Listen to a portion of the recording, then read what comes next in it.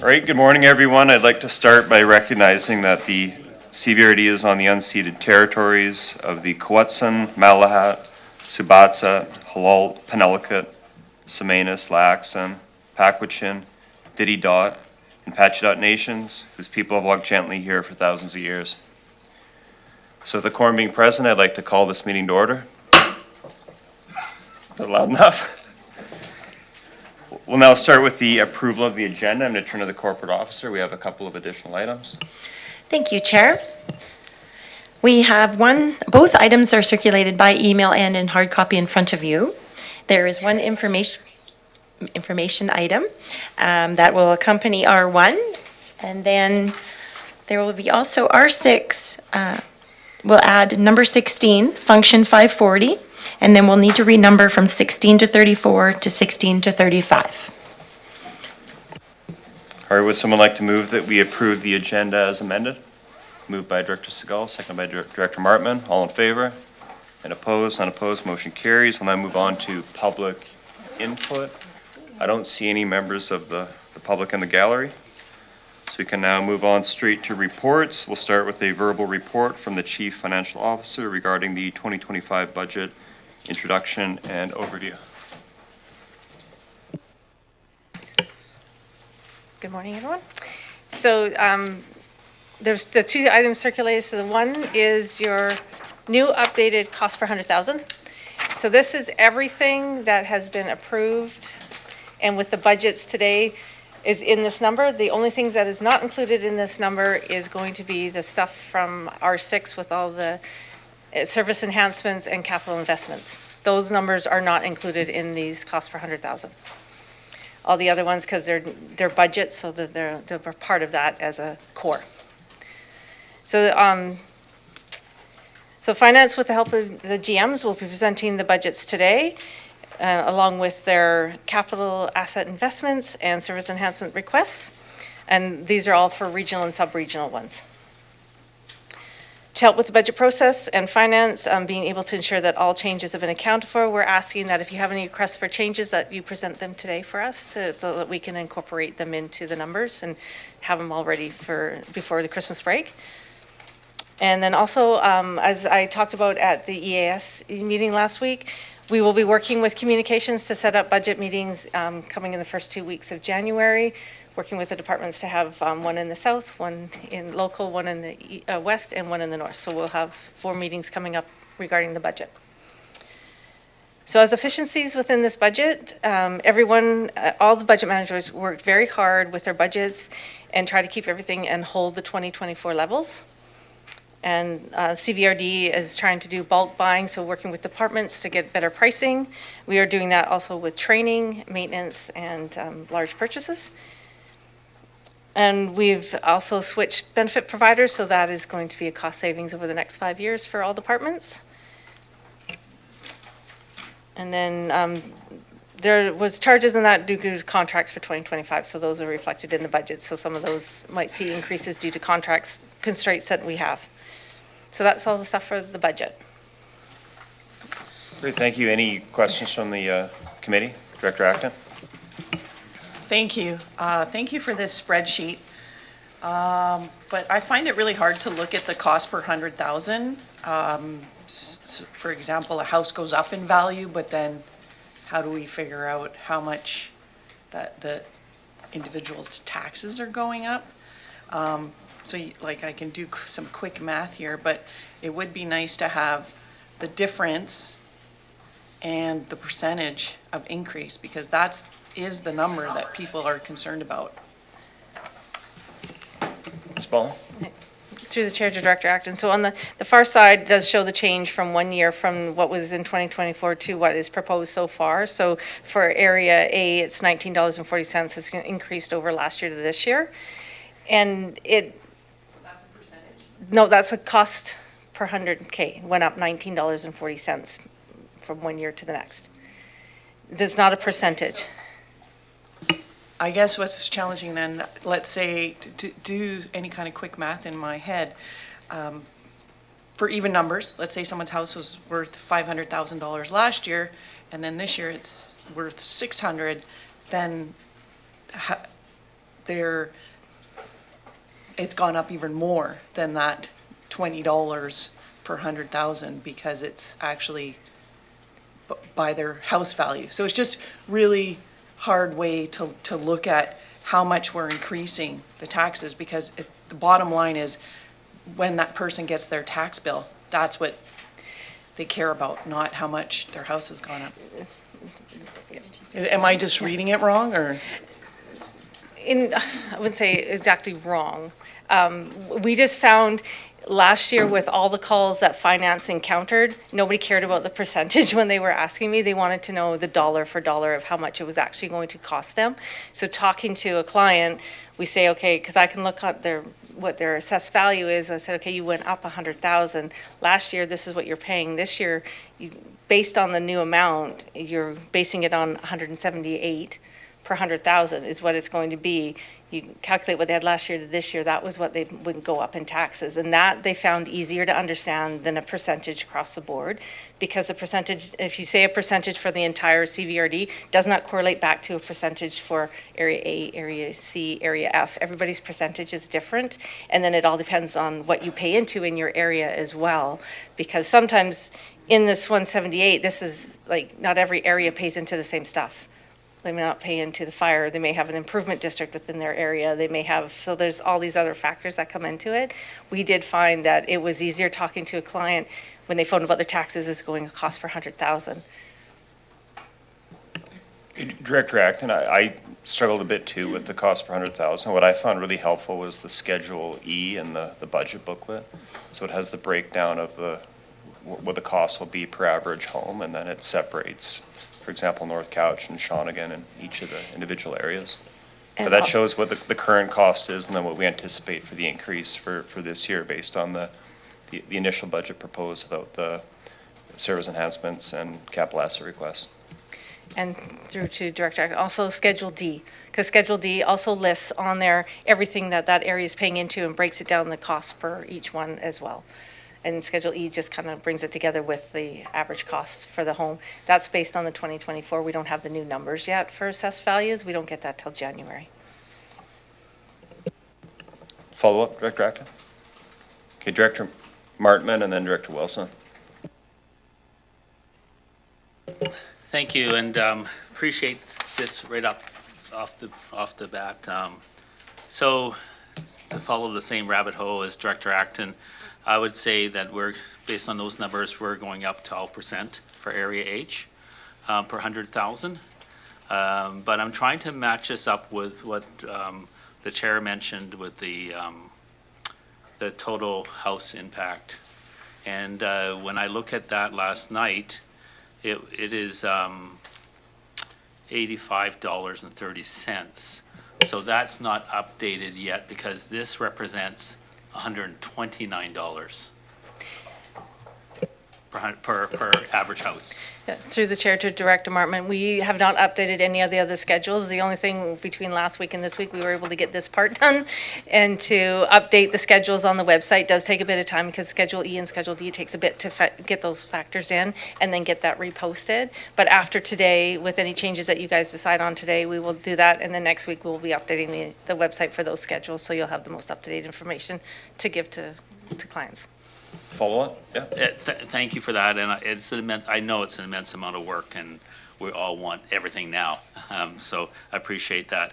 Could you just tell me, though, between the $85 that was posted before and $129 that it looks like it is now? And I'm usually, those are my calculations, so if they're off a little bit, that's, I apologize, but that's about 15 plus 30, about $45. Where is that mostly focus on? Is that function 100 general government or is it hard to tell that right now?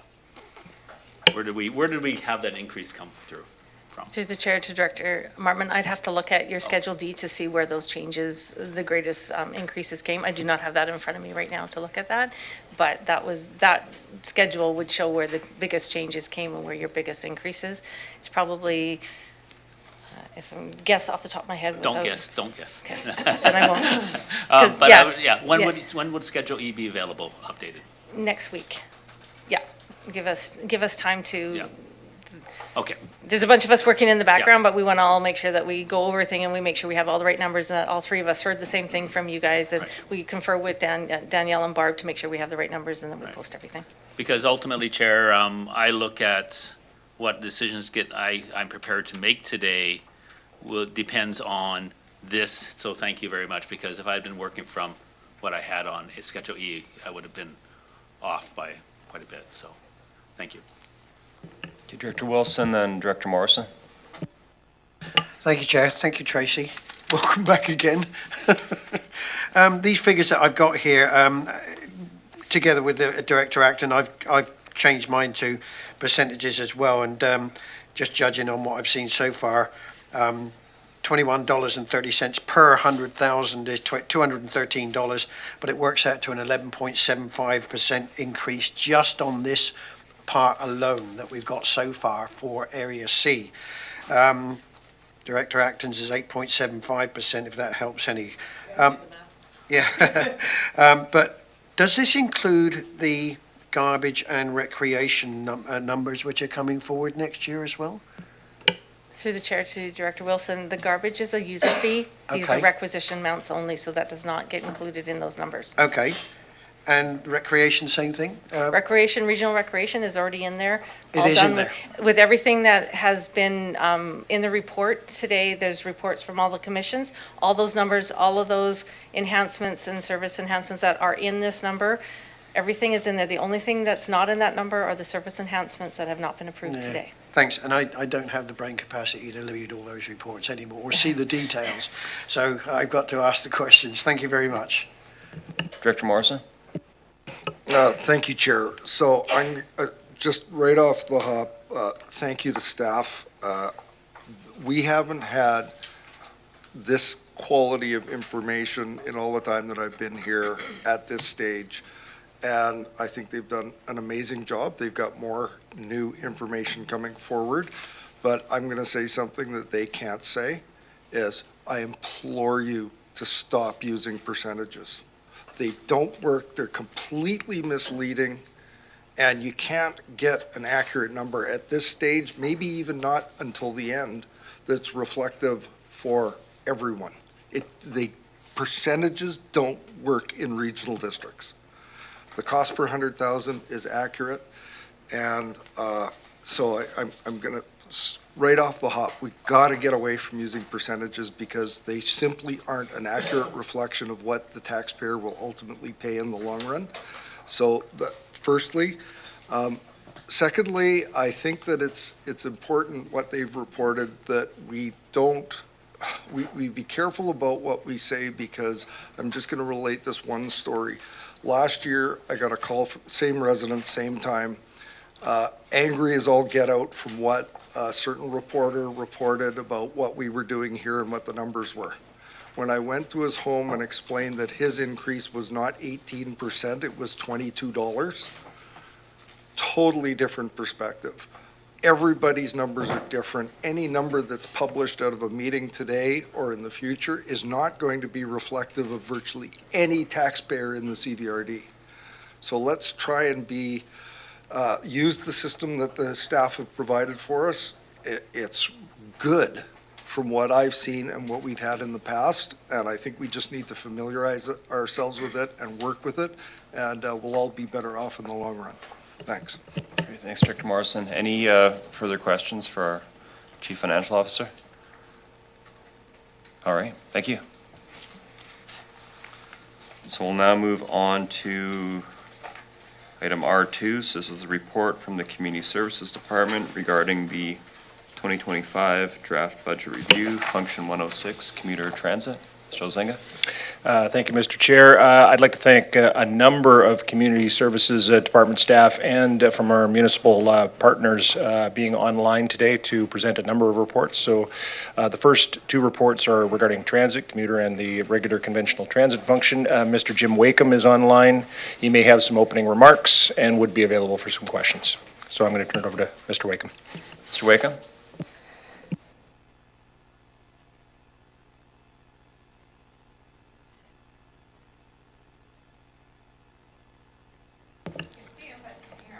Oh, Mr. Wakeham, I think you're on mute. We can't hear you.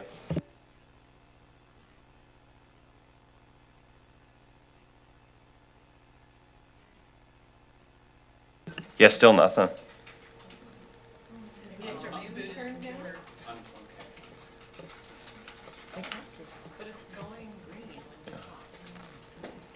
Mr. Wakeham, can you hear us now? Okay, we can't hear you, though. Can anyone read lips? Everybody online can hear him. We can't hear.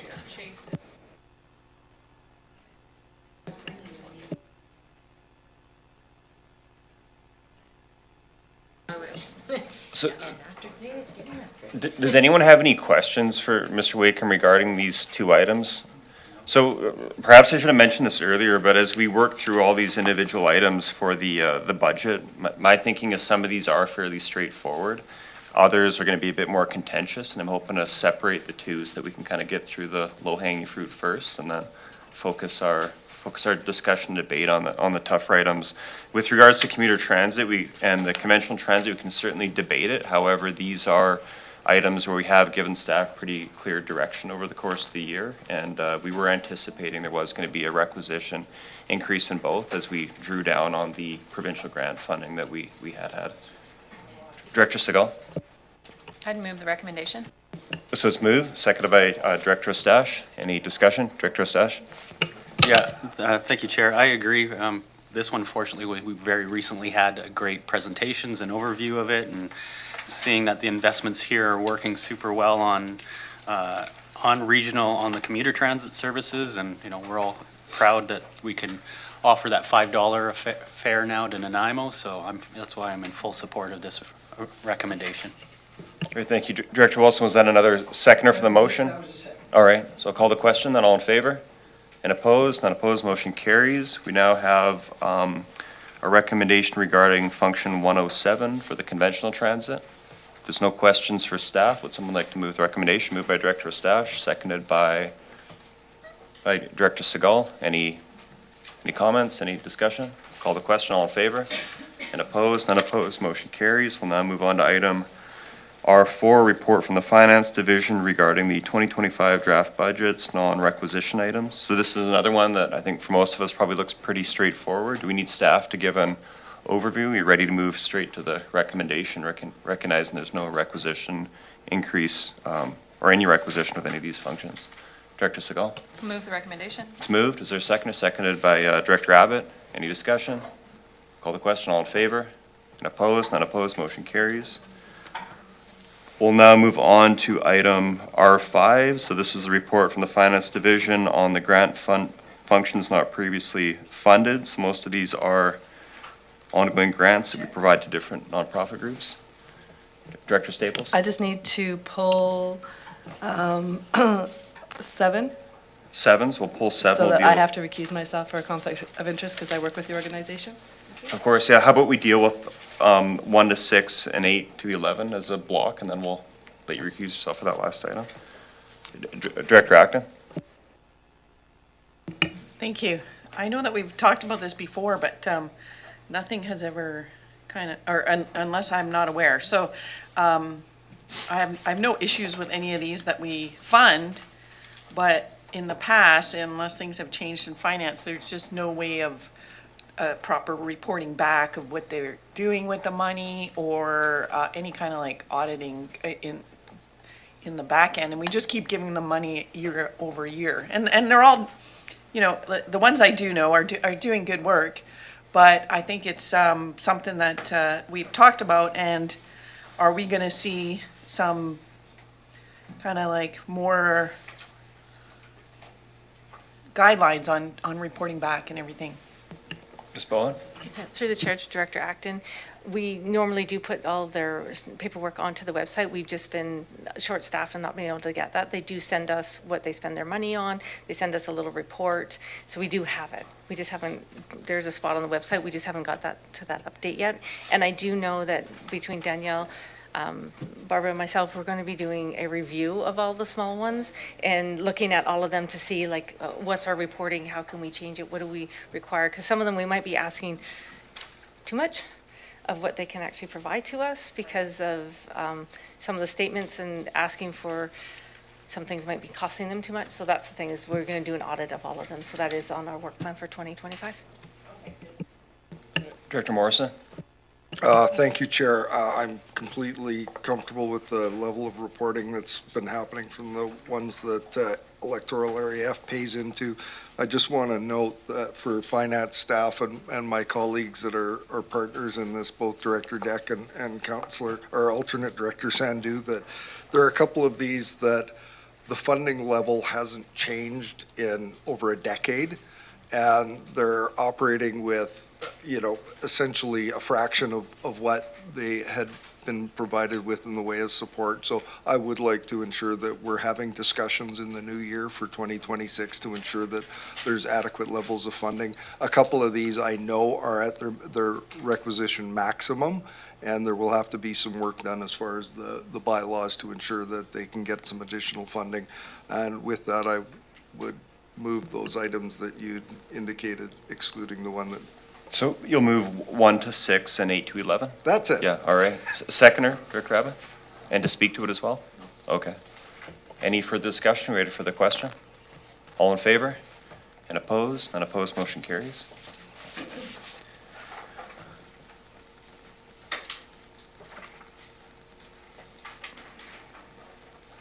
Director Abbott? I'd be pleased to move item 7. It's been moved. Is there a seconder? Seconded by Director Morrison. Any discussion? No discussion. All in favor? And opposed? Motion carries. Let's give Director Staples a moment to come back into the boardroom.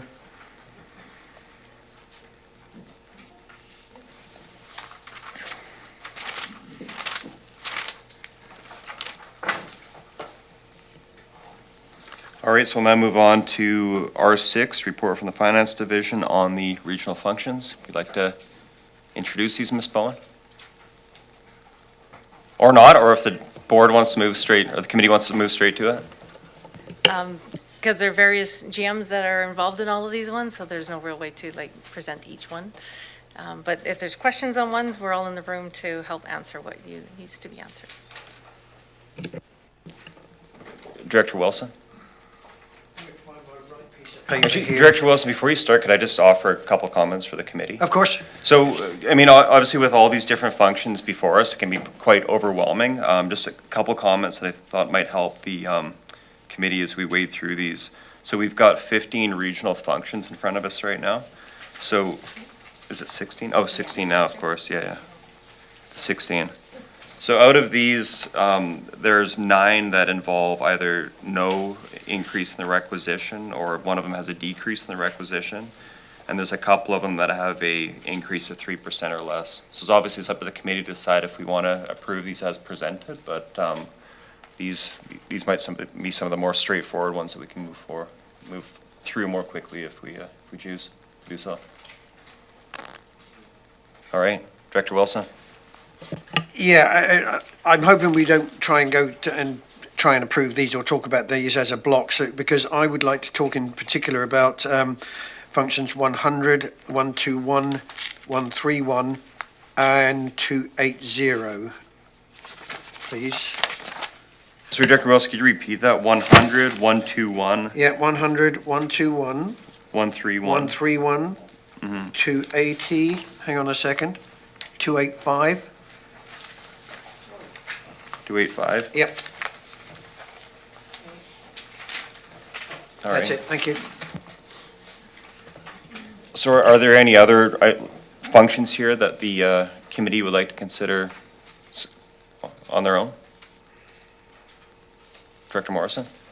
Well, I love the efficiency and the speed in which we've done some of the items so far, but I'm looking at this list of 16, and these are the biggies, and I think I would like to hear a little bit from the GMs responsible for them, and if we're all in agreement, we can move through them fairly quickly, but I think a general overview on each of these 16, it's the meat and potatoes of what we're here to do today mostly. I know we've got service enhancement requests to deal with as well, but these are significant blocks of our budget. Yeah, that makes sense. So how about general government? We'll start with that.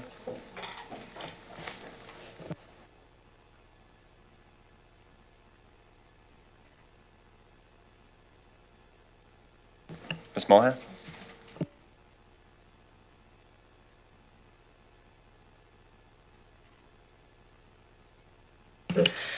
Thank you, Mr. Chair. So general government is kind of huge, so I guess there were some questions in advance of the meeting that maybe point to some of the larger increases, so I can maybe speak to those.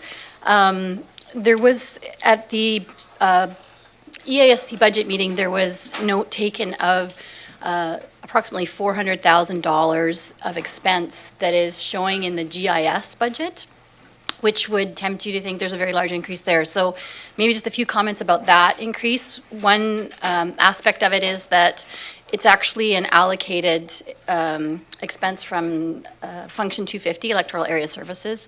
80% of GIS is paid through Electoral Area Services, so the actual hit to general government requisition will only be 20% of the total cost of the GIS budget. And there's also, the large expense is related to orthophotos. So two things happen with orthophotos. Every year, we try to make a $100,000 contribution to reserve, and then every 3 years, we spend $300,000 on orthophotos. And this is that year. So it's registering the expense of the orthophotos, which will mostly be taken from reserve, and then the $100,000 contribution back to reserve for future orthophotos. So that's a big expense that you're seeing in the line item that tends to drive up the kind of total expenditure percentage, so to speak, for general government, but actually doesn't affect requisition a lot. So that's one worth mentioning. General government is almost entirely staff costs. So like a lot of our regional district functions, but particularly so in general government. So when we look at the impact of a lot of staff and our general wage increases that are agreed to with our unions and our employment agreements with exempt staff, you'll see big increases there, and you'll see the proportionate increase in benefit overhead as a result. So I noticed that that was a big chunk of change. I'd like to highlight, again, one of the major savings that Ms. Bowen pointed out at the beginning of the meeting, which is that we have a new benefits provider starting in January, and the cumulative savings from that benefit provider are significant. They're spread over 5 years, and they're applied through the benefits overhead percentage, so they don't show as a line item in the budget, but it is a significant savings, so I'd like to draw attention to that. There has been significant work in the last year in our IT area, replacing our hardware infrastructure and making sure that in conjunction with that, we have appropriate service contracts with IT providers to cover backup and cybersecurity. And so there's increases there. And there's also increases associated with our phone contract, or like not our cell phone contract, but our landline contract, which is currently in a 1-year extension and then comes up for renewal again next year. So there's some increases expected there. So I'm trying to point out kind of the larger increases that were noticed by the board prior to this meeting, or the committee prior to this meeting. But I'm happy to take any questions on other items that you notice in general government. Which is... Ms. Bowen, anything to add to that? Yes, the other new item that is in 100 this year is a regional growth strategy. So that one is in there. There is, parts of it is covered by grant funding, but the employees are not. So that is covered by requisition, but there was a decrease in 325, which the electoral areas got to see, but it's an increase in the regional section to cover for those employees that are not covered by the grants. So not new requisition, just shifting from one function to another? Correct, yeah. Director Estouch, then Director Acton. That's under general government, I guess that's 100, then that's the 3 positions, the accounting, procurement, and HR, do those all fall under that?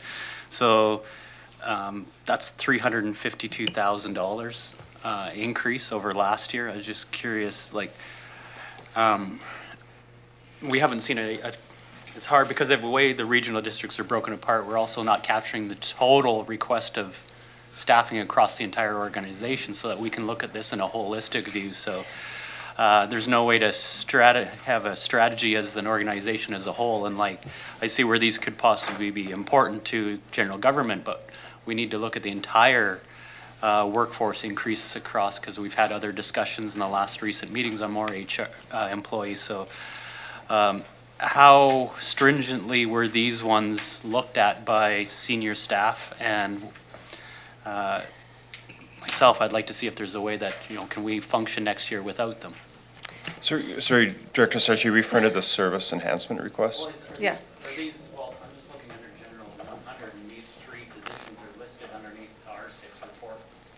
Yeah, but I think that part, if you could just hold that thought, because, Okay, If they were I in could- 100, because that's what we're talking about, 100. yeah, they're not now, though. Right now, there's the proposed kind of base budget for 100, and then, Oh, so then once we get past item 16, then we get into, yeah, the second half, is where we get into what we Okay. used to call supplementals, but we now call, into it here, yeah. sorry about that. No, just hold that thought that we can explore that shortly.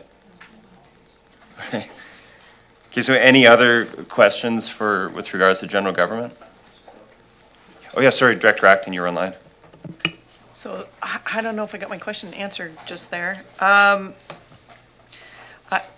I know we're not supposed to look at percentages, but I'm looking at the requisition increase, and it's considerable. It's like 22.5%. And so, but you've talked about, so I guess my question is, are we going to see do we have any more supplementals coming forward that are going to increase this, or are they already included? And then I just heard it's not including the No, it's not 3 included, yeah. positions. So it's significant, okay? Through the chair to Director Acton, within the report, there's 2 tables. The first table is the core, which shows the increase of being 709. And I think and then that's like a $1.96 increase over last year. And then if we add the supplementals, you're adding another $3.16 per 100K with the 3 supplementals that are requested in 100. Okay, and now we're back to the 100, doing the 100,000. I find it so hard because we're just adding, it always sounds like not very much, 10 cents, 50 cents, $1, but, okay, thanks. Any further questions for staff? So I had a couple myself, going through the general government, as Director Acton noted, we are looking at a big increase, no matter how we calculate it, whether it's by 100,000 of assessed investment or percentage or just the total amount. I know my experience from working with the provincial government is when we are in tough budget years, we do look to cut back on costs with contingencies and consultants. And I know, as we discussed before the meeting with Bowen, there are a number of items in the Function 100 that do include, that are budgeted for those 2 purposes. So for example, under IT, there's a fair bit for consultants and contingencies, GIS and communications as well. And just wondering if that's something that we could fund through operating reserves, recognizing that under the operating reserves policy, we don't want to use that for ongoing funding, but one-time expenses are appropriate. In my experience, typically with consultants and contingencies, these don't necessarily have to be year-over-year expenses, especially in tough years. To the chair.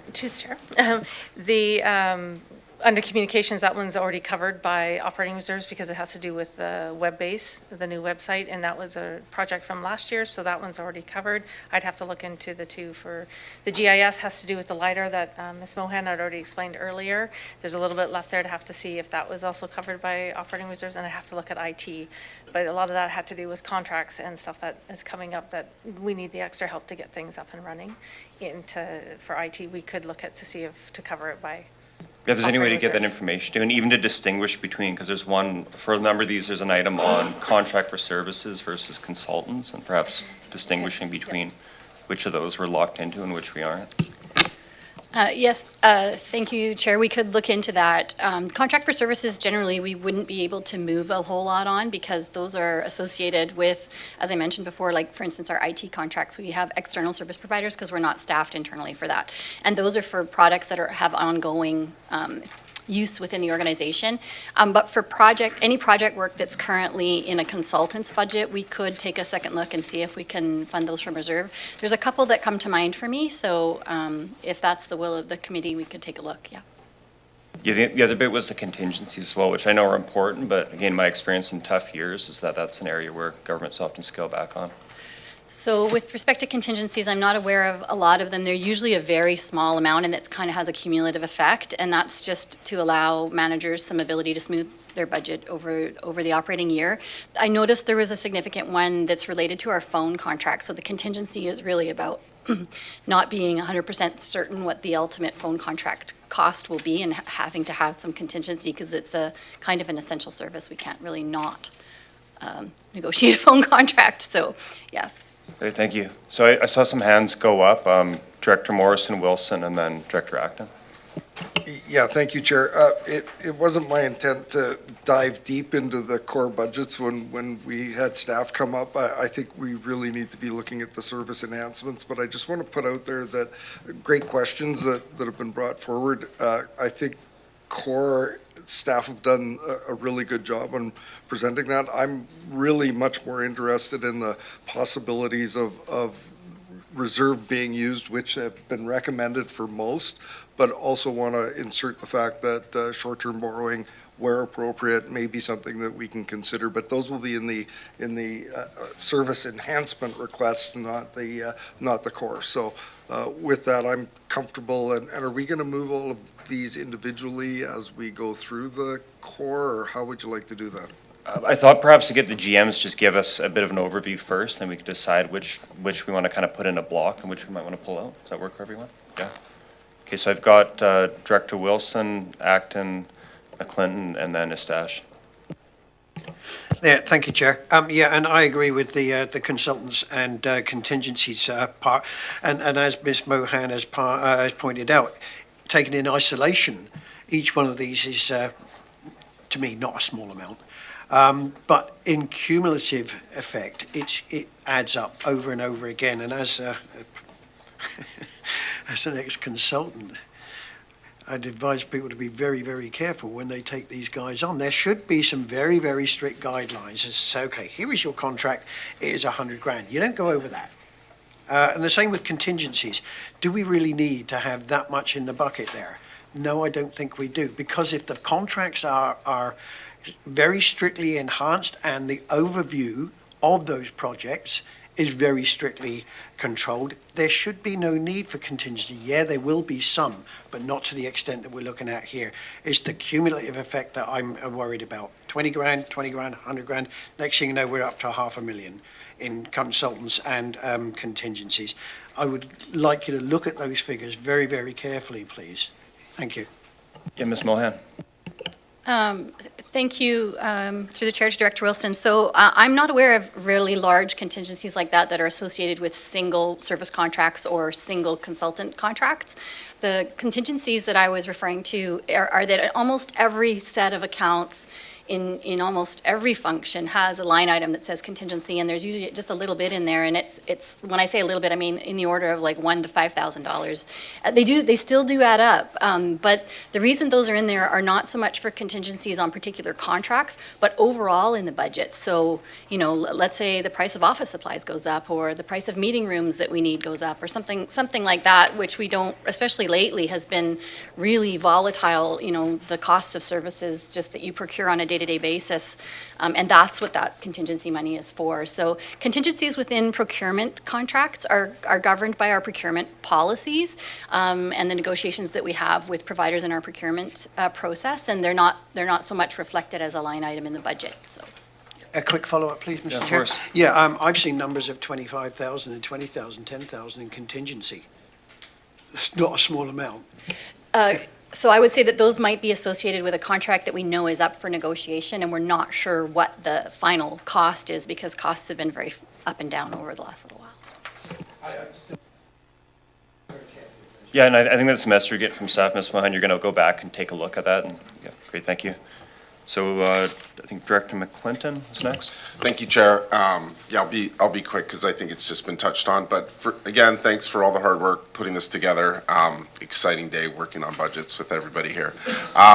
Especially coming out of last year and with the direction that we gave staff to maintain service levels and look for efficiencies. I think it's to the chair's point, looking at some of those opportunities is important, and I think it just shows our constituents that we're doing everything we can to maintain a reasonable budget this year. So I'd be in support of that. Thank you. Director Acton. Thank you. Yeah, I guess this seems really clear to a lot of people, but for me, it's really challenging when just this core budget is much higher than the mandate, and then we're not even looking at the supplementals. Chair, it'd be nice to look at it all together, and then we can, I don't want to like pick at certain things in this core budget without knowing the implication and, you know, what's coming, what supplementals are coming. So to look at it as a whole budget, I think makes sense when it's such a large budget and it's kind of driving our projects. And I hear that, you know, there's an automatic percentage just because it's largely staff time too. So, because then we could look at it and say, okay, well, it's, because at the moment, I wish, I don't know, Ian's voice is ringing in my head about the percentage, but at the moment, it's like 22% increase.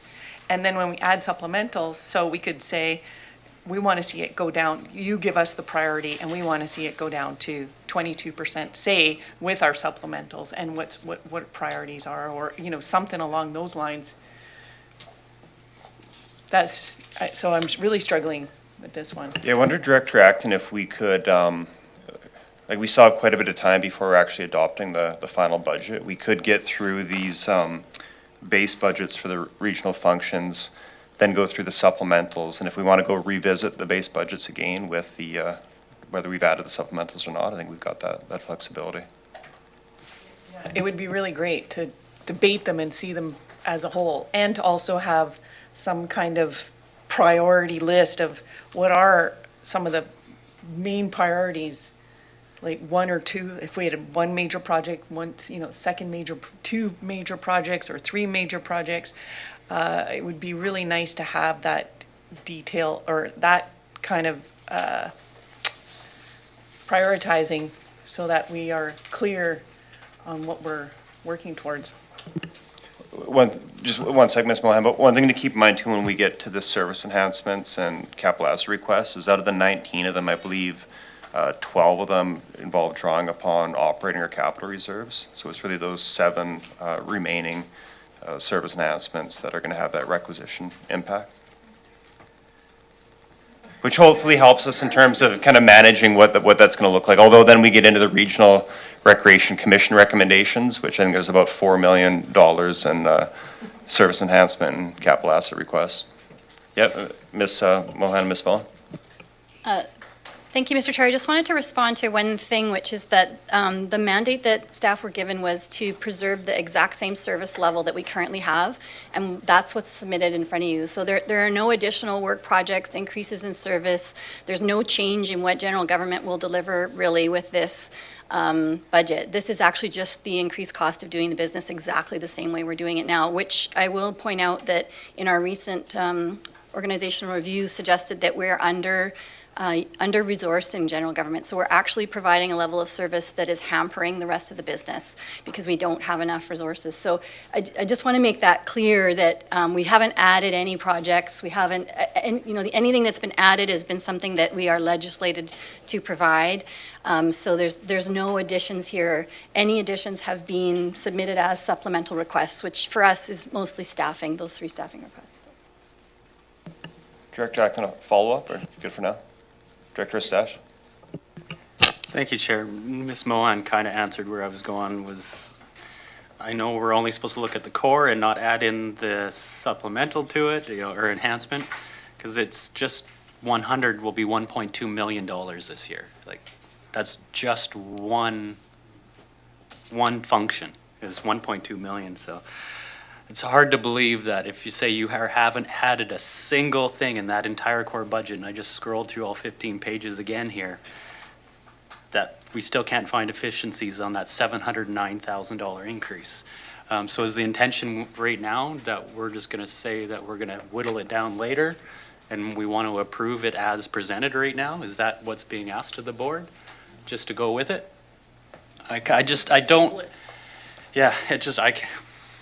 I'm hoping that this is one we might be able to revisit a bit later in the meeting because staff have A little indicated later today. they're gonna go back and look at where there might be some efficiencies. I don't know if that's possible given Yeah. the timelines. Yeah, just this one's so this one's so significant. Or we could recommend it for the budget, recognizing that we're gonna make some tweaks later, but I will look to staff for some guidance on this one.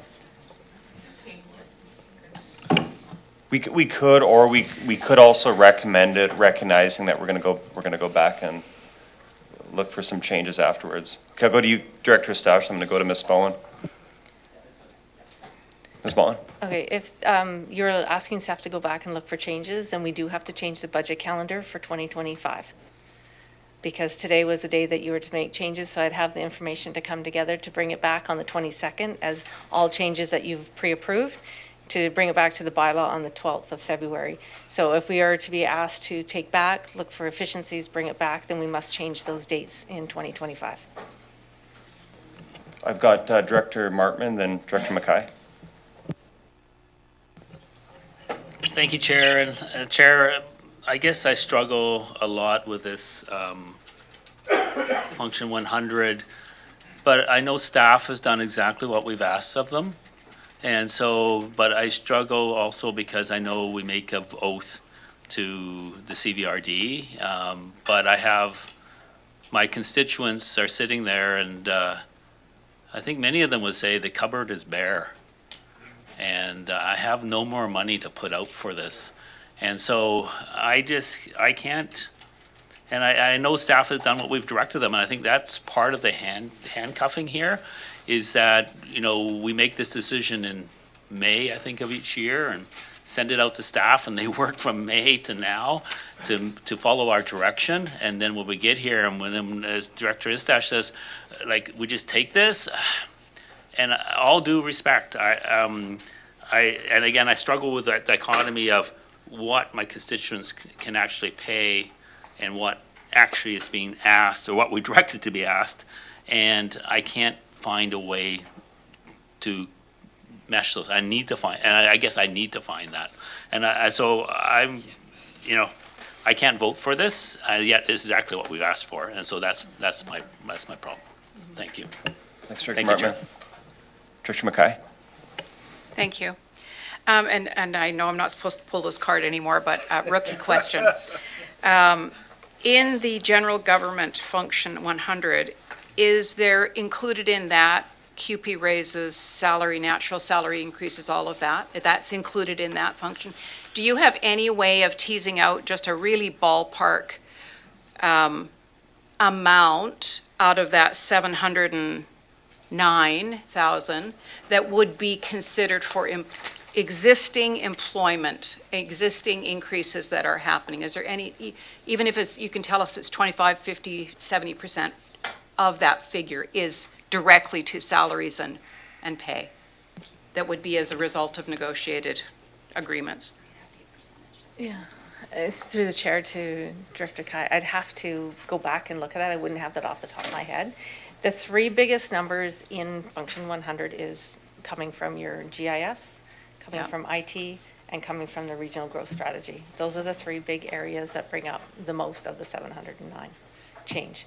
Those are the three areas, and we've explained like what, with contracts with both of those, IT, with new infrastructure, pulling in from the rec centers of not having to be responsible for some of the connections, that stuff in the wall we used to, is now responsibility of IT for all the, so then that has come into 100. So there's been decreases in their budgets, but increases here. Regional rec, regional growth strategy, a decrease in 325, but an increase on this side. So that's where, so you're seeing the increase here, but there are decreases on other areas that you don't see because some of those are done at commission levels or they're electoral area service functions. Okay, that helps me a lot. And so what you're saying is that the increases that we're seeing are largely in big major projects and movements that are asked for by the group overall. Correct. And each of those are like little departments within that 100. And everybody tried to stay within like the contract level, like of what was mandated by the contract for the union negotiations. So that's what the percentage of the increase is, just what the union has gotten. So it's like 3% is what a lot of those have gone up by, is by the union contracts because of this. And that adds up a lot. Okay, thank you. So before I turn to the next speakers, just to build on Ms. Bowen's comment about Function 100 being such a large function, having so much fall underneath it, there has been some discussion over the years about whether to break that apart into other functions, which was the case many years ago at the CVRD. So just something for the board to consider, because this is one of our biggest functions, as we're seeing today. There's so much to it, it can be hard to really make sense of where the increases are coming from. I don't know, Ms. Bowen, anything to add to that? I know we just discussed it yesterday.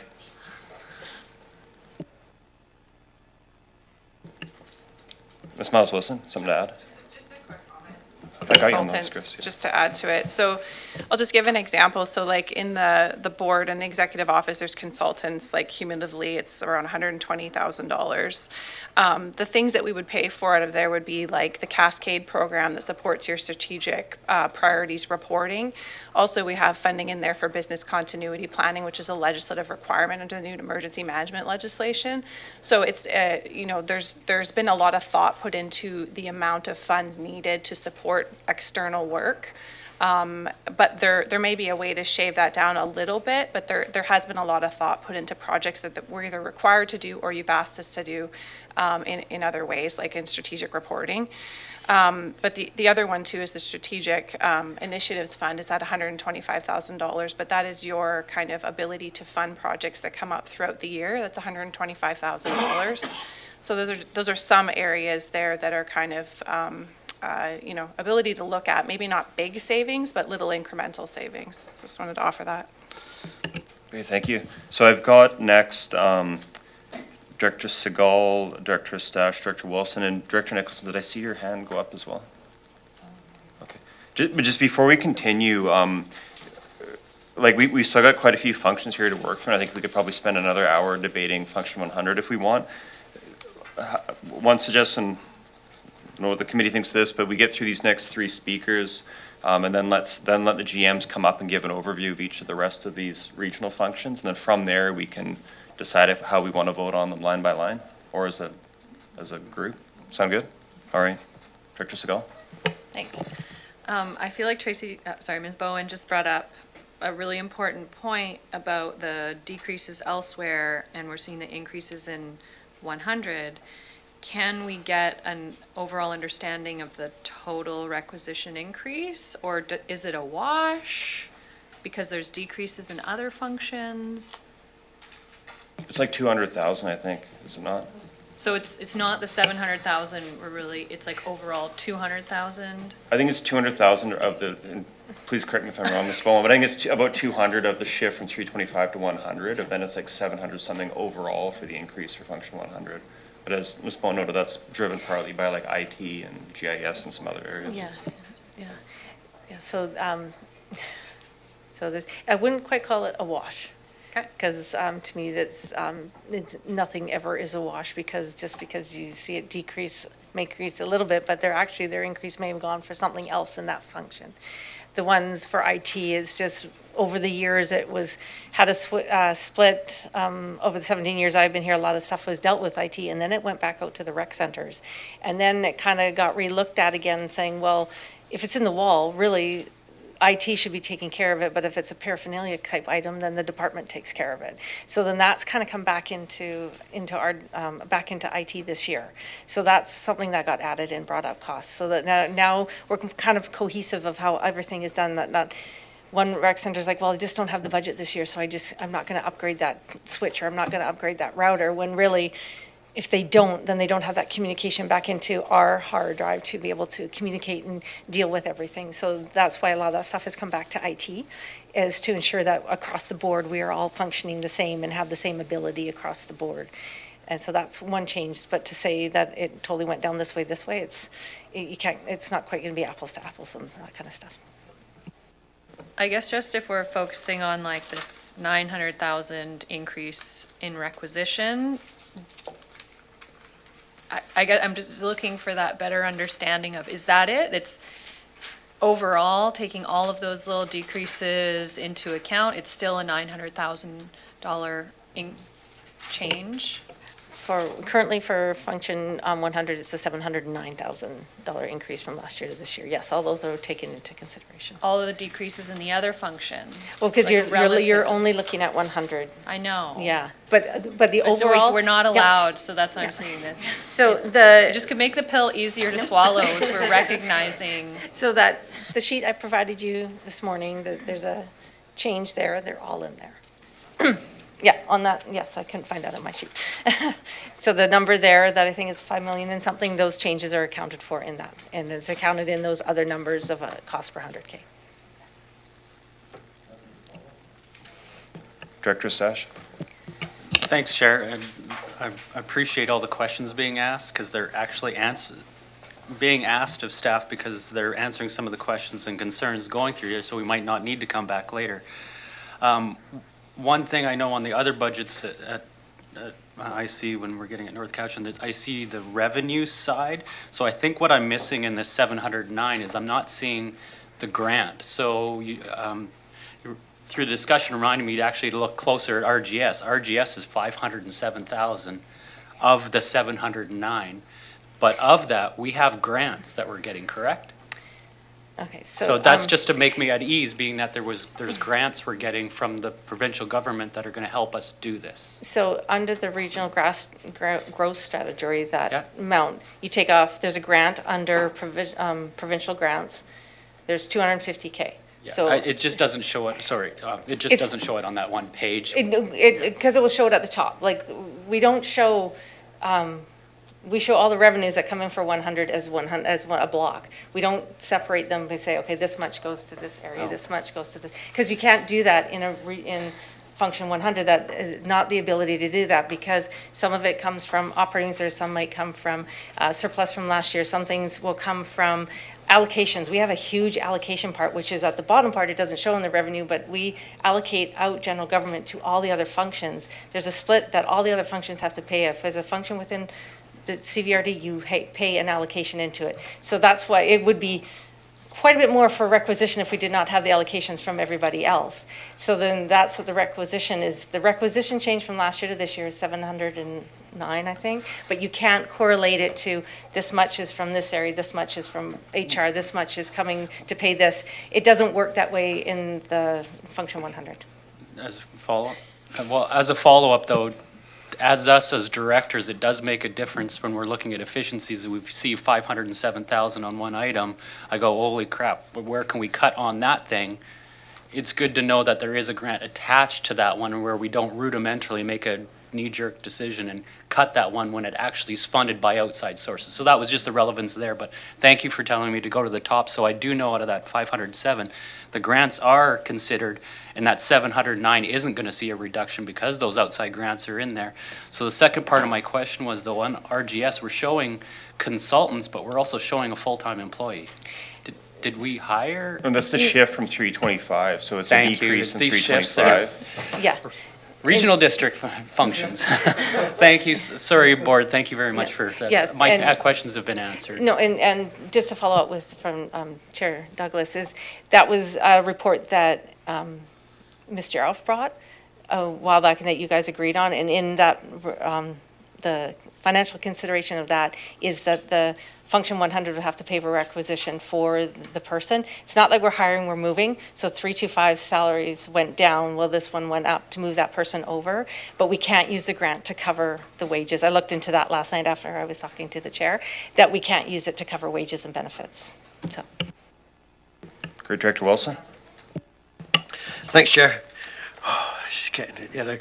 Okay, so one of the things that Director Markman pointed out, and it's a very, very important thing, is that staff are sticking to what we asked them to do. But I think what he said after that was, but I can't approve that. And that's a good point, because they have done what they have, but what they have done now no longer applies. So thank you for doing what you've done so far.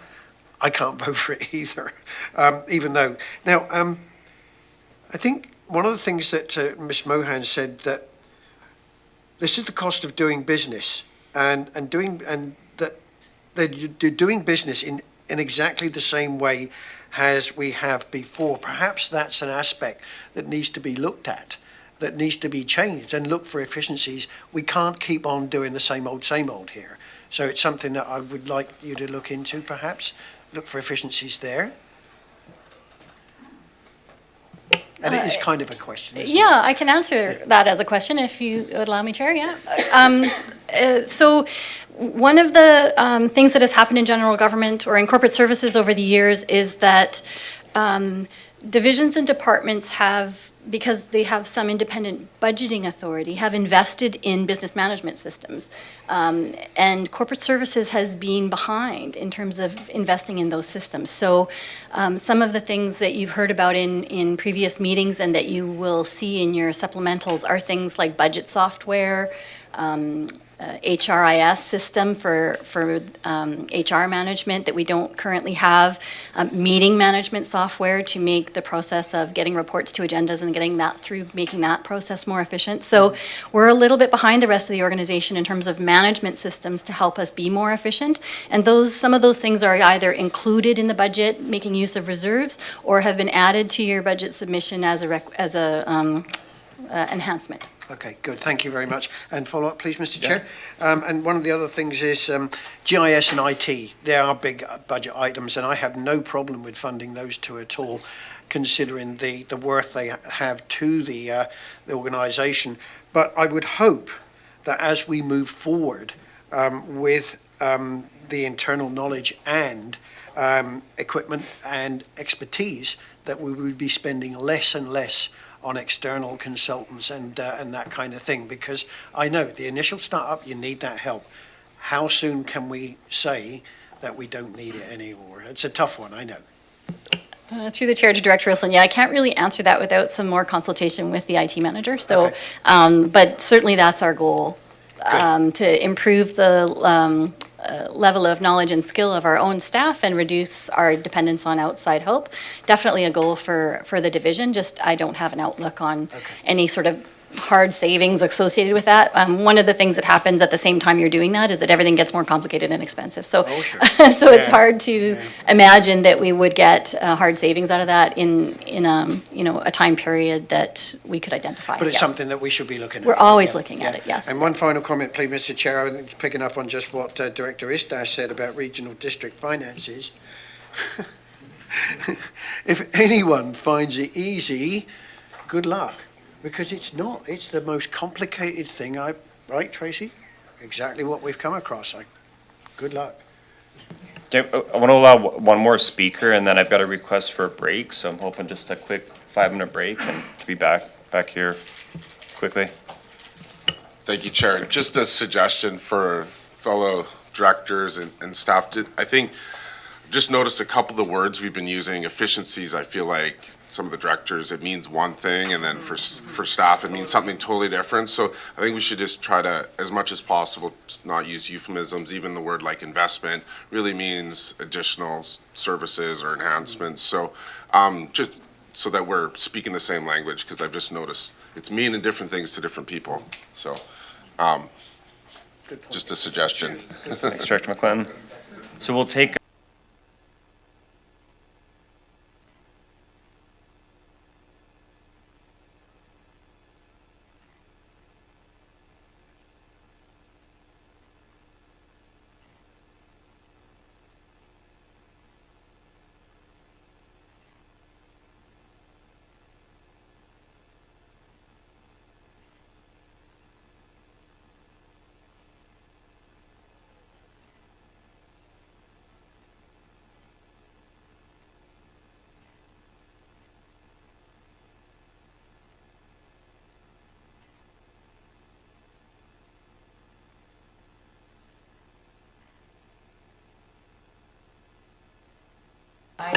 All right, we can now resume our committee of the whole meeting regarding the 2025 budget. So we're still at item R6, the report on the regional functions. We've just been given an overview from staff on Function 100 General Government.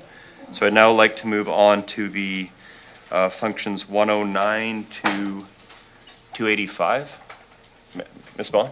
Through the chair to the board, just quickly going over numbers, we can carve out 85 85,000 out of 100 with the contingencies and one consultant project. And how much was that in? 85,000. 85,000. Yeah. All right, can we keep, Ms. Mahan? Thank you, Mr. Chair. So we can take that out of the budget regular, knowing that we would be calling on operational reserve. So general government has healthy operational reserve. So two things about it. The consultant project could be funded from operational reserve. The contingencies, what it means is that if we run out of funds during the year, we're coming back to you for a budget amendment to use operational reserves during the year, right? So our operational reserves become our contingency. So the combination of those two effects is approximately $85,000. The other caveat is that if you move to direct us to do that today, we cannot recalculate the impact on the budget and have that information for you until January 22nd. So it has an impact on the budget calendar. Those are the two caveats with that suggestion. Great, thank you. Director McClellan? Thank you, Chair.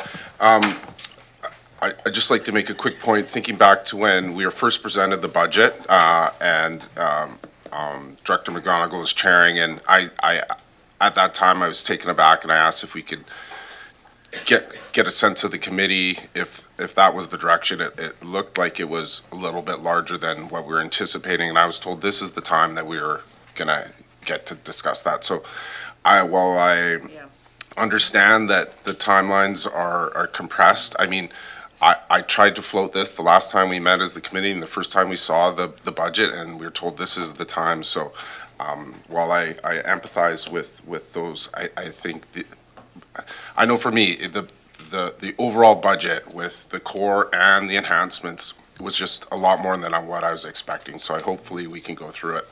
I don't know what the best way to do it is, because obviously it's incredibly complex, but I think that's what we have to do today. Great, thanks, Director McClellan. I'm going to turn to Director Morrison in a second, but what I thought we could do is get the GMs to give us an overview of each of the functions, and then from there we'll consider putting motions on the table, whether that's changes to the budgets like the one that was just suggested by staff, or endorsing the recommended budget for the individual functions. Director Morrison? Yeah, thank you, Chair. And, you know, when we have the budget presented to us, and some of us, well, probably all of us, don't like the size of changes to core. This is the direction that we've given staff, and the point that I want to make is the whole budget has been laid out in such a fashion on the direction that we gave staff to present a core budget that is same service as last year at this level. It's gonna cost time and effort and money if we're going to change that direction. We've had a good chew on 100. It's the big one. It's okay to not like the number, but we are setting up for a huge change in the calendar and amount of workload for staff, and a lot of workload for us if we're going to go back and go through core. We gave staff direction to present us with core, and we would work through any potential service enhancements. I'm just going to caution that if we go deep in each of these, we are going to create a very different timeline than what we've expected. Thanks. Okay, thanks, Director Morrison. I'm going to turn to Director Wilson, but after that, I'm hoping we can go back to staff to give us the overview of the other functions, because we're still on function 100, and there's a lot more in front of us. Yeah, and you know, the two viewpoints which are brought forward here, on my left and on my right, are both valid viewpoints. But at the same time, even though we've set direction, that doesn't mean to say that we can't change direction. There are things in here, in the budgets, which are unexpected. The levels at what we're looking at here.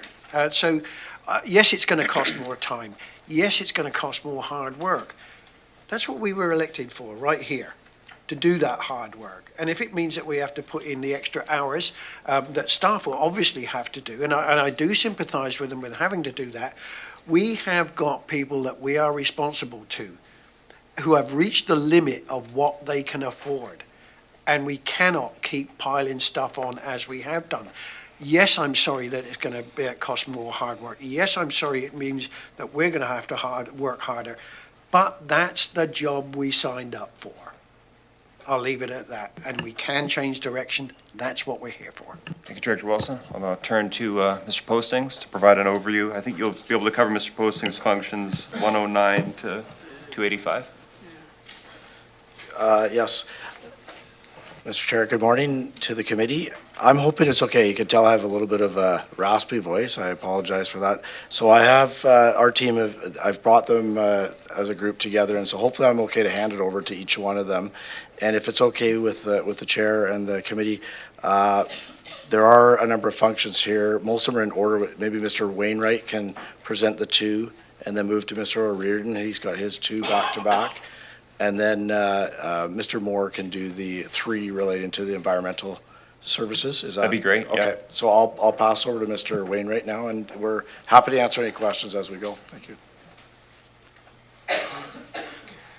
Good morning, committee members. It's a competition between Clayton and I who has more of a scratchy voice today, so. Am I good to go? Of course, yeah. All right. So you'll notice, similar to last year, there's a significant increase in 109, which is our emergency communications budget. I believe last year it was 16%. This year it's about 12.5. This is entirely related to our contract costs and obligations under this function. I think you recall our discussion last year, or I hope you will, that the contract that we are currently in with North Island 911 was entered into with perhaps not the most accurate information about our population and call volume. And that contract, until it expires in 2026, is based on the amount that our residents use that service. So we have seen increases in those costs. The good news, I think, is that with a recent change in some staffing, North Island 911 and our manager, Merrick, have been meeting sort of under the contract and have had some good discussions about what that service might look like going forward. January we'll start a period of consultation with our end users, the fire departments, et cetera. Sorry, that's the fire dispatch contract with North Island 911. And we've already had some clear signaling from North Island that they see the value in looking at that contract as a fixed cost rather than the variable cost that we're on right now. So that is part of it. The other increase that we're seeing is related to the client access levy for 911. So the client access levy is collected by the telcos, and then it's flowed back to the various organizations that have contracts with ECOM for the provision of 911 to help cover those costs. The client access levy is only charged on landlines, so it is a diminishing return. So that money, our 911 contract is with a partnership called Central Island 911, where we're in it with our neighbors in Nanaimo and RDN. And so the cost of 911 services has also increased in terms of what ECOM charges. So there is a disparity in what is coming in to offset the 911 cost. It used to cover the whole 911 cost. Now there is disparity. So we're seeing that as an increase as well. You will notice that 109 does have a healthy, maybe more than healthy from some perspectives, reserve. I think we are not recommending, we're recommending an increase in requisition as opposed to dipping into those reserves because we do know that we have some of the hard assets that are related to providing 911 and fire dispatch that will need to be replaced. Just by way of reference, we're talking about towers here. They're very expensive. They're very complicated. And by way of reference, the last tower we replaced was in 2010 at a cost of $500,000, $2010. So we are trying to, where possible, maintain those reserves, knowing that in the future we may have to adjust and replace some of those hard assets that are reaching the end of their useful life. The nice thing is those assets last a very long time. So that's 109. You want to get through both functions, and I'll open it up for questions? So I think, we've done some work with Tracy and the rest of the finance team on 205. So you'll notice a slight decrease in our requisition in 205 this year. That is partially because we now have a very clear line on what what 205 covers. So I think you'll know, Clayton will touch on a little bit later that fire services has moved to its own cost center. It's not a regional service. So it's been removed from 205's budget. As well, we've seen this sort of continued growth in our ability to access and apply grants to offset some of those costs. So slight reduction to 205 this year. Thank you, Mr. Wainwright. I'll open up for questions then. I've got Director Estache and Director Wilson. Thank you, Chair. You might probably have the answer because you're a little bit versed on these things for me. What's the difference, because we're also at North Cowichan faced with ECOM changes, so what's the difference between Emergency 911 and ECOM 911?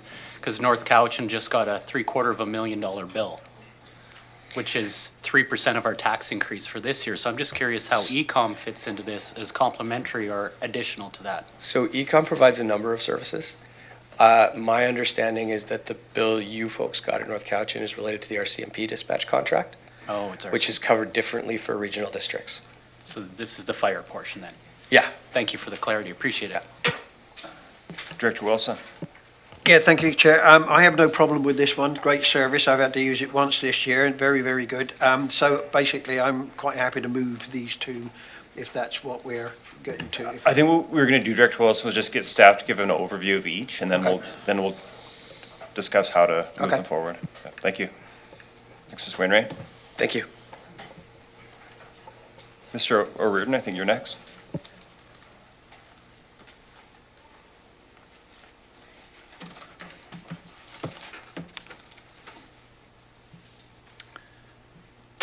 Good morning, directors.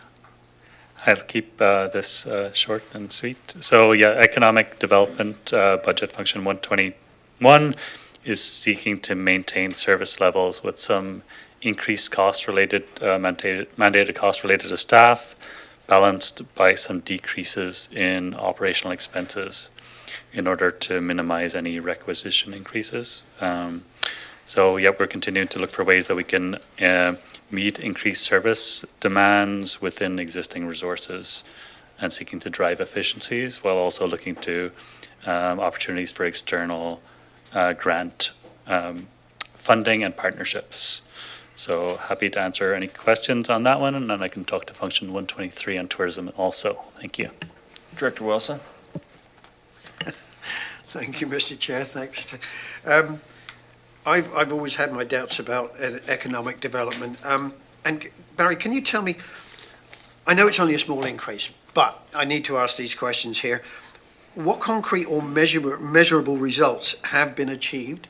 Have any new businesses been attracted? And have you been active in grant applications? How successful have they been? I can go back one at a time with those if you like. Maybe grant applications I can speak to if you wish. So we have a few projects underway right now that are supported by grants. So we have a 1-year contract for a special projects assistant, which was partially funded, maybe 20% funded through operating reserve, and the rest was funded through a grant. And then we're wrapping up the workforce housing strategy, hopefully bring that early next year, which was also majority supported by grant funding, and a economic development strategic plan, which was also majority funded by grants. Okay. We also have submitted a $500,000 grant recently to the REDUP program, which would be 90%, I believe, covered by grants, and the rest covered by operating reserve. Okay. As regarding, excuse me, my battery's running low here. We don't have, in terms of businesses that are formed within the region, I don't have specific numbers on that because we don't have business licensing within electoral areas. So that's a difficult one to give exact numbers on. The work that we do does inform investment decisions into the region.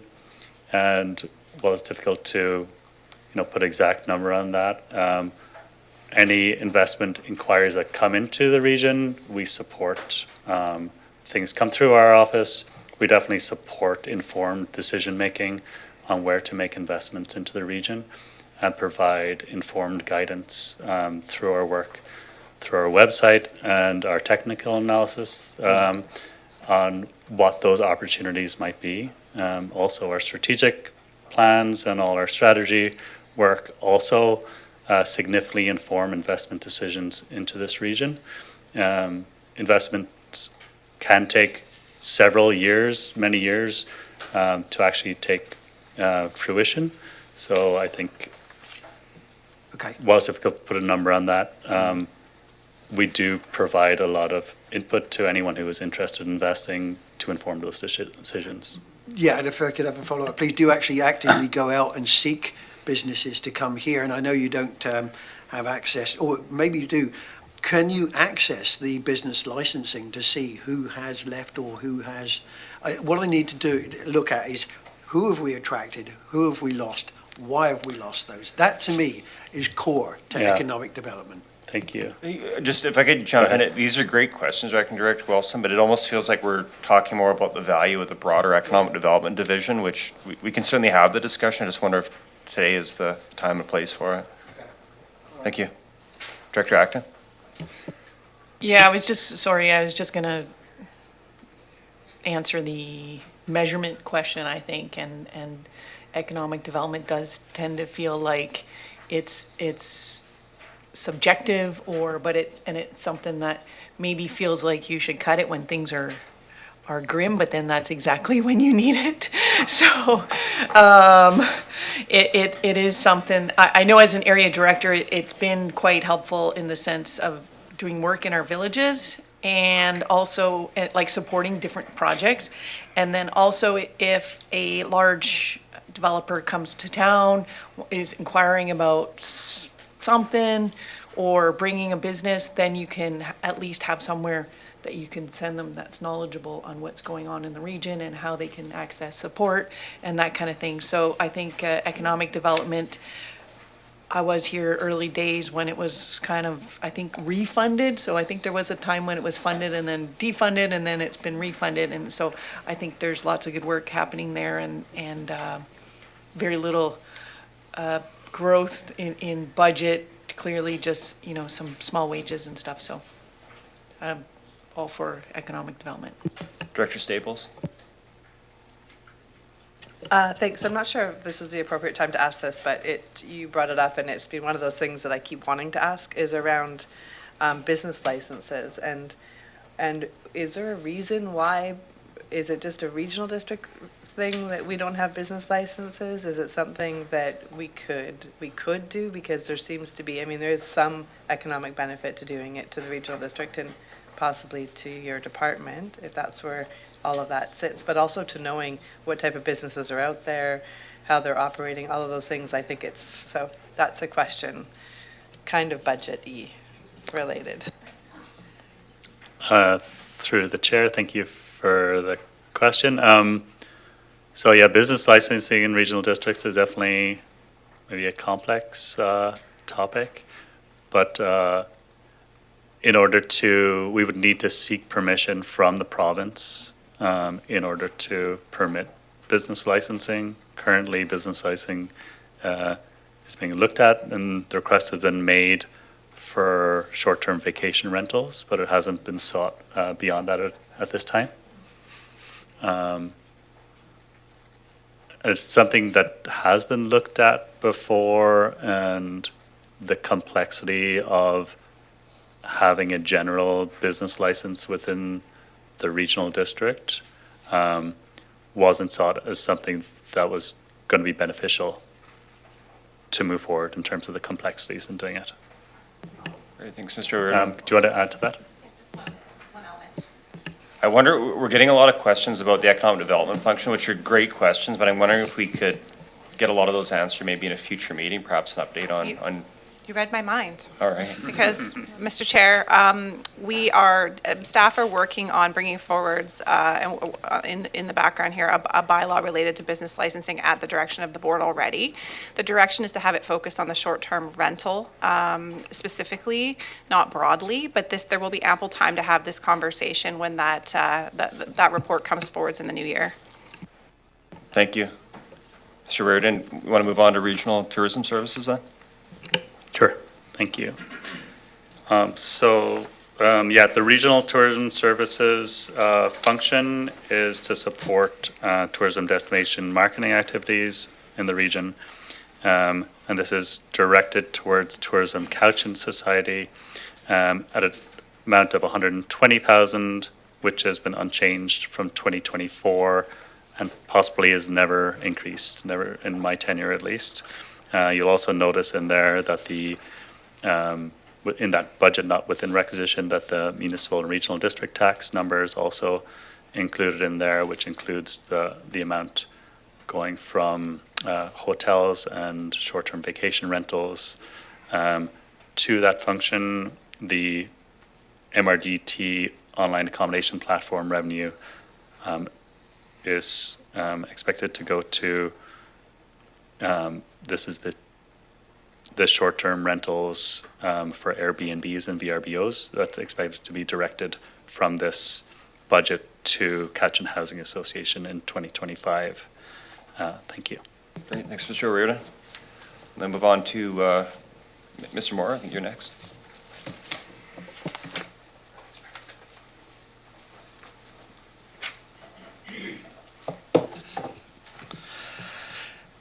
Thank you to the chair and the directors. I'll speak largely to 131 environmental initiatives and 532, the Drinking Water and Watershed Protection Program together. They're essentially the same challenges and issues associated with these budgets. So you'll see for both these functions, we're putting forth a 0% requisition increase, maintaining the same services that we've got.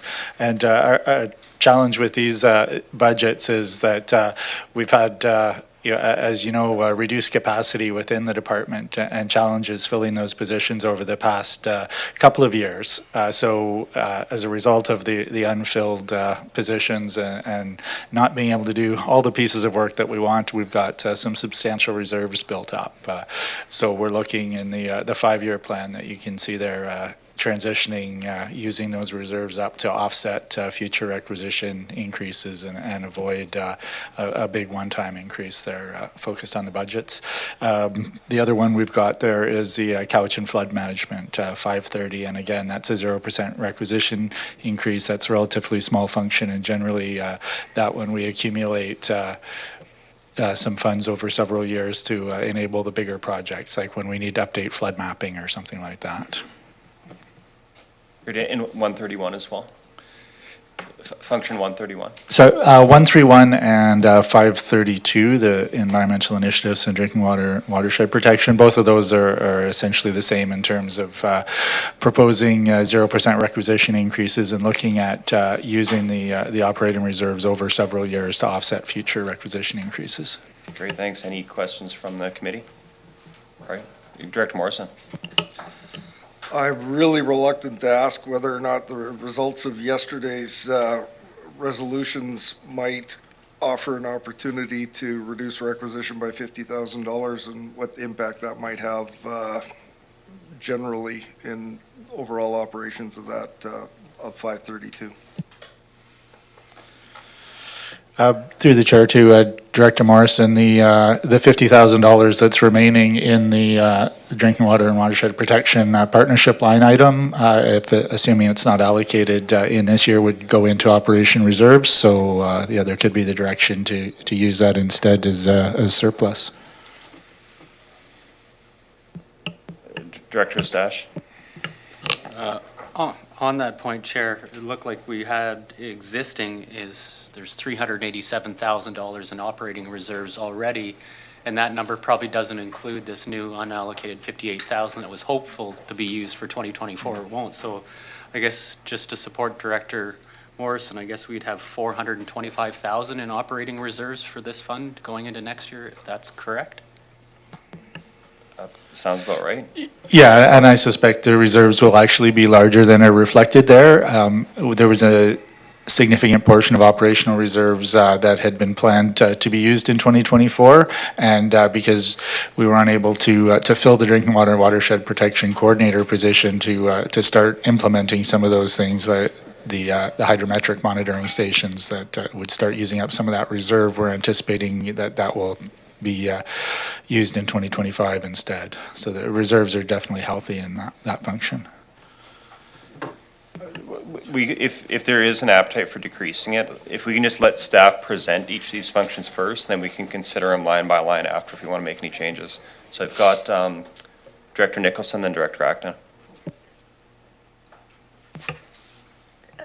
Well, maybe I shouldn't be talking about this now then, but when we were talking about the drinking water watershed protection program yesterday, I did a lot of looking at it, and I feel that both environmental initiatives and the DWWP program are going to be fundamental to doing the regional growth strategy. And because we haven't had an opportunity to review what's going on in that area, and in terms of the drinking water watershed protection, they haven't set up their advisory technical group. It seems to me that work should be done before we start using up reserves, because it's expensive work if you really want good information to inform your planning. And I think if we're going to go to do the regional growth strategy, we really should make sure that we can support it with the right technical work. So I'm not in favor of any changes at this point. Great. Thank you, Director Nicholson. Director Acton. Yeah, so thank you, Mr. Moore, for pointing out some of the line items that could get rolled forward. I guess I'm curious as to like how, because I know some of the positions have been rolled over year, but, well, re-requisitioned year over year. So if we did have a handful of items rolling forward in that line item, such as the allocation to strategic partners, how much are we looking at that could be rolled over? And do we see any large capital projects coming up anytime soon that would be drawn out of these reserves? So, you know, having reserves is great, but if we just keep building them up that we don't actually have any plans to spend them, I think this is a good opportunity to serve our communities in a year that is going to be challenging. Mr. Moore? Yeah, through the chair to Director Acton. We don't anticipate any one single big capital investment, but we do look at a number of smaller ones, particularly in terms of the hydrometric and groundwater monitoring.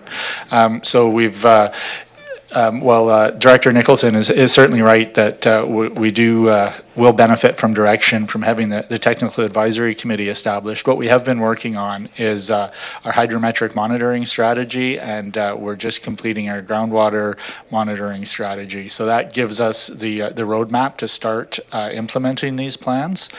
So in terms of hydrometric monitoring stations, so basically devices that are in streams around the region to give us a better understanding of the flows and lake levels and groundwater monitoring. So we'll be looking at that type of installation.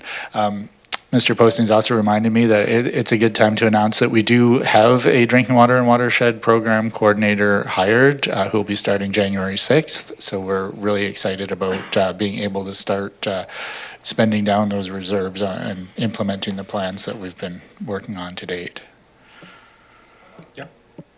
So Director Morrison suggested $50,000. Can you suggest a safe number that we could roll forward based on a lot of items not coming to fruition until now? Yeah, so you'll note that there's actually already in this budget, we're proposing using $1.2 million of reserves for 2025 to start implementing some of those projects. So the $50,000 would be in addition to that for the partnership line item. I suspect that we will still be limited somewhat by capacity to start implementing these.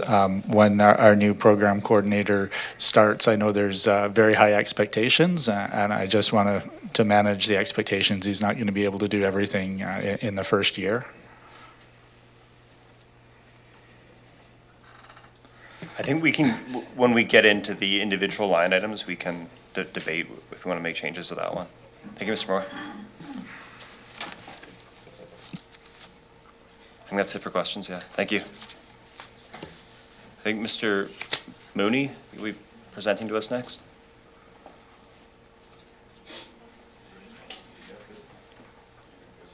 And just a reminder to the committee, we can spend as much time debating all these items as we want, but we haven't yet made it into the service enhancement request or to the recreational commission recommendations.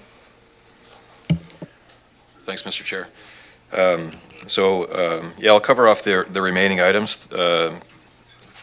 Function 280, 283, and 285 relate to Parks and Trails. Function 520 relates to waste, and 535 and 540 to liquid waste management plan that lies within the utilities division. So I'll be brief and to note that the Parks and Trails managers, both Mr. Farquhar and Mr. Dias, I think are online for any questions that may come up. But yeah, in terms of the Function 280 regional parks, there is a modest increase from 2024 that's being proposed. A couple points of note on the budget. You see a footnote at the bottom, I think the first page, that relates to the short-term debt, principal and interest related to a couple of projects, one being the Cowichan Valley Trail washout, the Cowichan Valley Trail North Watts project. There's an additional project there that is the McGee Creek Bridge replacement, and that does increase the budget over 2025 because of the short-term debt requirements there by $56,663. In addition, there are some minor increases related to a small contract, increases related to parks and maintenance, the maintenance contract of about $6,800. Out at the Bings Creek transfer station site, there is a number of operations divisions, utilities, parks and waste that share portions of that site and occupy service bays and whatnot, and as well as the search and rescue group. That we did have a look at the allocation formula that was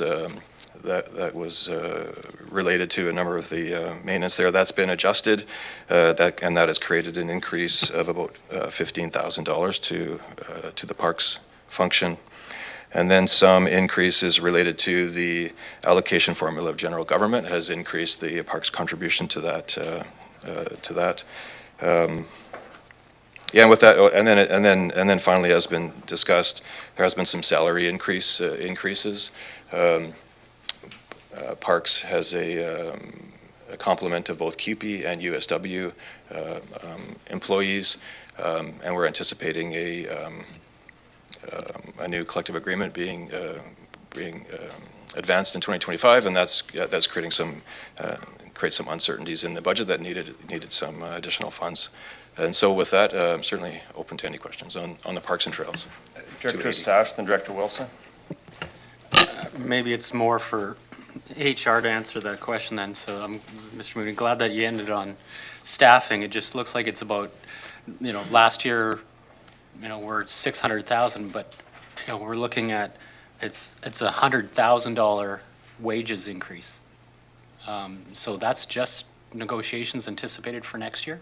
Because when you add up salaries full-time with benefits, the increase it's $100,000.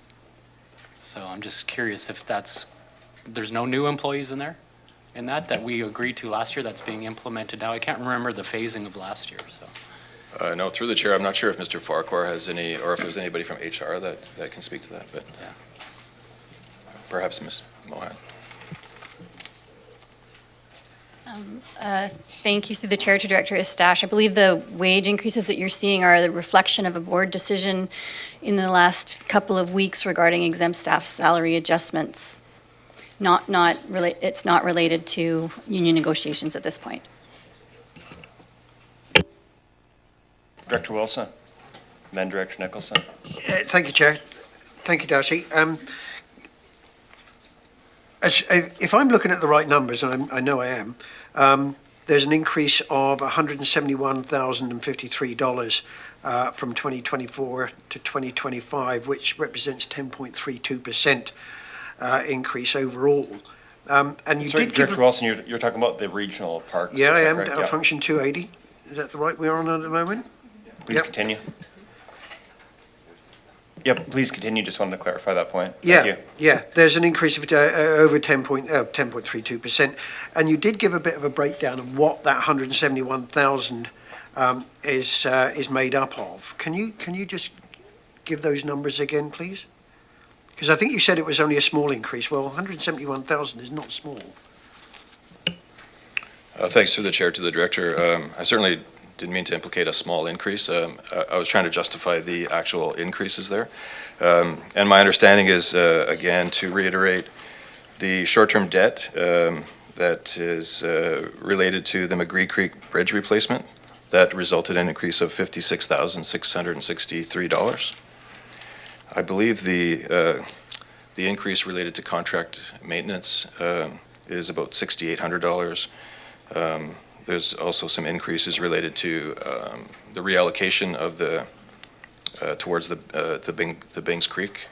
I think that's around $15,500. And then increases related to allocations to general government.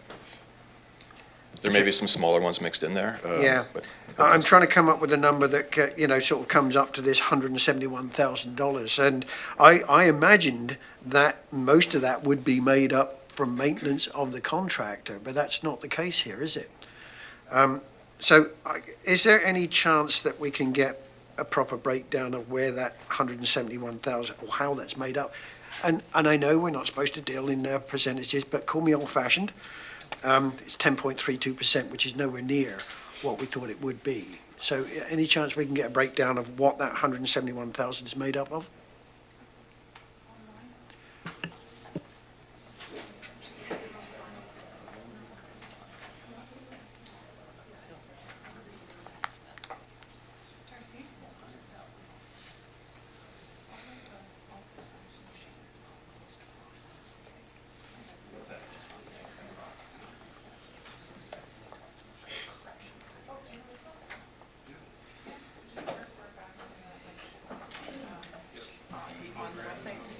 Yeah, through the chair, I think that if you refer back to the function 280 on the website, those numbers should be identified line by line. Oh, okay, all right. And they do add up to this number, I'm sure. Okay, and with this as well, okay, I'll leave it there for the time being. I'll go and look these Thanks, numbers up. Director Wilson. Director Nicholson, and then Director Acton. So this function is rather like general government. It's got a lot of parks in it. And when I was running through the different parks, I was interested in why some parks are more expensive than others, I guess. And I also was wondering why Kinsale Trestle is not in there, although its insurance is. And so I think it's hard to understand where the costs are because we don't have a good understanding of the parks and, yeah.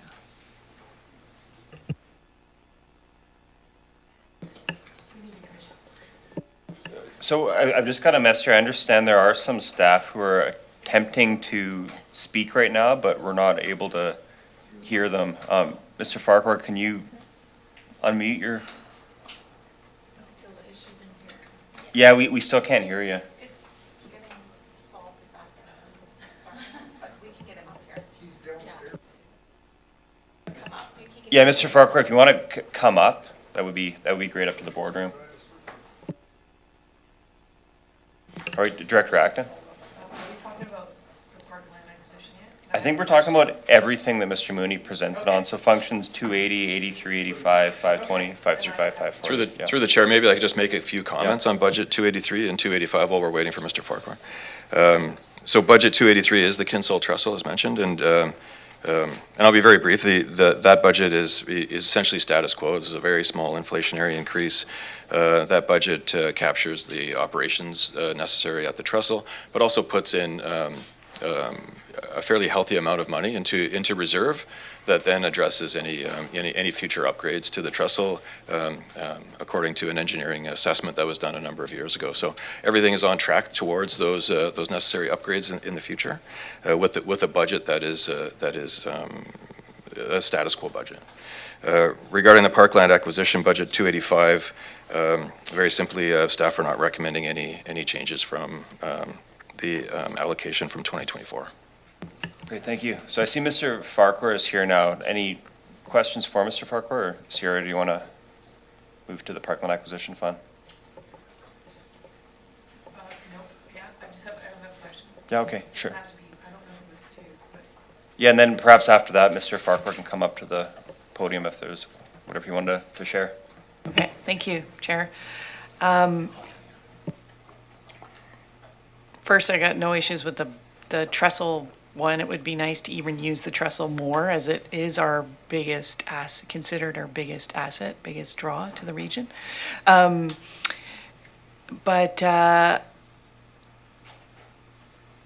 I'm looking at the regional parkland acquisition, and I'm looking at the budget that's online, so I'm assuming it's up to date. And I'm just trying to understand how, I thought that this fund was just a bank account for saving money to have parkland acquisition, but I see more than $300,000 in operational costs and transfer to capital reserve. So I'm confused as to how this function is completely being used, if I could just have a bit of explanation on that. Mr. Farquhar? Morning, Chair, Committee. So with respect to the Parkland Acquisition Fund, for that function, the direction of the board was to fund the review and update of the Regional Parks and Trails Master Plan through this function. So some of those operating dollars, you'll note in the budget, are associated with that. We're currently just completing the phase 1 public engagement, and the project itself with the consulting team rolls into 2025. So there'll be costs incurred with that as well. So there's some costs associated with that. Also, short-term borrowing shows up on the operating side for the function. So when we borrow money to acquire regional parks, the operating portion of that budget helps pay off the short-term debt. So you'll see some costs over the years when we're doing short-term borrowing as well for land acquisition. And what's that capital?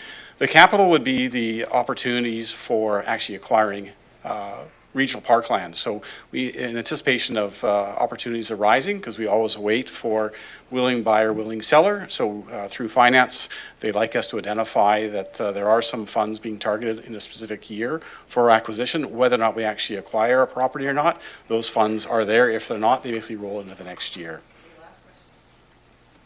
Last question, follow-up.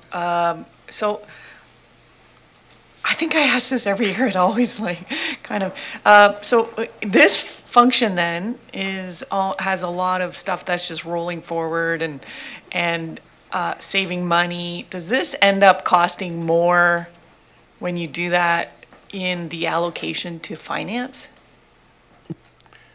So the annual, well, it's not an allocation to finance. There's the general government cost apportionment. So that is what's been established by the board in terms of supporting the internal operations of the regional district.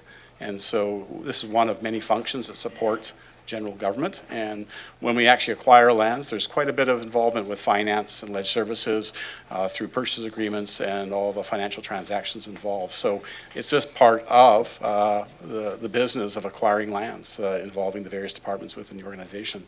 And this is the way it's funded. Maybe I can ask it clearer. So if when we say, for example, roll over $1 million in hopes of getting some parkland that, if we weren't, do we pay on that $1 million for rolling it over, or should we just be waiting to, until that time comes and then you roll it over from reserves? Like, so I guess, does that get dinged for, allocations? No. Short answer is no. Once it goes into operating reserves, it's situated there. It's only under the requisition that there's an apportionment calculated, yes. Okay. Okay, so I've got Director Callio, Segal, Nicholson, and Wilson. Thank you, Chair. I got a really easy one here for you.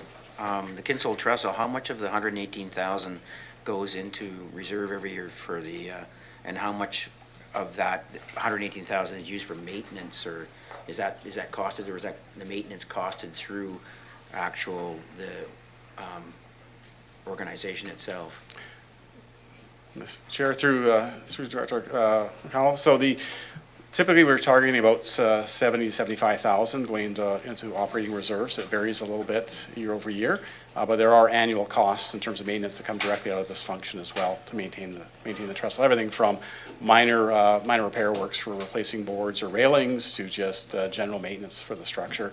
And we've in recent years have had some engineering assessment work done too to determine when's going to be the next big investment required. And very fortunately, the most recent work done has identified that through all the good work that was done when we originally did the rehabilitation back in 2010, 2011, and some work that was done about 4 years ago, actually has bought us probably another 5 years before we have to come in for the next heavy lift, which is a real advantage because it doesn't mean we have to close the trestle down while repair work is being done. This is going to be an ongoing thing, and the more we can build time between those major investment lifts of work, the better in terms of the function and use of the trestle by the public. Okay, one other question is, how much is in the fund right now? I would have to defer to our CFO in terms of what they have in their book as respect to reserve funds for that. I don't have that information offhand. Because in agreement with one of my fellow directors there, I do think it's a really important part of the CVRD's regional parks. It's something that I know I run into people all the time. They're asking me about it, so. Yeah, Chair, so in the background, we're continuing to build up that reserve fund because we know that there is going to be ongoing works on that structure. So the goal is to always want to stay ahead in terms of the funds in the kitty, so that when it comes time to do the work, the money that's there can basically facilitate the work that needs to be done. Director Segal. Thanks. So I just zeroed in on, so function 280, the maintenance contract. I noticed it's gone up $40,920. But that's actually double, a little over double what it cost last year. I'm just wondering if this contract is still open if we wanted to reduce service to align with last year's costs. Chair, so the cost for maintaining parks would be something that's we have the ability through the contract in place to negotiate with the contractor in terms of the level of service. So if it's a question of level of service, what this reflects is maintaining the service levels for 2024 to 2025. If we want to look at an adjustment to that, then we have to understand what those impacts and services would be, because it would have a direct impact in terms of the way the parks are looked after, the level of service, everything from garbage collection to cleaning of washrooms to basically things like mowing of the Cowichan Valley Trail in terms of keeping the grasses down, especially in summer when we have a higher fire risk. So all those factors would have to be given consideration if we were going to be considering looking at a reduction in service levels. Yeah, I just feel like this is one of those really frustrating situations where I think we do really want to maintain service as a board, but then seeing the impact of that in double of the maintenance cost, it's just, it's so hard.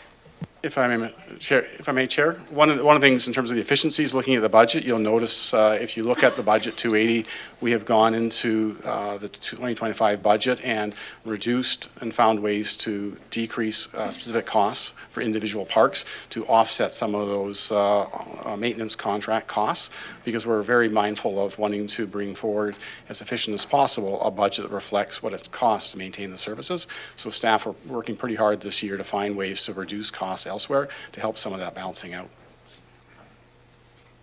So I've got Director Nicholson and Director Wilson, and I got a question myself after that. So I'm going to ask my questions again. Why is there such a difference between the different parks? Like Sandy Pool is around $20,000, and the Chemainus River Park is $7,000, and Spectacle Lake is $12,000. So there's quite a range among them. Is it related to use or? Chair, through Director Nicholson, it's related to use as well as the framework under which those parks are maintained and operated. We actually own Sandy Pool Regional Park. Chemainus River and Spectacle Lake are actually provincial parks that we have operating agreements.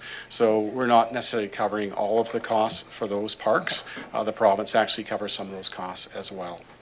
And so a follow-up Hence, question. the costs are less. Is why is the Kinsale Trestle insurance promotion in this 280 as opposed to under Kinsale Trestle?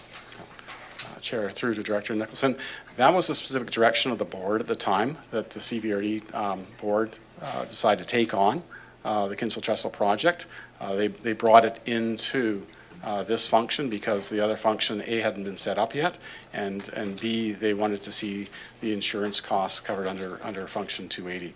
It's not to say that it could be moved over to function 283, but it sits in 280 right now because that was the direction of the board at the time. So it's a little bit misleading if you're looking at how much it costs for the Kinsale Trestle, right? All right, Director Wilson. Yeah, I'm looking at looking at the website there with function 280, and this goes back to what was said by Director Istash, regional finances. Good luck finding what you're looking for. And I see all sorts of things, and this goes back to what Director Segal said as well with the maintenance costs. I'm seeing all sorts of big numbers there. Contract for services, 78K. Contract for services, 11K. It just makes no sense that we're spending this much on contract for services. This is something which I think we need to look at very carefully, because if we've got a sole contractor, then there's something wrong here. And this, just for, as I say, for function 280, $171,000, I still can't figure out where it's come from because there's so many numbers there. But the big ones seem to be these contract for services. And how can we do something about that? Yes, we do. We need to blow this path twice a week. Can we blow it once a week? Can we go back to the contractor and say, this is what we want to pay less? Mr. Farquhar? Chair, through Director Wilson, as previously mentioned, the contract for services in place has the opportunity to allow us to negotiate the level of service. The budget before you provides for a level of service that continues that we have in 2024 going into 2025, understanding there are incremental increases to provide that. So we'd come back to the CVRD and to the board to give an understanding if we were to change the level of service, the type of service that we provide for our parks, whether it's regional parks, community parks, that we have specific direction on what you as a committee and the board would want to see in those changes. Because at the end of the day, we look at things like Kinsale Trestle, which over the last 5 years has seen a 50% increase in visitation. We see Osborne Bay Regional Park over the past 5 years has seen a 100% increase in visitation. We see other parks like Stony Hill with about a 50% increase in visitation over the past 5 years. So part of the challenge is that we are seeing our parks and we're seeing the regional trail really responding in terms of what our public wants to do in terms of outdoor recreation and use, but that has implications in the level of maintenance that we have to provide to sustain that level of use as well. Follow up, please, Mr. Chair. Yeah, and I fully understand that the level of visitation is going up, but that doesn't mean to say that we have to incrementally increase the level of maintenance. We can come to a situation where the maintenance is as good as it should be rather than expecting it to be going up in conjunction with the level of maintenance. The same applies to any family that we look at. I look at my land. Can I do this? Can I do that? No. We need to be starting looking at this in a much more practical way. Yes, we've got nice parks. Do we actually know how many we've got? I don't think we do. I'm still working on that one. But we need to cut back on the amount of money we're spending on the maintenance of those, even though the visitation is going up. Great, thanks, Director Wilson. I'm about to turn to Director Morrison, but I did have a question I wanted to ask. But perhaps first I'll just mention to the committee that we do have lunch coming at noon, so we might want to I'm taking a half-hour break. We don't need the full hour. And then resume this discussion. How much did it cost? Just kidding. Do you want me to say it? Yeah, Mr. Mooney. Yeah, thanks, Mr. Chair. I just wanted to make a quick comment to Director Wilson and the board that as staff, we certainly appreciate and understand and hear the sentiment around the cost of maintenance, and it is something that we've had some conversations around, looking at coming back with some alternative options, perhaps reducing the maintenance, and what are the consequences of that, and perhaps other options for around the delivery of the operations. And so we're hopeful that we'll have some of those, and we also anticipate to flesh some of those ideas out with third-party consultant to do a bit of benchmarking review. And so look forward to that information. As we compile it, we'll certainly bring that back to the board in the new year.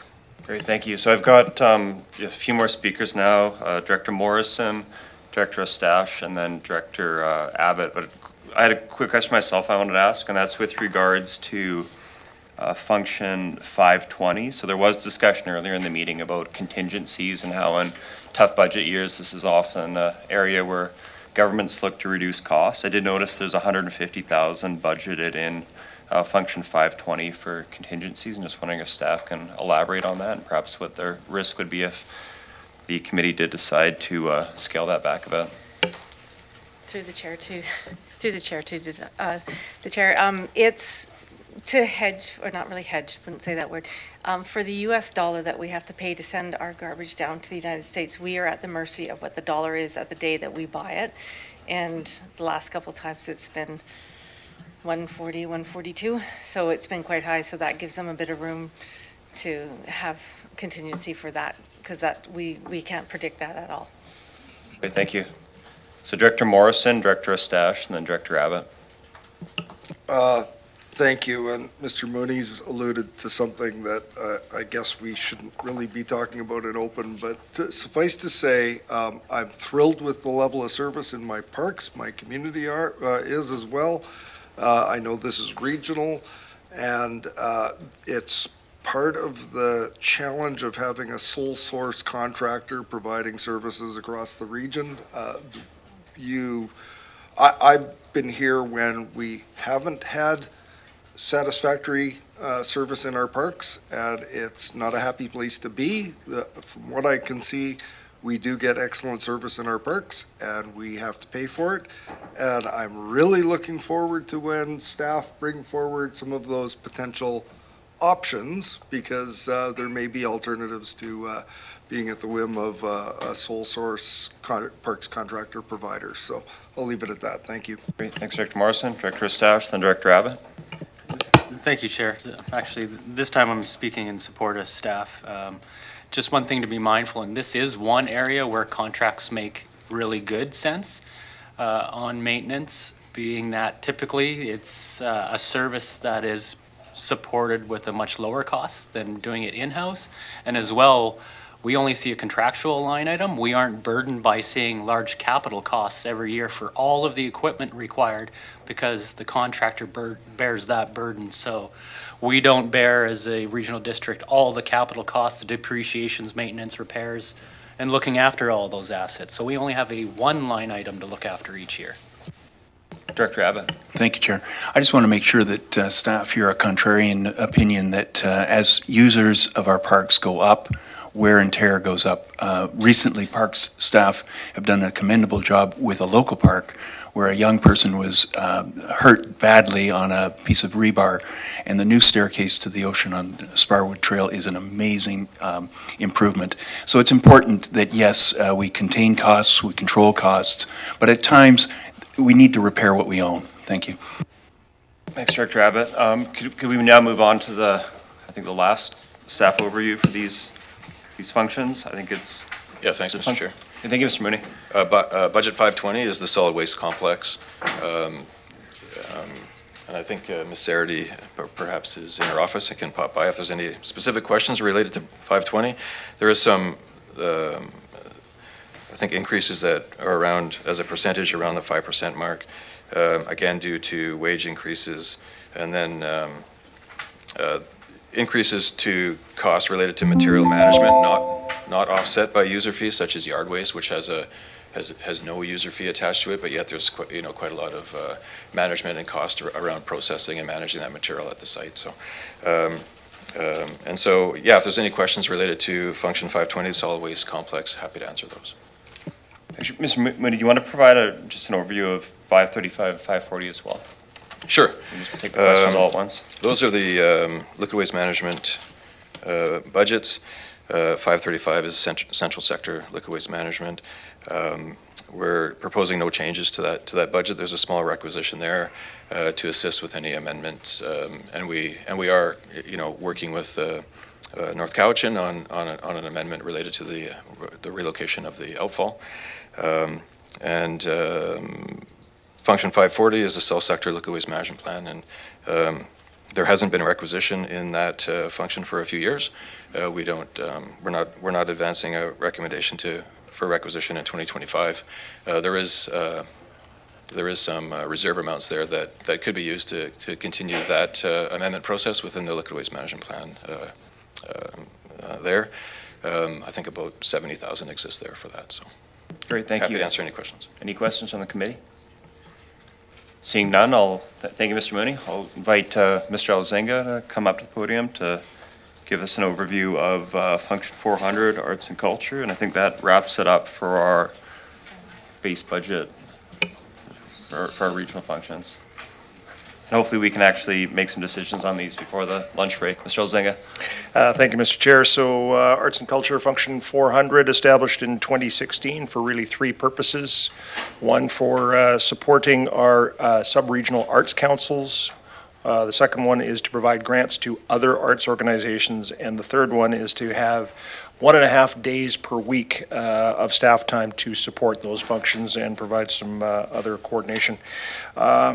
So that function was established with $130,000 back in 2016. It remains $130,000 today, with one caveat that I'm going to express in a second here. The Arts and Culture Master Plan, as you're well aware, was approved yesterday, which will inform service enhancement requests for 2026 and moving forward. So the Arts and Culture Master Plan is not on the table today. However, there is one request for the 2025 budget to move 3.5 hours of staff time from Function 426, the Cowichan Performing Arts Center, to Function 400, Arts and Culture. So it's just a transfer of some staff time with no requisition increase. You're going to see that recommendation coming forward in the Cowichan Core recommendations later on in the agenda. So if you approve it then we'll be able to make that switch, but there's no requisition impact.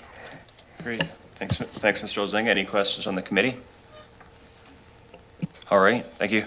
So I think we can move on to considering the recommendations. Now, do I want to suggest the committee is we move them as a block and then pull out any items that you want to discuss individually? Moved by Director Morrison, seconded by Director Abbott. So we can move 1 through 16 and now pull any items you want to discuss individually. No, remember, number 16 was added, so that was 540 liquid waste plan for South Sector. And I think there was interest in debating Function 100 separately, so I suggest we pull that one. Anything else, Director Wilson?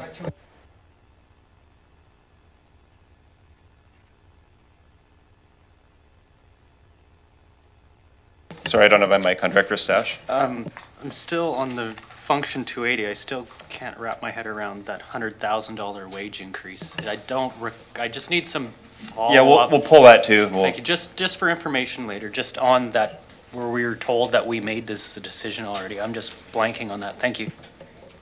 Okay, anything else? Director Acton? Yeah, for sure. Of course. As far as like any of the regional parks or the parkland acquisition, I have to 100% support them for sure. I've never had anyone in the community say, you know, we spend too much money on parks. I have had people say, we should buy more parks and we should have more and spend more. So I think it's our number one draw to the whole region, and it's something that everyone feels like instantly some gratitude towards our parks and everything. So I for sure support the continued expenses on our parks and the numbers and the increase. And we've heard over and over that that's where people want to spend their recreation. And we're drawing more people to our region because of our parks. So then therefore, there's more people using them. And anyway, so 100% support any dollar value that comes forward as far as parks goes.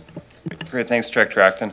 Director Wilson, I provided some leeway, Director Acton there, but since we're going to pull them and debate them separately, Just to reassure sure. Just to reassure you guys at the board here, I am not looking for any reductions in the parkland acquisition. That's not going to happen, all right?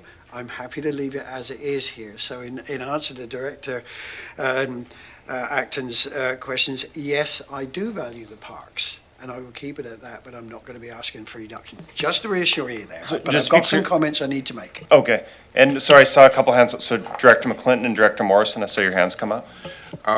Yeah, thank you, Chair.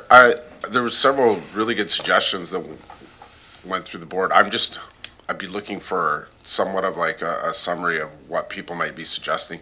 So I guess I want to pull 131 and 532 and just talk about their reserve funds. Okay, so we'll pull number 100, 285, 280, 131, and 532. Well, but then we can still do a few of them as a block. We can get like a bit of a win before we head out for lunch. Director Morrison? It's already been pulled, thank you. All right, so I'll call the question then. So it's all these items listed before us, 1 through 16, with functions 100, 285, 280, 131, and 532 removed. Call the question then. All in favor? And opposed? None opposed. Motion carried. So now we'll go to function 100, and I'm just going to turn to staff. Staff had identified 85,000 in potential savings. I'm just wondering if you could provide us some assistance on wording, how specific we need to be in terms of providing direction on that item. Through the chair, we just need direction to say to reduce the contingency GLs within function 100, to reduce requisition, and that 35,000 for the consultant projects be taken from operating reserves. Would someone like to move that? Sorry, Director Estache, then Director McClinton. I just want to follow up on what Director McClinton said earlier. Like, we said we gave direction on status quo, but we also said efficiencies in there. And I like where Director McClinton went, saying efficiencies didn't mean adding budget or staying the same. Efficiencies also mean really deep, meaningful cuts where appropriate and possible. I understand capacity issues, but I just want to circle back to what Director McClinton said. I'm grateful that quick we were able to find $85,000 reduction, but we're still, that still keeps us above $600,000 just for one function. Okay, so it's been moved. We have a seconder.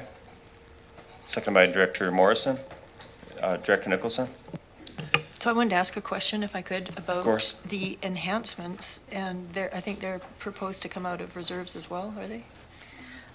No, it's a mix. So there's the majority of them are from capital operating reserves, and then I believe it's 7 of them are from requisition or 6 of them are fully from requisition, Well, one of them will be. I'm just trying to figure out if it's going to impact the reserves in a significant way doing this. Ms. Bowen? Through the chair to Director Nicholson. Some of them, the majority of the ones for 100, so there's 4 of them that are requisition, and 2 that are operating reserve, and 1 is operating reserve and grant. So they would not have a significant hit on. So if we approve those, it won't. The operating reserve will be okay, yes. Okay. Thanks. Okay, so it's a move and seconded. We got a motion on the floor. Ready for the question? Call it. All in favor? And opposed? None opposed, motion carries. So I'll turn to staff now, and so in terms of the recommendation to approve the Function 100 budget, will we just do it, approve it as amended? Okay, so could we get a motion to approve general government as amended, moved by Director Morrison, seconded by Director Nicholson. Any discussion? Call the question, all in favor? And opposed? Unopposed, motion carries. Oh, Director Martman opposed. So we'll now move on to 131, environmental initiatives. Director McClinton, you pulled that one? Yeah, thank you, Chair. I'm gonna need a little help with it. I just, between this one and the other, what is it, was it 532, the Yeah, drinking I water mean, protection there's fund. just, indication there's, I'm gonna use the word significant operating reserve funds, and, yeah, and then what would be an appropriate number? I know potentially $50,000 to $100,000 was put out for one-time reduction. I'm going to turn to staff, then Director Morrison would like to comment as well. So through the chair, just so everyone knows, with certain functions like this one, there is no way to have capital reserves, so the money has to sit in the operating reserve. There's no mechanism for us to move it to, because they don't have capital. So that's why the reserves get large, but as to why it's been a couple projects that have not happened. Mr. Moore, anything to add? Through the chair, just that looking at taking the reserves down to a more reasonable level, looking at the 5-year financial plans for both those functions, what I've tried to put forward is a gradual use of those operating reserves sort of diminishing to offset requisition increases, so that if avoiding the concern that's been expressed a number of times about using all the operational reserves for a one-time offset. Director Morrison?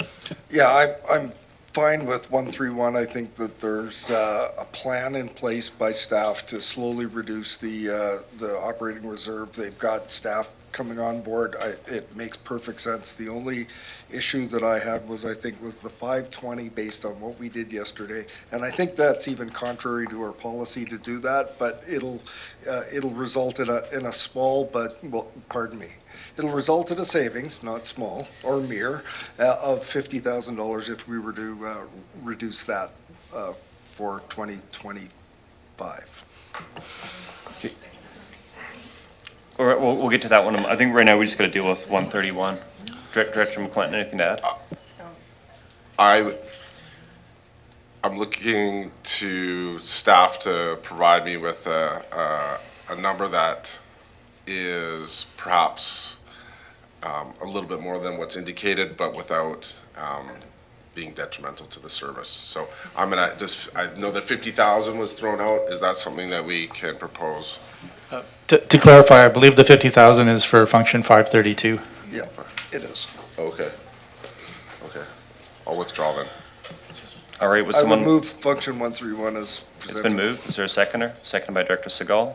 Call the question, all in favor? And opposed? None opposed, motion carries. We'll now move on to 280, function 280. So would someone like to speak to this, move the recommendation, move an alternate? Move it. It's been moved. Second by Director Staples. Any discussion? Director Estache? Well, I pulled the 280. I just still, can we just recall that meeting we had that we all agreed that we were increasing at 100,000? I don't remember that significant of increase. That's a nearly 20% wage increase just for one department. Ms. Mohan? Thank you, through the chair to Director Stash. Yes, I misspoke a little bit. So the increase in wages in that function is from a combination of factors. One of the factors is just the regular union increases that have been negotiated, which are affecting all wages and salaries. Another is in our exempt staff ranks, there are often step increases in our wage schedule that are associated with service after they've been recently hired, so it would incorporate that. And then it would also incorporate the decision that I referred to earlier that was made, which is to index the exempt salaries to the wage, the CUPE wage contract increase the way we do with all the other wages. So, not all the other wages, sorry, the other half of the management group and board remuneration. So, those things were what cumulatively add up to the $100,000 difference. So I saw some hands go up, but I didn't write them down. Was there anyone else? Director Wilson, you must have a question on this? Sorry? A question on the item, or the motion?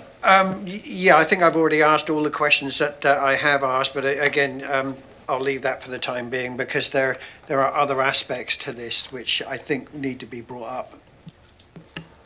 All right, any further discussion? Are we ready to call the question? It's been moved and seconded. All in favor? And oppose? Director Martman's opposed, motion carries. And Director Wilson? All right, so we'll now move on to function 285, the Regional Parkland Acquisition. Moved by Director Morrison, seconded by Director Nicholson. Director Wilson? Yeah, I pulled it. I'd like some clarification here because Mr. Farquhar did mention on the acquisition process, and I did write it down here. Let's see.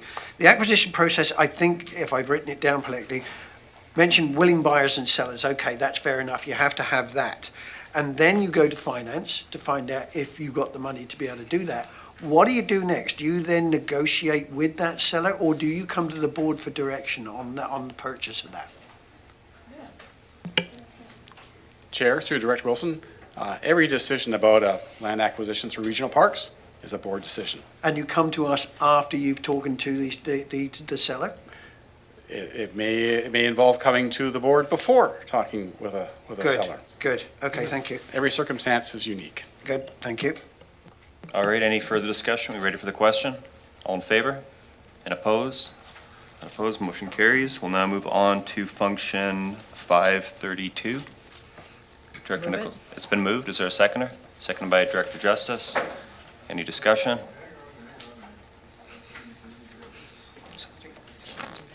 Okay, so I've got Director Acton, Estache, and then I'm going to go to Director Morrison. Okay, Director I Morrison. was just going to propose an amendment that that the requisition be reduced by 50,000 and that the operating reserves be used to make up the difference or fund the difference. Okay, the amendment's been moved, seconded. So discussion on the amendment. Ready for the question? All in favor? Oh, no, sorry, well, just wait a second. You were going to ask comment or question, Director Nicholson? No, I was just going to reiterate that I think that this is short-sighted if we're going to be doing a regional growth strategy, because if you need any technical work done on water in the region, and that seems to be a driving factor as we move forward, particularly with climate change, then you will need significant dollars to do technical work. Okay, so I'll call the question now on the amendment. All in favor? And opposed? Directors Staples, Martman, Nicholson, Deck, Justice, and Abbott opposed. And Director Mackay and Director Morrison? Well, no, I want to Okay. ask a clarifying question because are not regional growth strategies costs allocated to a regional growth strategy function? I think that'll depend on if we establish that regional planning service. Otherwise, it's going to be stuck in the general government function, I believe, unless staff want to correct me on that. Well, the clarification is that would regional growth strategy, would that not be paying, it shouldn't be coming out of this.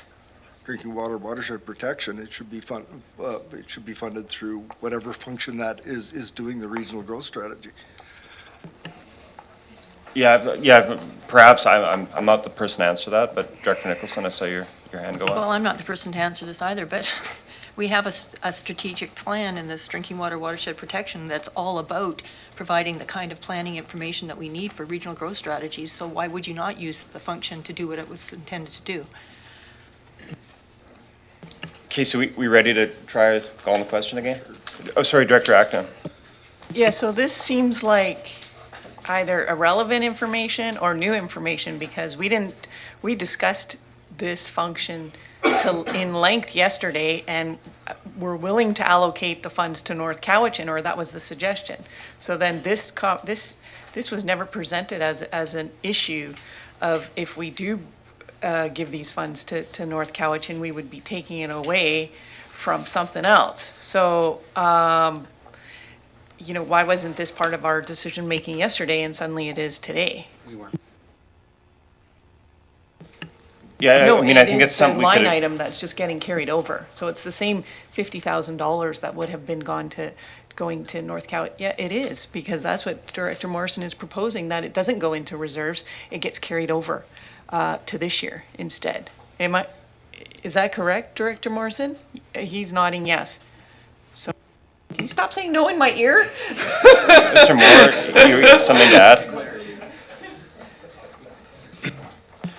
I could just comment on Director Nicholson's comment as well, that one of the important functions of Function 532 is to provide input into various larger scale plans within the region. So, I mean, the whole region, reason we're trying to collect all this scientific information and better understanding about the watersheds is to inform planning, and whether that takes the form of informing the MOCP or ongoing development permits or a regional growth strategy, whatever those form takes, I believe we have the capacity within the function that we can provide that information regardless of what exactly the planning exercises that we're supporting. And I think that $50,000 is not going to be a huge hit to the reserves that we need to be able to accomplish that in the coming years. Great, thanks, Mr. Moore. Director Stash, you had a comment?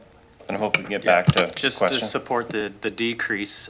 Yesterday's problem, what the confusion was yesterday, is we did not allocate the surplus in 2024. We mistakenly voted to approve the spending in 2025 when the original should have been for first year in 2024. Thus, that's why the sensible decrease, because we have another carryover on top of the extra funds next year. So that's why the decrease of 50,000 that Director Morrison spoke to.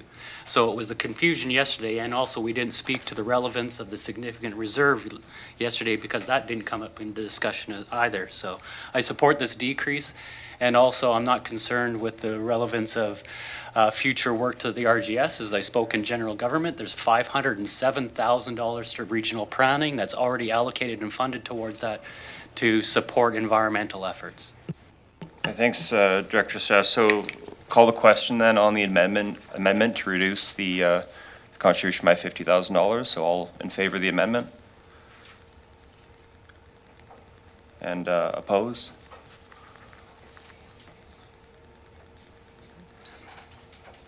It's defeated. All right. So back to the original motion then to approve the budget presented for Function 532. I'll call the question. All in favor? And opposed? Excuse me, how's it defeated? It was Because it's not a weighted vote for an amendment.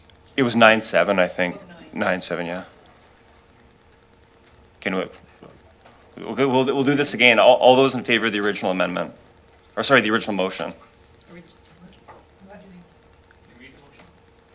Just the original motion was to approve the budget as presented for Function 532. So all in favor? And opposed? Motion carries. I think committee we don't, but we would for board.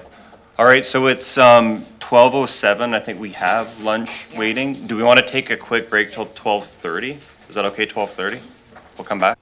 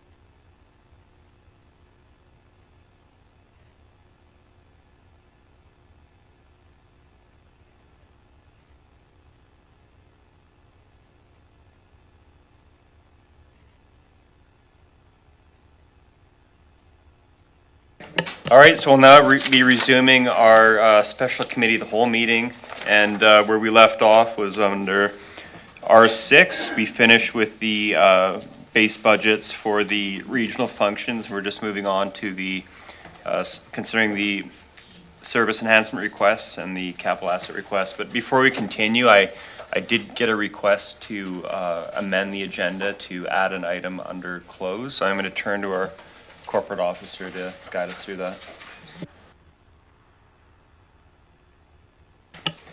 Thank you, Chair.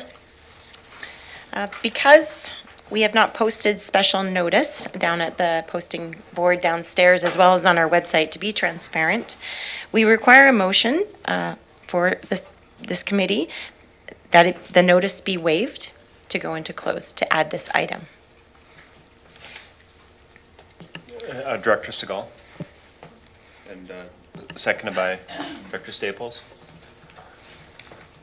So call the question then, all in favor? And oppose? Director Morrison opposed, motion carries. No, it doesn't. Sorry. Unanimous. Has to be unanimous, so this will have to be discussed at another meeting. Okay. All right, so we'll now move on to the service enhancement request. So I will turn to Ms. Bowen in a moment, but just as I was mentioning to the board earlier, there does appear to be some low-hanging fruit here. So out of the, I believe it's 19 items, 12 of them are proposed to be funded through capital reserves and operating reserves, whereas the remainder would be fully or partially funded through requisition. Director Acton? Yeah, I think that that's an interesting way to look at it, but then I feel like it would be more important to just see what are the top priorities in order, because then if something is actually not a priority and it's being funded in reserves, that would get crossed off the list, and then something else would move up in that place. So do we have a list of priorities? I'll turn to staff. I don't believe they have been ranked, the supplemental items, or sorry, the service enhancement capital asset request items. Ms. Point of Bowen? order? Yeah. Point of order? Yeah, Director Martman. Sorry, are we staying with the agenda? Because on my notes, I haven't recorded that we've voted on a variety of functions, through 1 through 16. Do we not group them and vote on them? We voted on all of them. We moved them as a block, and then we pulled out those 5 separate functions, dealt with them individually. Sorry, I don't remember voting them on a block. I know we pulled them out and voted them separately, but I don't remember that vote. Yeah, we did, yeah. Oh, I must have voted against it. Thank you. All right, Ms. Bowen, continue. Through the chair, so with regards to all of the capital enhancements, service enhancements that we brought here, they were brought through GMs and then brought to SMT and prioritized at SMT, and these are the ones that were the top priorities that we brought forward. There was ones that have been pulled off, there's ones that are being brought next year because they could be weighty, but these are the ones that were for this year that they've classified as priority to need. And then some of the, and also some of the stuff that, there's ones on here that cannot be funded by operating reserves or capital reserves. So the ones that are requisitioned, especially the staffing ones, cannot be funded other ways. So yeah, so they have to stay that way. But so if we were to prioritize these ones, okay, how can we do that? How about, what are the, let's say, for example, the top 3 that are not, that are at the bottom? If we were gonna remove three of these, which 3 would we consider? Ms. Bowen or Ms. Miles Wilson? Just a point of information, there is a risk scale or matrix, I believe, on each one of them too. Whether that, maybe Ms. Miles Wilson can speak to it. Ms. Mr. Miles Chair? Wilson? So I'll just go back to the original mandate in that there was a request to present a maintained service level budget. And so even though something is on this list, it does not mean that it's not to maintain the service. So for instance, new positions related to accounting, procurement, human resources, we've added new services to the regional district, including a utility in Shawnigan Lake, and we have a 3-stream service coming online. So I just want to reiterate that just because something is on this list, it is basically to support decisions that have already been made when it comes to the human resources side. And so we would consider them all to be kind of necessary to support the service decisions that have already been made. Regarding the capital projects, again, those are about asset management, not about new service per se. They're about maintaining the assets we have. Again, the case being that this is to maintain the current level of service. And I'm sorry that doesn't give you a list, but they were rated as high when they came forward. And it also make the point that this is about half of the number of items that you would have saw in the previous year. So we did dig deep and really, really debated at a management level of what was critical to proceed and put in front of you today. So we can ask staff to give us an overview of each of these items. We did get the agenda materials. There was quite a detailed description of each, but I'll turn to the committee. Do you want staff to give an overview of each, or do you want to move right into them? Okay, I'm saying a no. And we can either... Well, let's go through your list. Of the, what I thought was the low-hanging fruit. So if you look at what's before us, and sorry, the numbers are a bit confusing now because we added that item 16,540 for the base budget. So you're gonna have to adjust the numbers. Instead of 16 to 34, it should be now 17 to 35. But yeah, I'll read the title instead. So if you look at what staff presented to us, all of these would be funded entirely through reserves, with the exception of the HR information system, the accounting clerk, the procurement specialist, the human resources consultant, the transfer building roof replacement, which would be a combination of requisition reserves, and then the roof maintenance and the leachate system maintenance. Those 7 would be fully or partially funded by requisition, and all the other items would be through capital or operating reserves. Director Wilson. There's only 2 that I'm interested in hearing more about, and that's new number 17 and new number 24. The rest of them I'm not really too worried about. Could you just tell us the title? I mean... Yeah, sorry, new number 17 is old number 16, boardroom furniture replacement. Yeah. And the other one is 23 old, 24 new, Stony Hill Regional Park Management Plan. Okay, so those 2, I mean, I'd like to pull each of the items with a requisition involved. I'm seeing nodding from the board. All right, so how about, I'll just throw this out there to speed things up, but we consider as a block all the items that would be funded through reserves, with the exception of the boardroom furniture replacement and the Stony Hill Regional Park Management Plan. Director Abbott? It's moved. Is there a second? Or second by Director? Yeah. So it would be Ingram Street Building, second floor renovations. The new 18. The vehicle replacement, so that's the new 23. The roll-off bins. The CCTV camera upgrade. 25, yeah. And then number 26, CCTV camera upgrade. The new 27, function 520, Bing's administration building upgrades. The new 29, the transfer station sprinklers. Following that, the Bing's parking trucks. Following that, the resurfaced bin area. Followed by the Mead landscape irrigation repair, and then finally the Peerless 3 monitoring wells. Director Martma? Just the Bing's administration building upgrade, I think there's a significant amount of requisition tied into that one. Okay, I might have been confusing 2 of them then. I understood the transfer building roof replacement had requisition, but you're saying it was the admin building? Could we confirm that? They both do. Yeah, Director Segal. The function 520 capital asset Bing's admin building upgrades includes 200,000 requisition and some other portion reserves. But We pull both of those then? Is that okay with the committee? All right, so we'll vote on the remainder of them that's funded through capital and operating reserves. Director Martman? Yeah, just for total clarity, the renovations is also funded through grants. So it's a minor thing, but it's not just reserves. All right, reserves and grants. All right, ready for the question then? All in favor? And opposed? So motion carries. So we can start going through the remainder one by one. We can start with the boardroom furniture replacement. Director Wilson, you pulled that. You'd like to speak to that? Yeah, thank you, Chair, and I left my microphone on. Yeah, I'm looking at this here, and is this there's all sorts of reasons and the benefits and the outcomes and all the rest of it.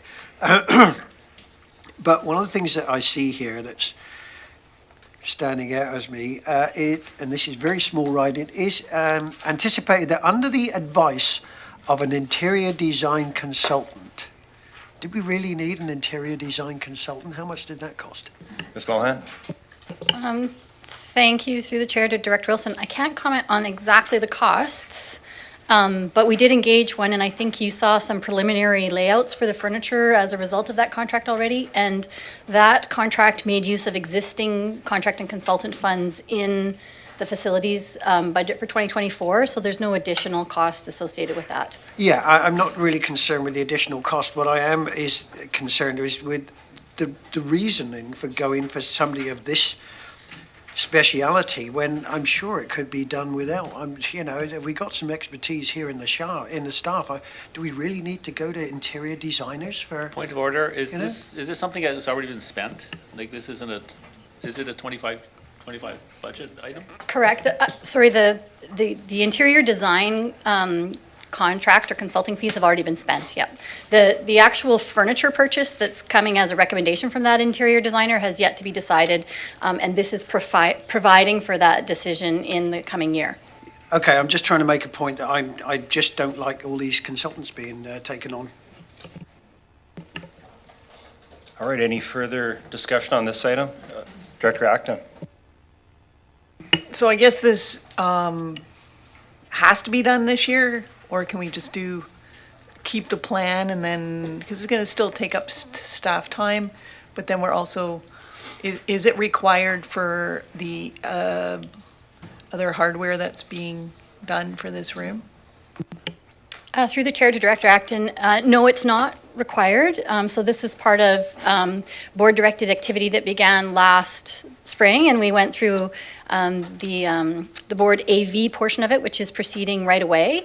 And then there was a proposal to actually do a structural renovation to the room, and we were directed to maybe find some furniture solutions instead in order to save some money. And in fact, we have been able to land on a solution that provides for some interim capacity without having to do the physical renovation. And so that's the line that we're pursuing. So where we are in the process right now is we had given the preferred layout back to the interior designer, and the designer has come forward now with proposals on actual furniture and purchases and budget, and we're just reviewing that as a project team and then about to bring it forward to the board for decision.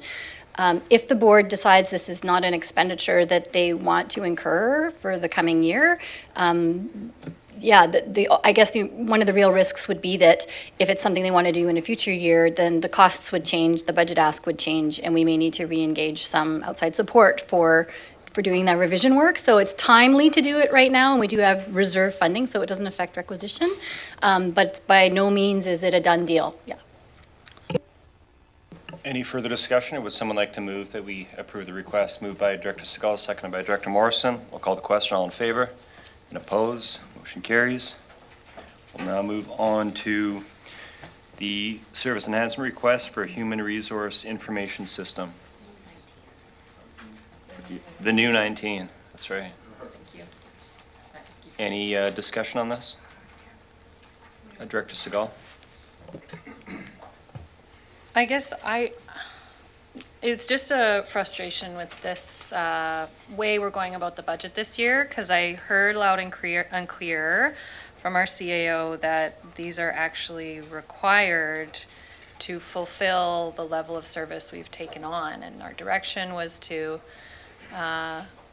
provide a budget at our current service level. So it's just, I wish it was baked in, if it is truly to make up the core. Sorry, I didn't hear that. You wish it was what? Sorry? I wish what was required for our operations to run was baked into the budget, like into the functions we've already passed, rather than being presented as an additional cost now. So thank you. It's not really a question, but I think I can address it. So through the chair, so in 2020, late 2022, early 2023, we did a service review in HR specifically for the purpose of finding business efficiencies. And so right now, because we don't have an HRIS, I think there's 26 recommendations in that service review, and we've only been able to actually accomplish about 8 or 9 of them. So in order to accomplish the rest of them, which would provide the level of service that the organization needs as identified in that service review, we would need to make some progress on the enhancement requests that you've got in front of you. And one of them is this information system. So right now, significant staff time in corporate services, but throughout the organization is spent in trying to use manual processes to create data with which to make decisions about staffing, scheduling, time off, payroll issues, and never mind tracking training and development, all the things that an HRIS would provide. And so this is meant to affect the whole organization with respect to efficiency. Any, Director Acton, then Director McClinton. So thanks for that answer, but it doesn't kind of list is it a priority? Because seems like there's a lot of management software in plans for this year, and I would assume that would take IT's help a lot. So are we going to be able to purchase all of this management software this year and implement it?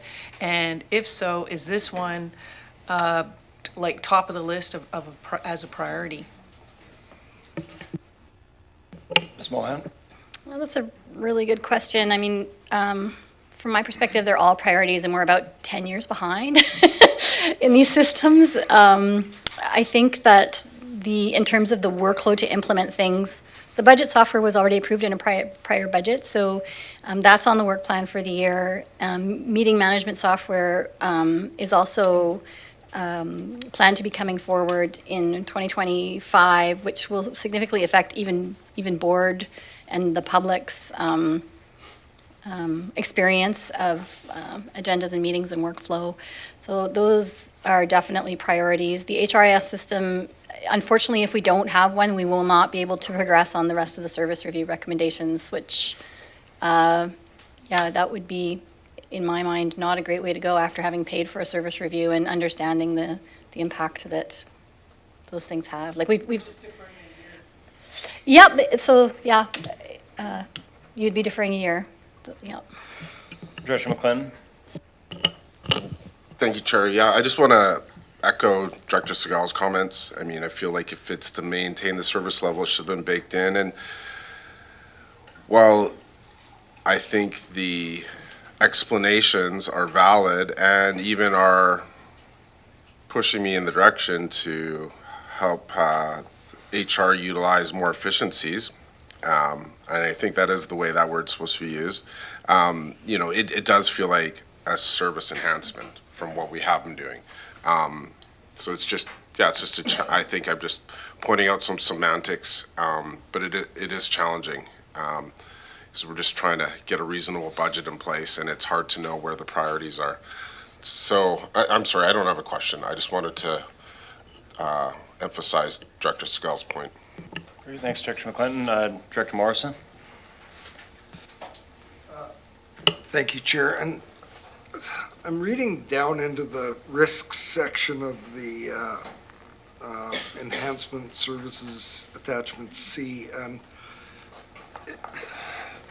recollecting that our HR department has always been overtasked with performing in a less than fully resourced capacity. I think a lot of this depends on the hiring environment, staffing levels currently and the likes. There's great data and information. It sounds like you're painting a picture of this is a required part of doing HR properly, efficiently, and in support of our staff. I guess my question is, is the environment such that without this, we will lose talent? We will be unable to attract the talent in the positions that are key within the organization? I'll leave it there. Through the chair to Director Morrison, I would say directly no, but indirectly yes. So what you're doing is you're loading HR staff with a bunch of work that is really day-to-day administrative work that an HRIS system could take off their hands. You're also allowing for a lot of self-service from division managers and general managers that currently can only happen with HR support from a person in HR. And as a result, some of the other key priorities that affect recruitment and retention are being backburners. So things like a full performance management system, a full learning and development program. We've made some progress this year on a wellness program, so that's really great. But there's, that's 2 of 18 remaining programs that, like a diversity, equity, inclusion program, et cetera. These are programs that we have not been able to devote any HR resources to because we are consumed with day-to-day administration without the help of a proper management system. Right, so I'm going to start round 2 in a moment, but I thought I'd just jump in with my own comments on this. Yeah, I've spent a big chunk of my career as a public servant. I can understand that when these requests are brought forward to elected officials, a lot of time and thought goes into it, and the staff here aren't going to ask for these positions if they're enhancements if they're not addressing an identified need. However, we are, as was discussed yesterday, many of us are facing another tough tax year. I know for residents in my area, it's obviously the 3rd year of the 3 phases for the regional recreational model, and we've heard from many of our residents how concerned they are about the increasing tax burden. And even on our municipal side, we're now looking at a base budget of 9%, which could go up to 20% depending on what our council approves. So again, I'm not to downplay the request from staff or the need that they're trying to address, but my approach coming into this budget is going to be to decline most of the service enhancements and capital asset requests that do involve a increase in requisition. And with this particular request here, obviously, again, there is a need, but if it's a top priority, I'd expect some way to find a way to allocate existing resources. We're seeing at other levels of government as well, they're facing similar challenges. I don't know how many people heard this, but yesterday the provincial government just announced a hiring freeze. They're facing record deficit, looking for ways to cut back on costs. And I think we've all got to, not suggesting that for this table, of pursuing the hiring freeze, but I think we all got to find ways to cut back where we can. And again, with some of these service enhancement requests, totally recognize the need, but want to see where we can tighten our belts where we can. So I'm gonna go back to the speakers list here. I've got Director Segal, Director McClinton, and then Director Wilson. Thanks. I just wanted to reference the little matrix calculation that this one does come in at 30 out of 35. So it is the highest of all the Function 100 service enhancements. I would love to have these numbers in the agenda to help us with a quick reference for next year. And with that, I'd love just to move the recommendation. I know there's still a speakers list, but there's a seconder. You want to move the recommendation? Is there a seconder for it? Okay, seconded by Director Morrison. So to speak on the recommendation, I've got Director McClinton and then Director Wilson. I was going to ask, and I think it's relevant, how many people have, in the last year, 3 years, whatever roughly, have left the CBRD, quit or left? Through the chair to Director McClinton, I don't have that information at my fingertips, but if it's something you require, I can probably get it from our HR manager today. Yeah, that'd be great. Yeah, I won't be supporting this motion. Director Wilson? Yeah, I'm not sure whether, this is, before somebody calls point of order, but for what you said just now, building on that about service enhancements and things that we are looking at here, that I think needs to be emphasized. And the way I'm going to emphasize that is, again, reading what Premier David Eby said in his acceptance of government a couple of months ago, or whenever it was. Our focus in government will be consistent with the message that British Columbians sent us back to the legislature with. They want us to be focused on the basics, said Eby. They want us to be focused on the issues that they're thinking about around the kitchen table. So, Chair, what you've said about, not improving or not accepting service enhancements, which may go to requisition, I'm in complete agreement. And I'm going to read you one more quote from the lady who presented a petition last year when we were looking at 19%. And she said, like many families in the Cowichan Valley Regional District, my family is feeling the financial strain to meet our monthly obligations. The sacrifices we're making are echoed across households throughout the CVRD. We understand that taxes fund essential services and infrastructure within our community. However, it's crucial for the CVRD to consider its residents' ability to pay these taxes without compromising their quality of life. So what you've said there, Mr. Chair, about refusing a lot of these enhancements, supplements, call it what you like, actually ring very true to what our people are saying at the same time. Thank you, Director Wilson. Director Acton, and perhaps we can call the question. Yeah, I guess I find it hard to approve this one without really understanding how, it seems really expensive. It's $110,000 this year, and then we're committing to almost $100,000 every other year. So this is a big investment, and we've talked about efficiencies. Do we see people's, where's the savings going to come from, like a business case for this? And then I'm just picking up nuances and trying to figure out, with all the management software requests, which ones are actually going to happen? And is this something that we could wait another year on? So I kind of got a tiny bit of that, so that's how I'm leaning right now. Yep. I think we're ready to call the question on this one, but quickly. Yes, thanks for indulging me, Chair. I just wanted to point out that if you read through the service enhancement form, you'll notice that we already have some software and that we can't get out of a contract for 2025, and that's why the initial year is a little bit higher. But ultimately, this software will replace that software and do a lot more things. And so that's why the ongoing subscription cost comes down after the first year. The actual implementation and initial purchase and all of that is being funded from reserve. So this is the subscription cost going forward of the software. And the other thing I wanted to mention is that there is also a service enhancement later in this agenda package for a human resources consultant. And so one of the business case arguments that's being made in this report is that the implementation of the software, hopefully the idea is that the long-term cost savings come from a reduced need for HR staffing to do the administrative day-to-day kinds of things. So a consultant is not doing administrative day-to-day, they're doing recruitment and retention and program work. But if you were to have to make a strategic decision between those two requests, I would direct you toward the HRIS, because it may actually, over time, reduce the burden of need on additional staffing.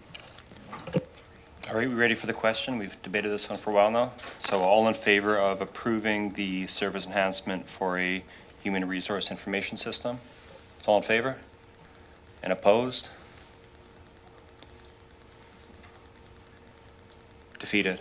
8-8, I think. Here, put your hands up again, opposed. That's 8 opposed, so it's defeated. Okay. We'll move on then now to the accounting clerk. Director Estache.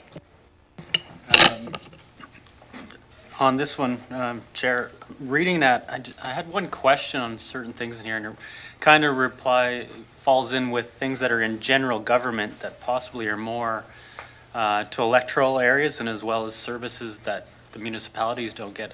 On the accounting clerk, it allocates that one of the biggest needs for that is the accounting with regards to the new curbside collection services and doing the work for that.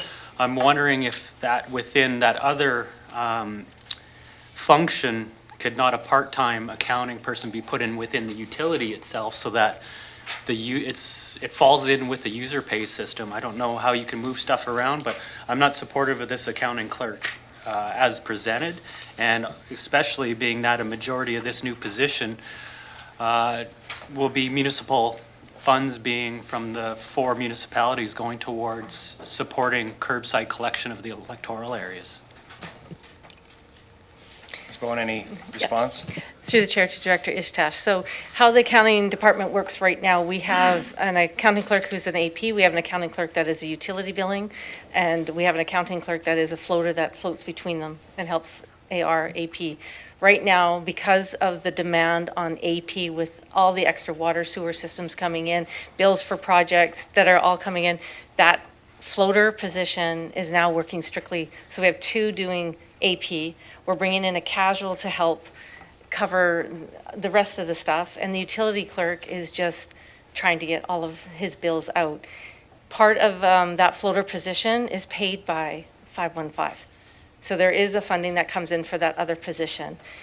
The allocation pays out the AP clerk, the AR clerk, because it's for the entire CBRD, because it does for finance. So this new position is an accounts payable clerk, so that floater position can go back to being under the utilities to help and be paid by 515.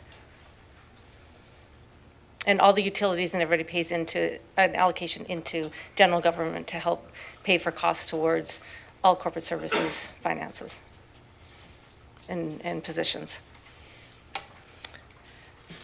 Any further discussion on this item?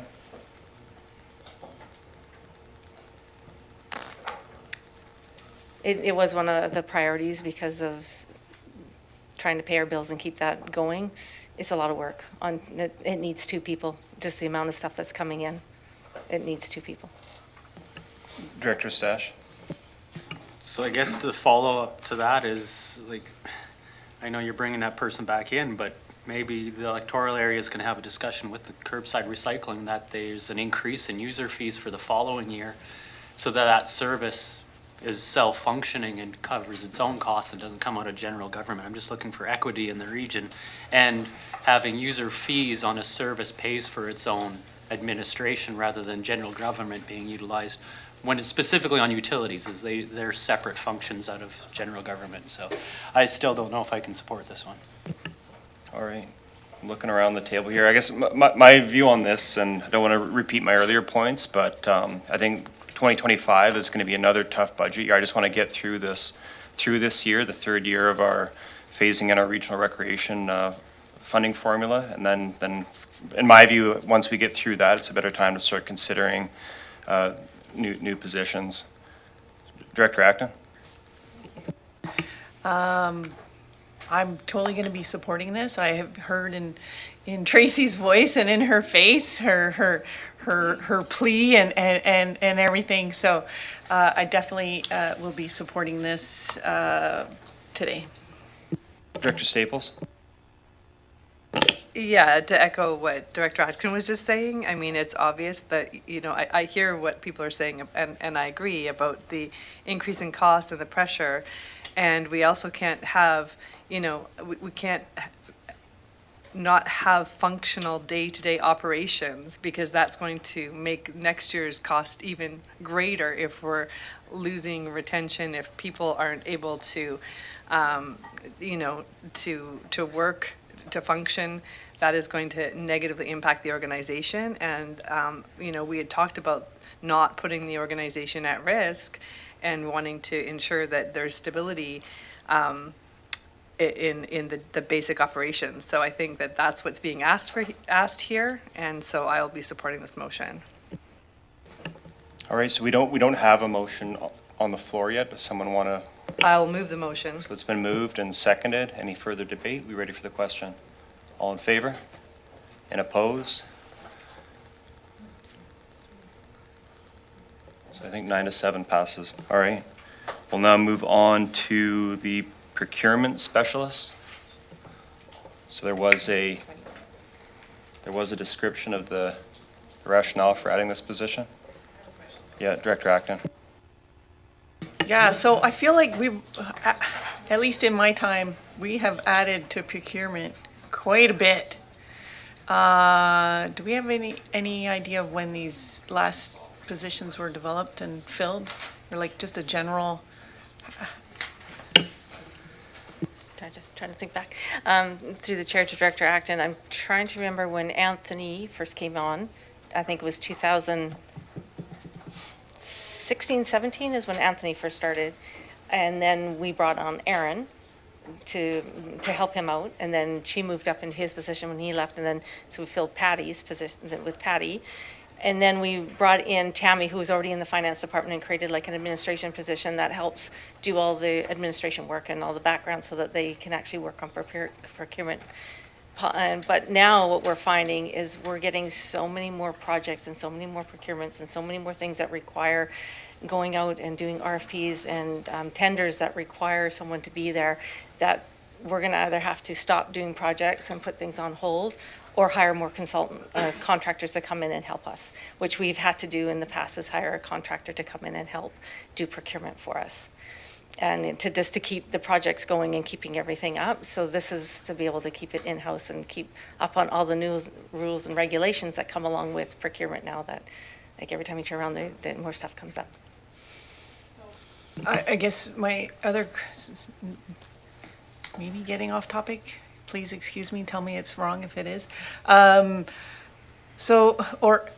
my memory's really bad, so have we had a report come back on like how this new program is doing?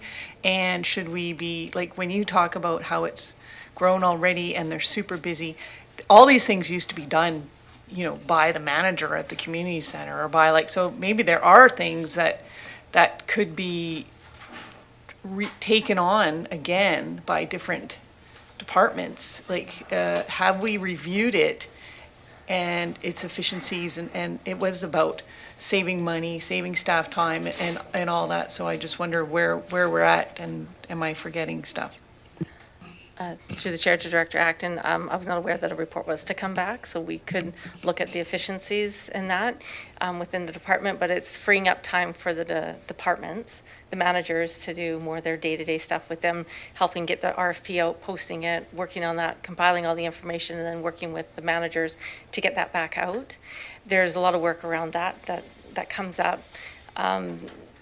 There's getting the insurances, the papers, all the stuff to finish up a project, to bring it all together before we can award the project to go out to tender or to start the project.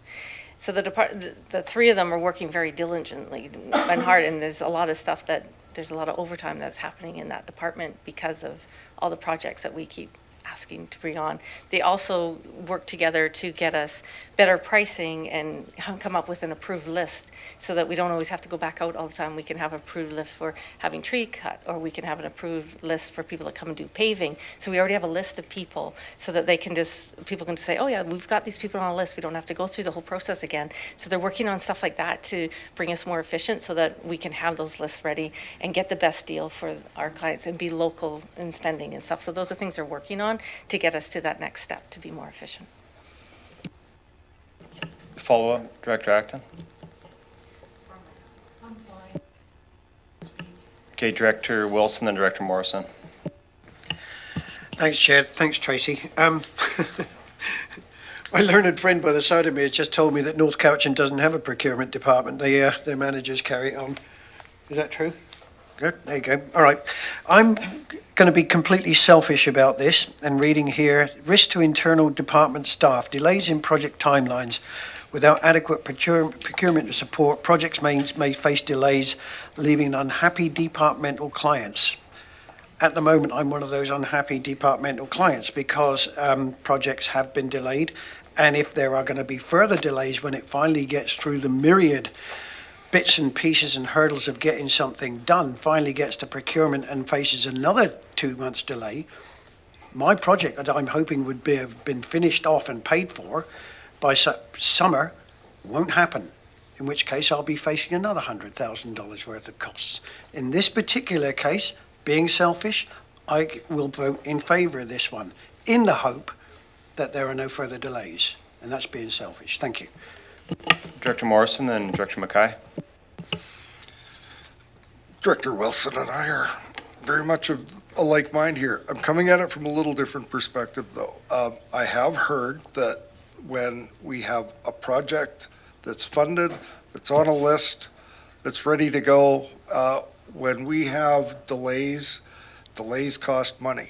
And everybody knows how significant the municipal construction inflation was as a result of COVID. There's just, when we spend money, we want to make sure we've got the best bang for the buck, that we're doing it efficiently, the timing is right. When we give authorization for capital projects to proceed in advance of the budget, that's because we want to take advantage of the competitive advantage of our weather, our climate, all of those sorts of things. And I haven't even brought up the great aspects of social procurement and how we're going to be needing to meet so many of those requirements around diversity, equity, inclusion, and a whole bunch of other things that are components of that. But staff are so pressed now to be able to implement those aspects, which are cost savings, they're good for the community, it's good for local spending. This is one that we save money by investing in having skilled professionals, making sure that when dollars go out the door, we're getting the best prices that we can in a timely fashion. This one makes a bunch of sense to me, and I hope everybody will support it. Thank you. Okay, thanks, Director Mackay. Thank you. I really appreciate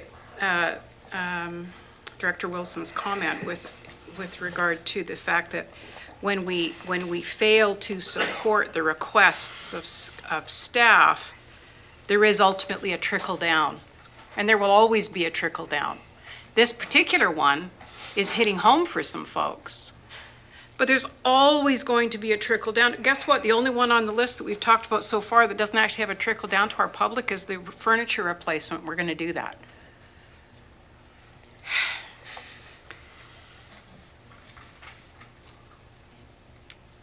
We need to take charge of saying we can let go of things. We need to take charge as a committee and say, we can no longer provide this service. Because what's happening now is we keep saying to our staff, shoulder more. Shoulder more. I know you're telling us you need that, but we believe in you. We believe you can do this without that. Just one more year, which will become 2, 3, 4. Every single thing in the types of things that have to do with our staffs, our support people, whether they're dealing with money or HR or any of those things, will ultimately trickle down and impact you and your communities. But it's just going to be at their personal expense. We need to take charge of it and say, this is the program that we're going to cut next year, this, and this. We're sorry to the public. We notify the public it can't continue. And then that creates holes in the budget that money can be relocated to the places that are needed. We can't, it's not magic. We can't, and I'm sorry, every time I flip and turn the microphone on, I'm on a soapbox, and I apologize for that. It takes me a lot to get going because I'm trying to learn. But this is just so blatantly obvious to me.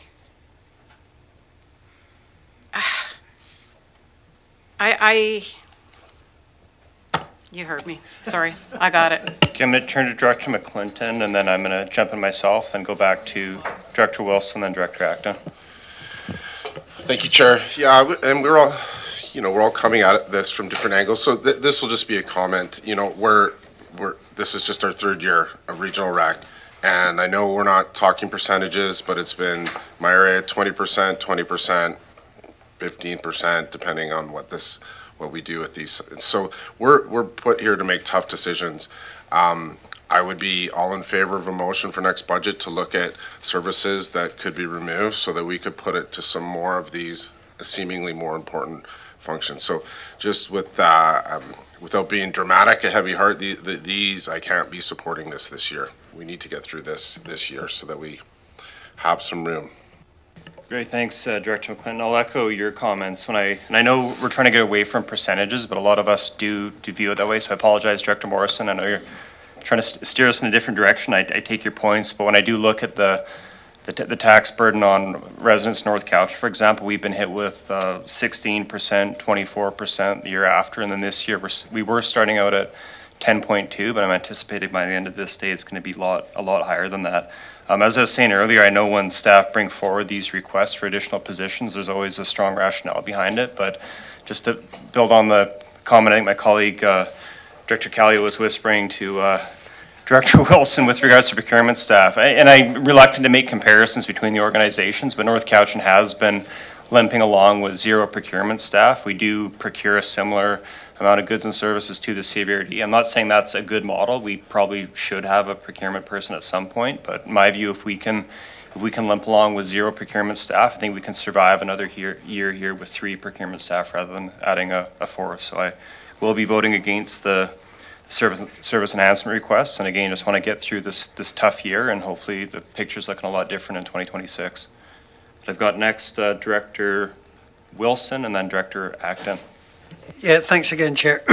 Just a bit of clarity on a comment that Director Morrison made, and maybe Tracy can help me out on.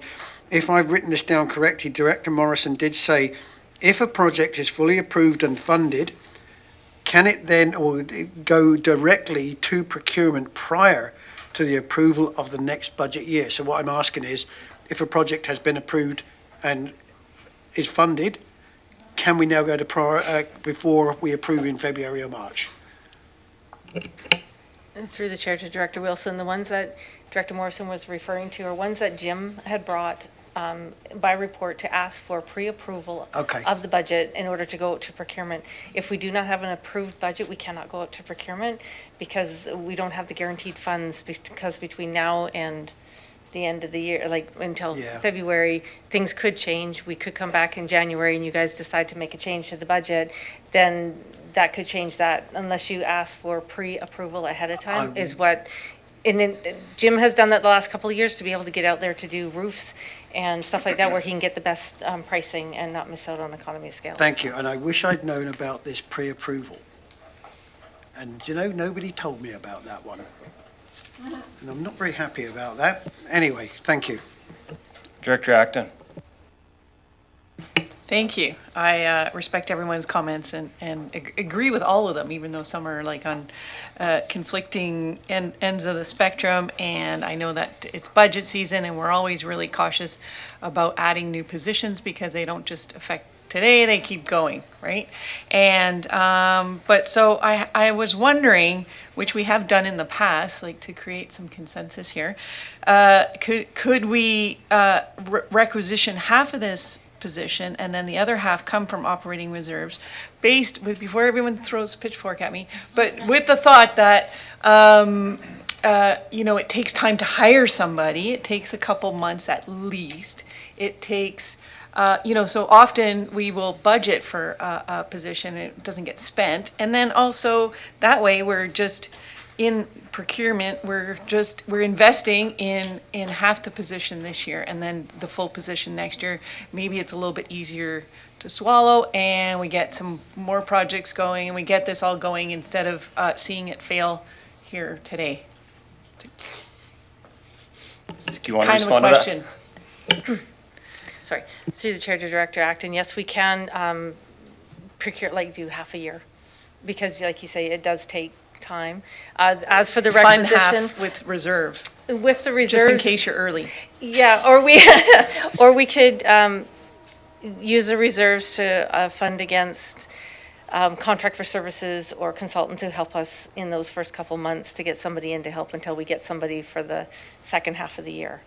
Sure. And then, yeah, so that's, if that's. Would it be fair enough to say $50,000 from requisition or what?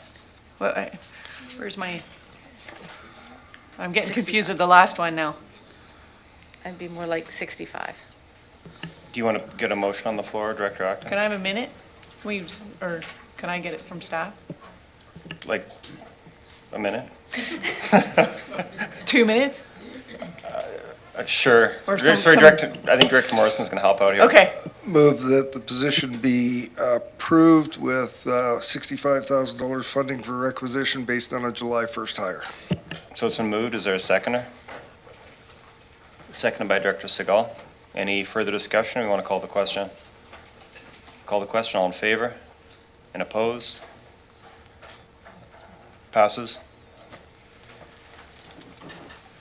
All right, we'll now move on to the next staffing request for the Service Enhancement Human Resources Consultant. Someone like to get something on the floor? Any questions for staff? It's moved. It's been moved by Director Staples. Is there a seconder? Seconded by Director Nicholson. Any discussion, or we want to go straight to the question?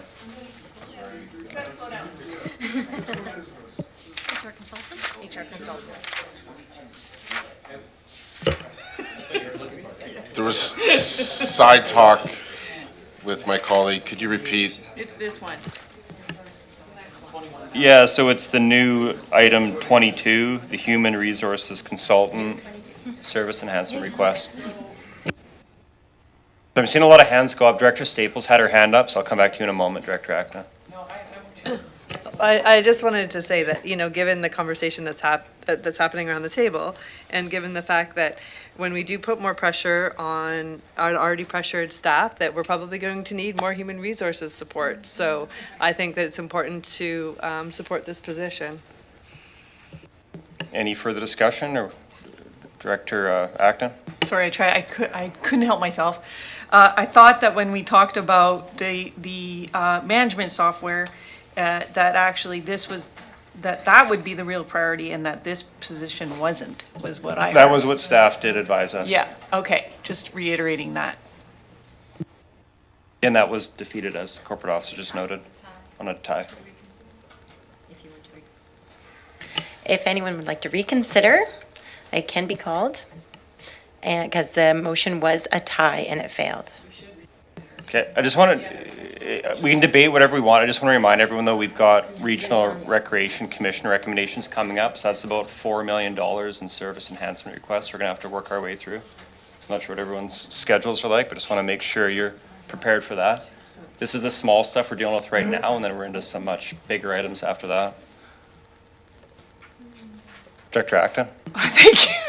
Well, now we're at a different kind of implication because we've denied that other one and this is here. So it would be good to at least talk about them together or hear from staff, or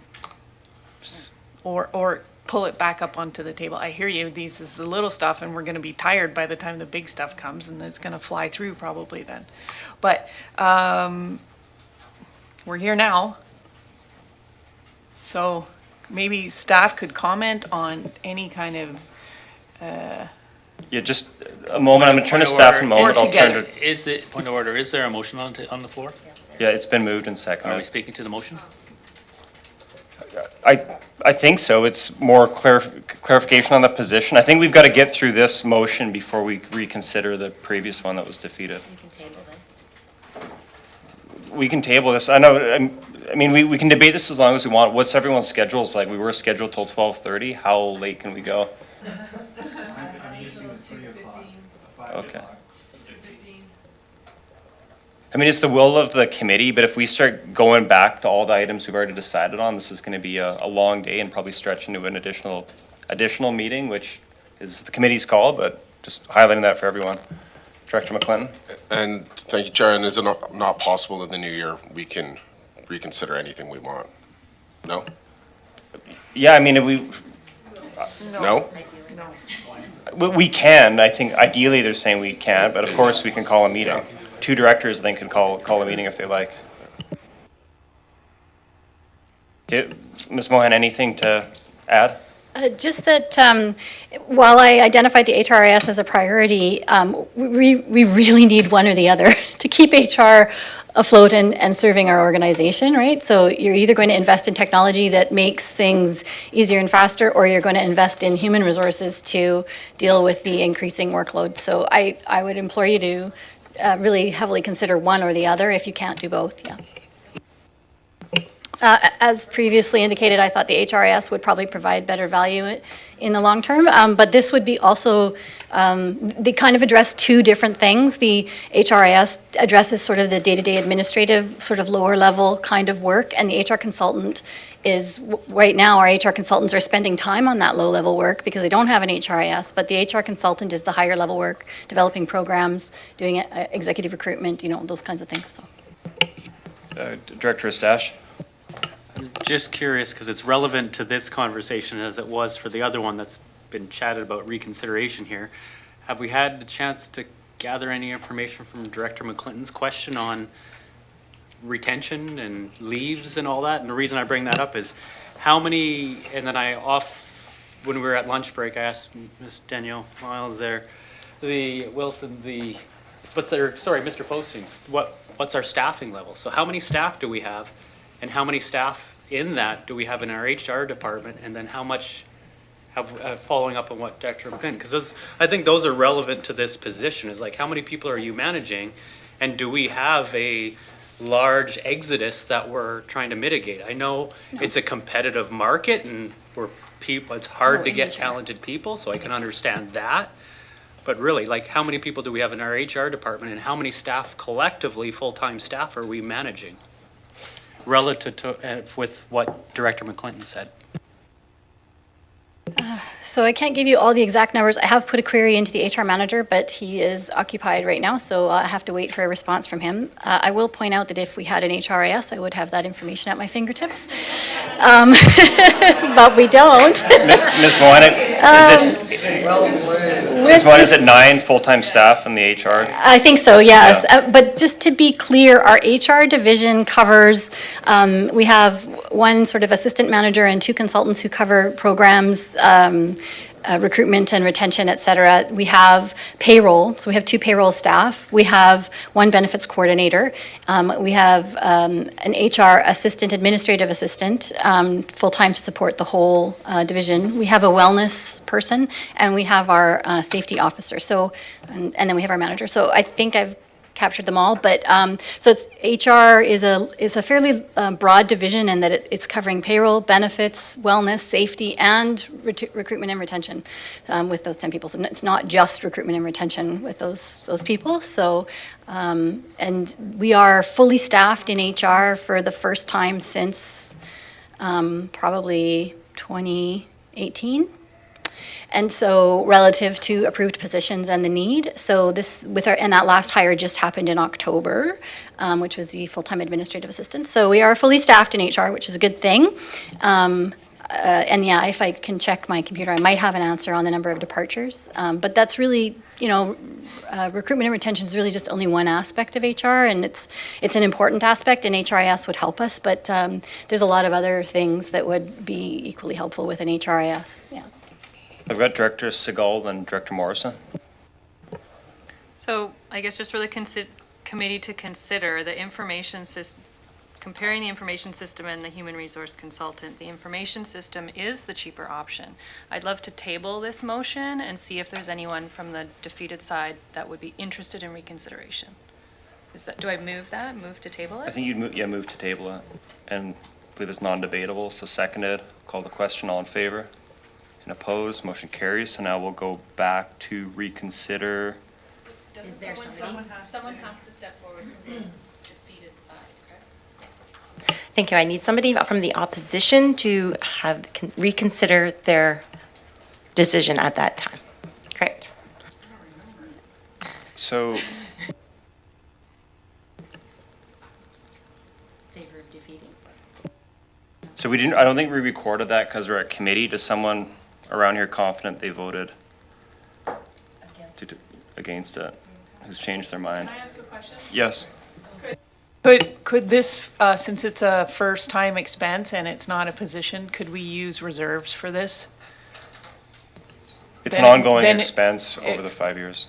It is, but at least this year it would be requisition, And then we could maybe see some cost savings in this software, because we're gonna need the software, whether it's this year or next year. So at least implementation of the software had more expense and stuff.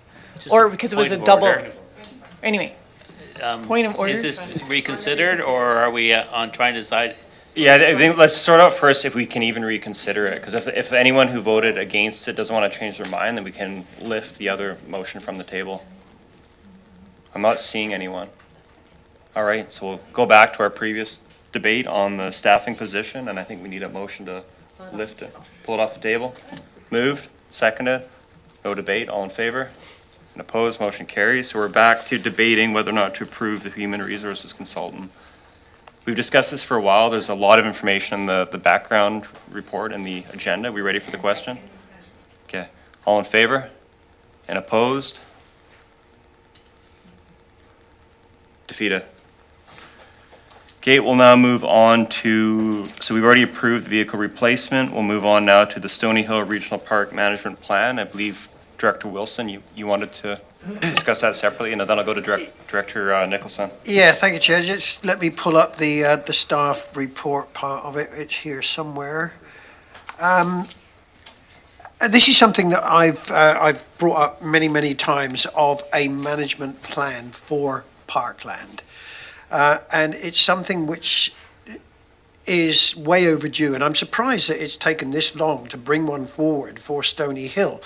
But I think as a general thing, when Parks comes to this board with a recommendation that we purchase a parcel of land, and I've asked again before, I'm going to reiterate now, when that happens, a management plan should form part of that acquisition. It's not just a question of, here's a piece of land, it's lovely, it's $1 million, end of story, because that's not where it ends.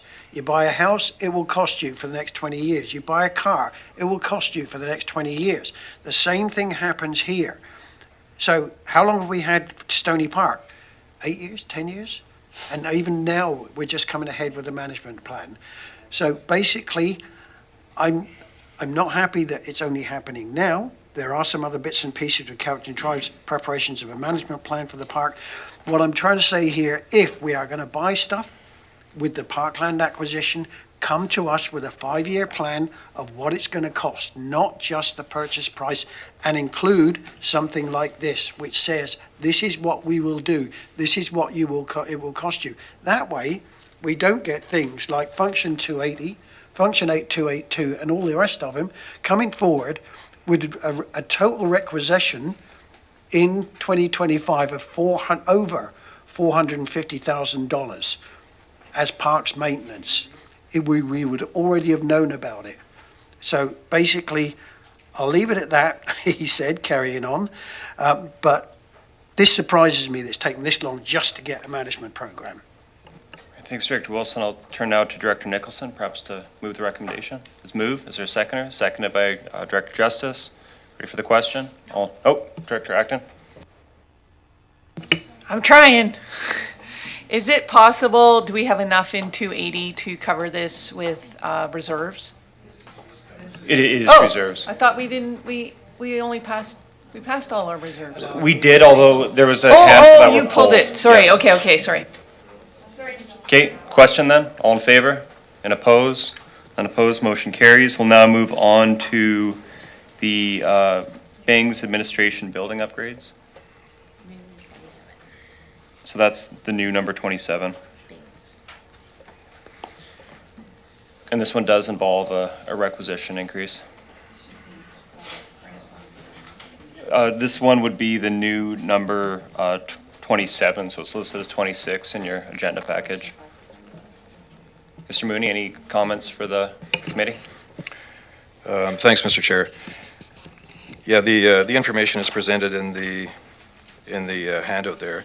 The funding formula, based on some budget analysis, received was a total cost of just under $700,000, and we were looking for operating reserve sort of subsidized by $200,000 worth of tax rec. Certainly appreciate the board's prerogative for, for the project. The committee, and if at the pleasure of the committee, if it was decided not to support the project based on the tax requisition component, there certainly would be an opportunity through the $494,200 that staff is recommending coming out of operating reserve to move us along in this particular project, and we could develop the project in phases. Director Segal? I'd move it then with the operation reserve portion only. Moved. Could I just get it on the floor and then? I'll go to you right now, Director Acton. Well, my question was, could we just make the whole amount come from operating reserves? Because we're not considering what's even left over from this year, so this is not a big risk if we just move the numbers over. Mr. Mooney? Through the chair to the director, certainly just be looking to finance to ensure that there was ample funds available for that. But if so, I have no other comment, and we certainly. Sure. Maybe just give finance a second to respond to that. Yeah. Sorry, what's that? Okay.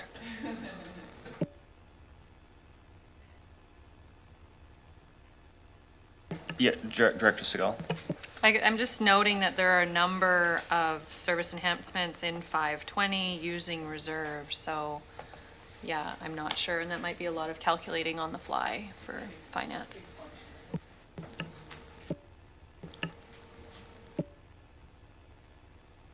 Was that Director Segal? Ms. Bowen? Yes, I'm trying to remember which director asked that question. Through the chair, Director Acton. Director Acton, that's right. So there is room in the balance of the reserve that is calculated now, not with counting this year. We don't count this year at all. Then it would just bring them under a bit underneath their 4-month minimum. So there would be room. So yeah, we don't count until the end of the year for that. But yeah, there would be room to fund this. I'll turn to the corporate officer, the mover. Sorry. So the preference of the mover is to leave as is. How about let's call a question on that, and then we can discuss if we want to add any more funding to this project. Yeah.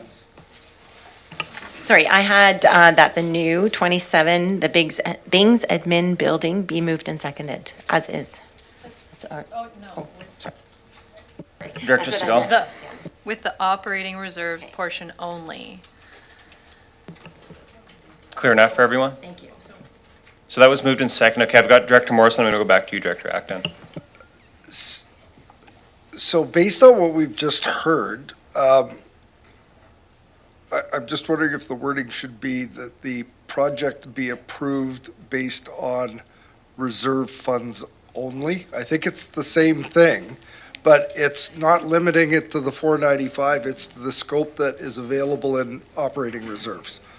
So I don't know if that needs to be an amendment or if that's what Director Segal meant when she made it. Could you move that as an amendment, Director I would Morrison? move that as an amendment. It's moved, seconded.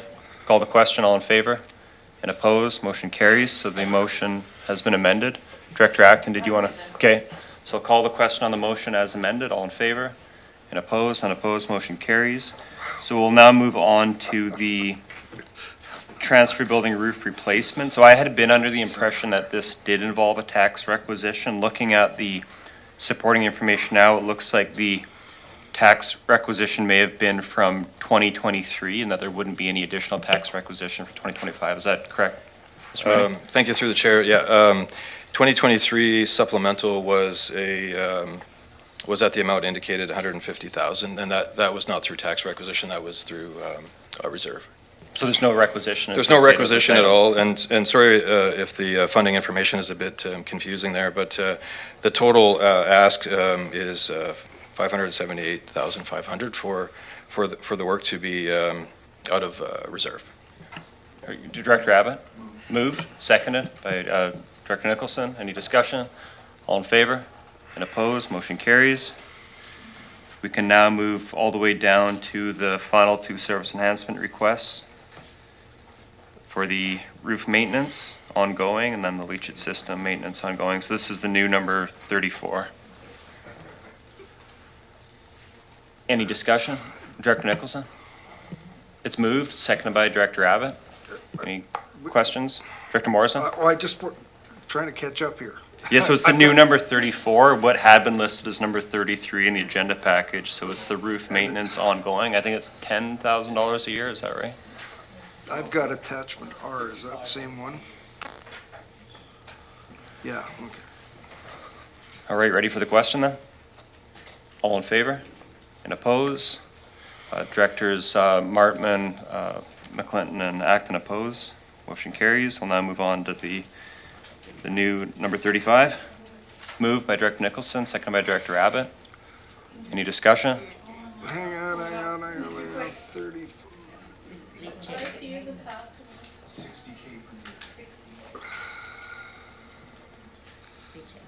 Is that leachate? Yeah, that's right, yeah. Yeah, Director Acton. Oh, I think this is, it would be really helpful to kind of predict what kind of reserves we think are coming back in this function.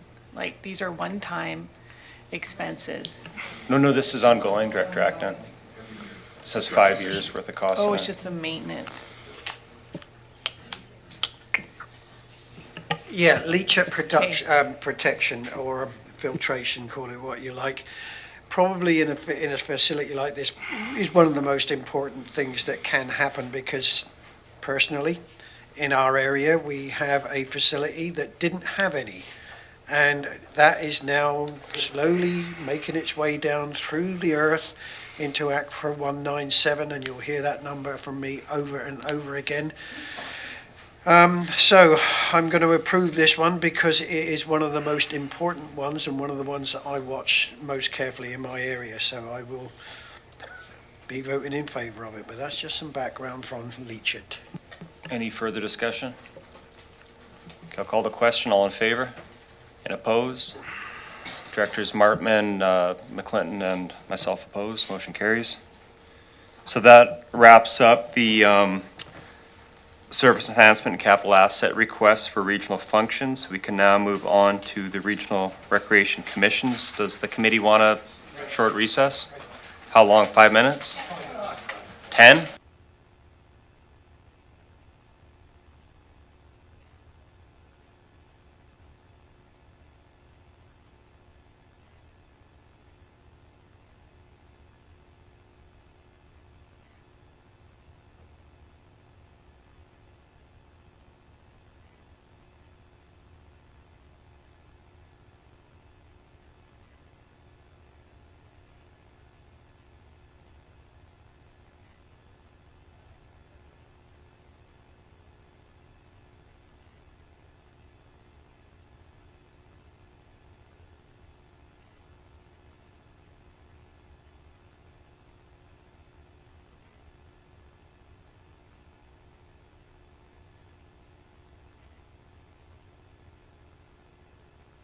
Live.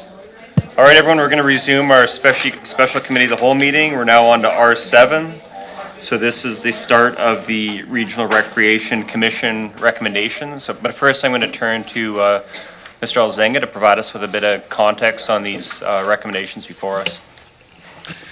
Thank you, Mr. Chair. So the committee has 4 sub-regional commissions that have already considered the functions, the facilities, and some of the service enhancement and capital asset requests. So the next 4 reports are recommendations coming from the commissions. We do have some staff online to answer some questions that are specific to each facility. My understanding is the Cowichan Lake Recreation Commission would be the first for your consideration. I believe Denise Williams is online to assist me with any questions, but my suggestion is that these are commission recommendations and should be read out by the chair. Great, thank you, Mr. Alzenga. Before I turn to Director Morrison, I'm not sure about the rest of the committee. I had a bit of trouble making sense of so many recommendations and where the funding sources were coming from. So thanks to staff for helping clarify some of that for me before the meeting. Just to put this in a context, though, comparing it to the last set of enhanced service requests, and capital asset requests we went through. I mentioned this was like the real heavy lifting that we were approaching. So with the regional recreation requisition amount for 25, the amount in our budget to start with is $20,190,655, and the service enhancements and capital asset requests that we're considering total $4 million, $57,733. So that's not an argument for or against it, but just given the committee some context on what kind of numbers we're dealing with. I'm sure most of you saw this in the attachments to Mr. Elzinga's report. Mr. Elzinga, anything to add to that? Yeah, if I can, Mr. Chair, because there was some conversation between myself and finance around that increase, the $4 million that you're talking about. So if you actually added up all of the service enhancement requests, the capital asset investments, the number is lower than that. I believe it's approximately 1.5 million. But what finance has to do is calculate with the pre-2022 referendum contributors to any facility or service, recognize that contribution and reimburse the people that are now responsible for that reserve fund. So reserve funds that were funded by different contributors have to be compensated. So I believe that's part of the, and I think I have that correct, Tracy is nodding, that those contributors have to be compensated through reserve funds, and that can only be done through Function 390. So that number is a little bit skewed based on that. So Tracy, I think, can add to that, but the number is not 4 million.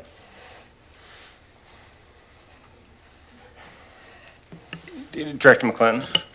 I would appreciate, thank you, Chair, I'd appreciate just maybe saying that again a little slower for me. And just one more time, thank you.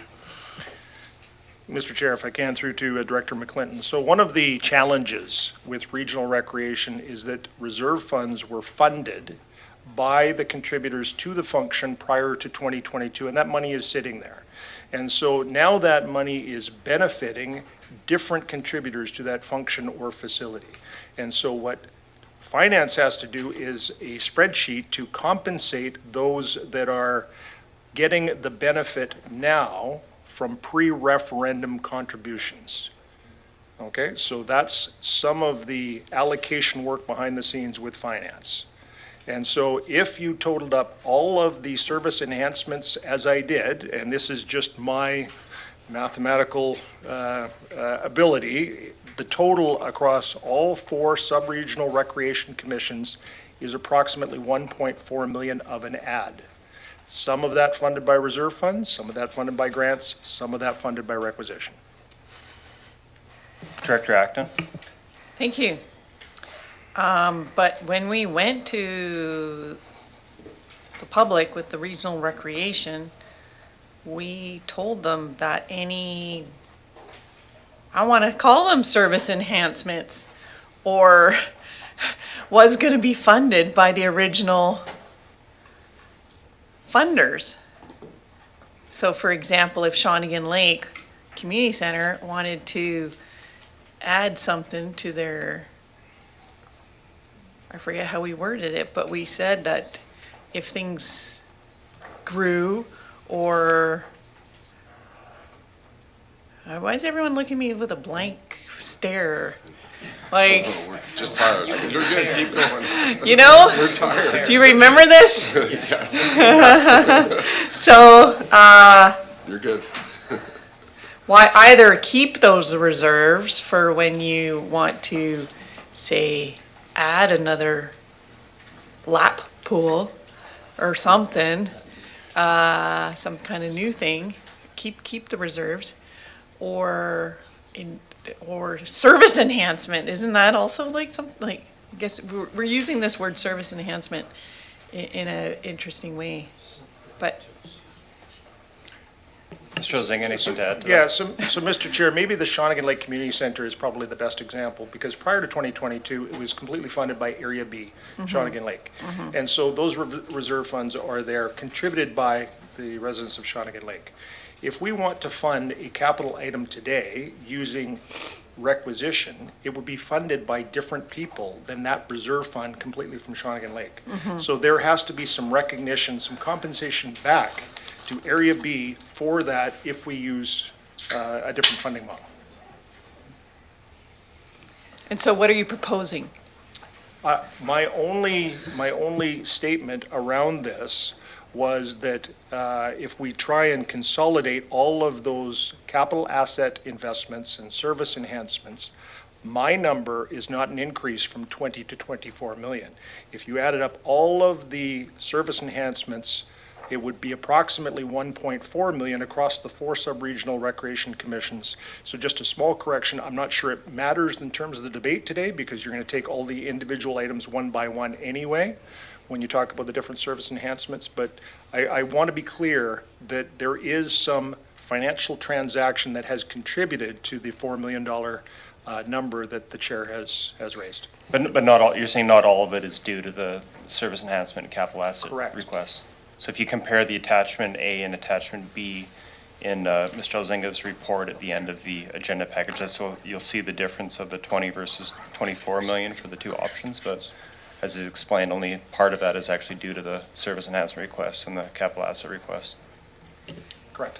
This is an important item, so if anyone doesn't understand it, we can talk about it further because we are talking about big numbers here. In my experience, whether it's at this table or at our municipal council, is we tend to spend a lot of time debating the small items. I call it the bike shed effect. We can debate a $1,000 grant for an hour, but some of the big ticket items, we kind of rush through them. So if you're not clear, if you have questions, don't hesitate to ask them right now. So I've got Director Segal and Director McClinton.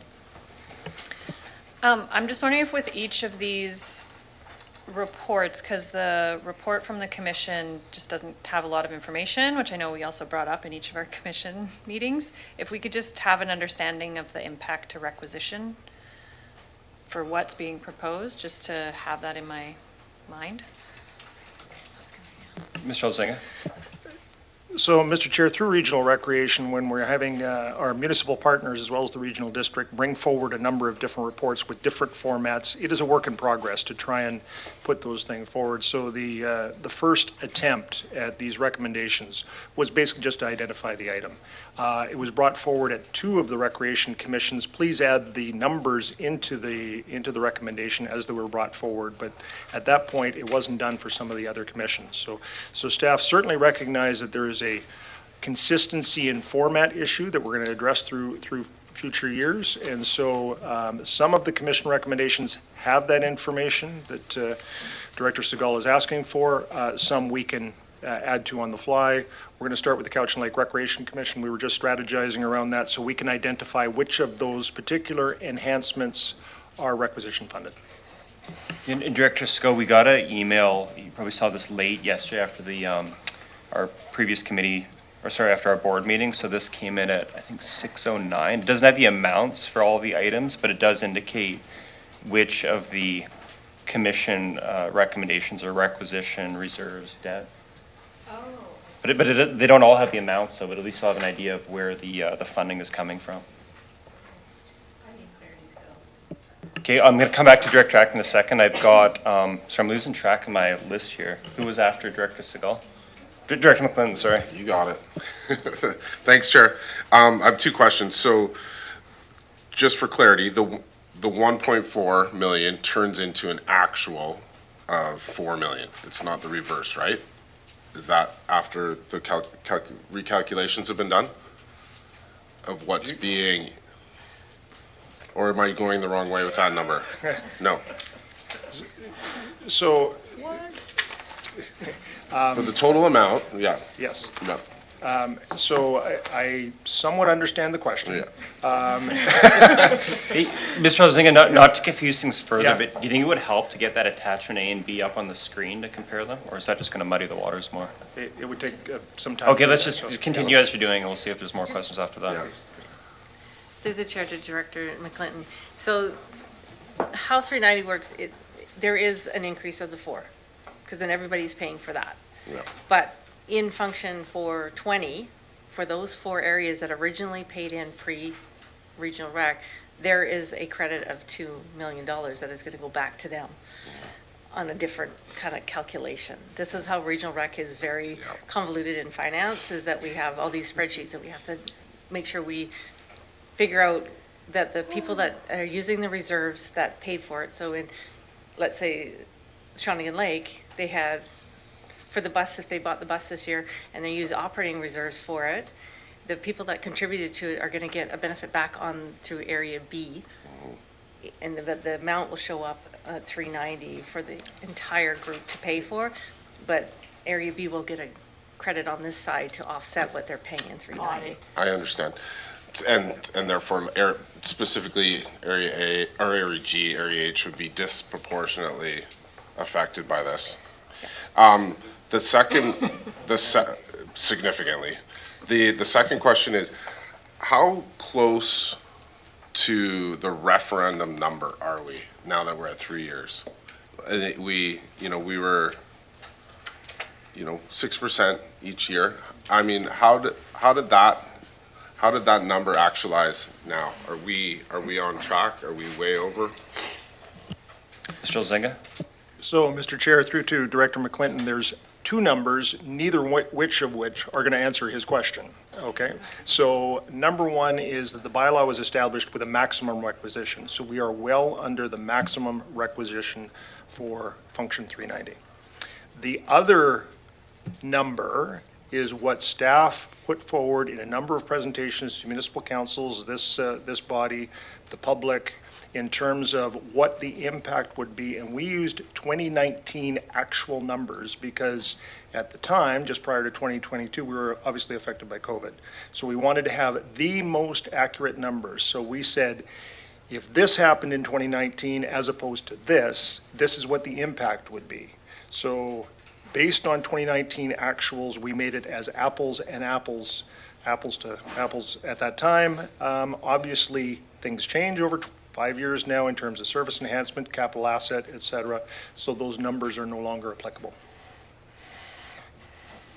Follow up, Director McClinton? You're right, it doesn't answer my question, but thank you.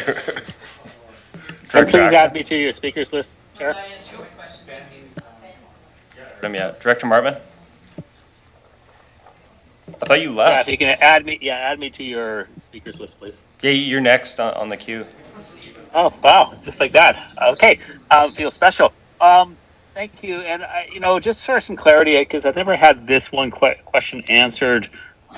When Regional Recreation took over, was there a assessment of every asset so that we understand that there's sort of a standard, that was acceptable? So if people are putting money in, like Area B put money into reserves, and those reserves were to replace a roof, but we accepted that asset without the roof replacement, then the $2 million goes back to Area B, is what I'm hearing you say. But at the same time, we have an asset that needed a roof replacement when it was acquired through Regional Rec. And so I'm just trying to understand that whole issue. Thank you. Mr. Elzinga?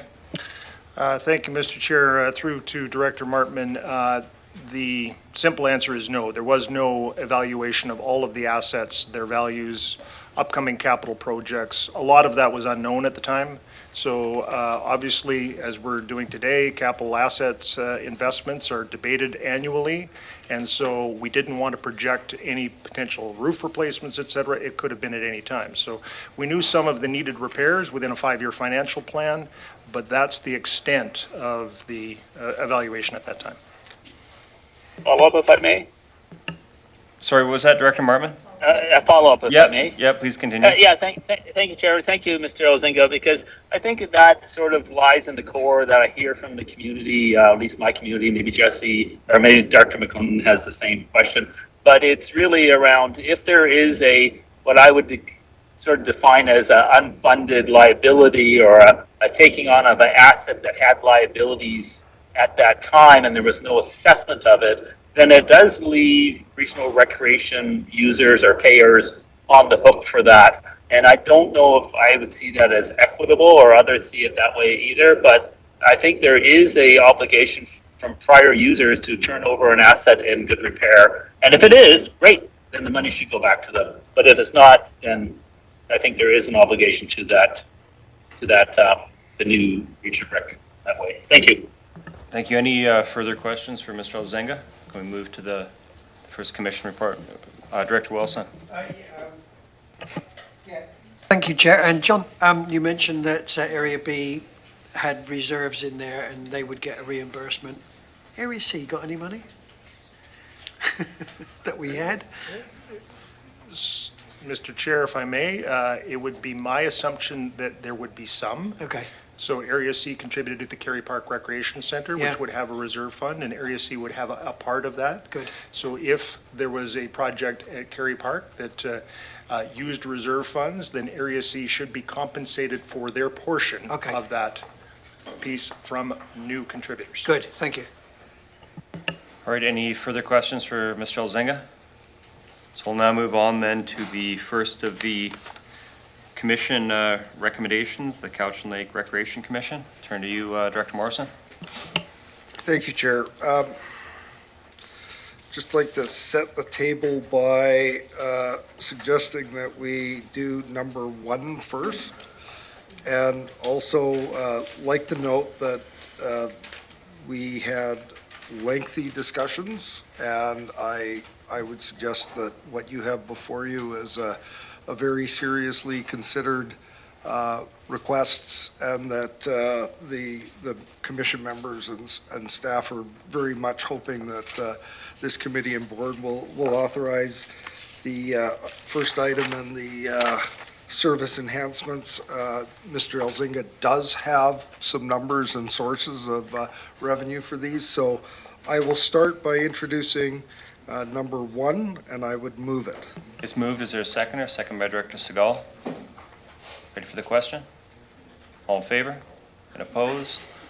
Director McClinton opposed. Motion carries. Would it please the committee to have each 2 through 6 discussed individually, or could I move them as a block? What's your pleasure? I would. Okay, let's go. Number 2, Service Enhancement Request Programmer 1. This, I believe, we are moving a person from a part-time to a full-time, and we did actually decline to fund another full-time position. Mr. Elzinga, do you have a number and source of revenue for this? Mr. Chair, through to Director Morrison, I know that it was funded by requisition. I do not have that number in front of me, so I'm going to have to turn to finance or to Ms. Williams online to let me know what the impact would be of that requisition increase. I believe it's about 20,000, but I'll turn to Ms. Williams. Yes, thank you. It's $23,000 through requisition, which is adding on from a current part-time position. Yes. And Director Morrison, and I'll turn to you one moment, Director Acton, but Director Morrison and Mr. Elzinga, my understanding is this is the only other item that involves requisition. The other items on the list are all other Correct. sources, right? Yeah. Mr. Elzinga?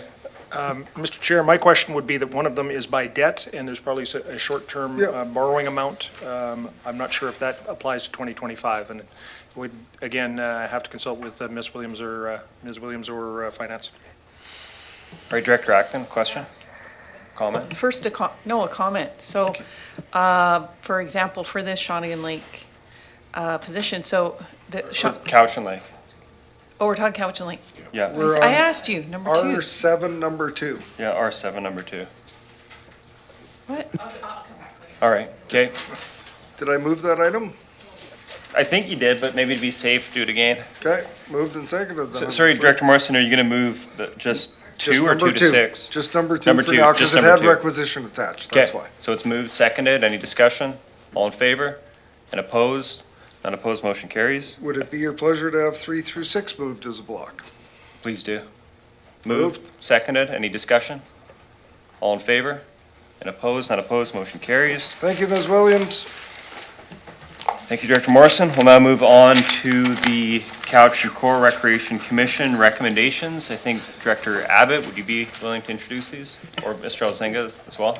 Mr. Chair, if I can, just before we turn to Director Abbott, that there is staff representing 4 facilities online. So at this point, they represent the Couch Performing Arts Center, the Couch and Community Center, the Couch and Aquatic Center, and the Couch and Sportsplex. So there are some staff available to answer some questions. Great, thank you.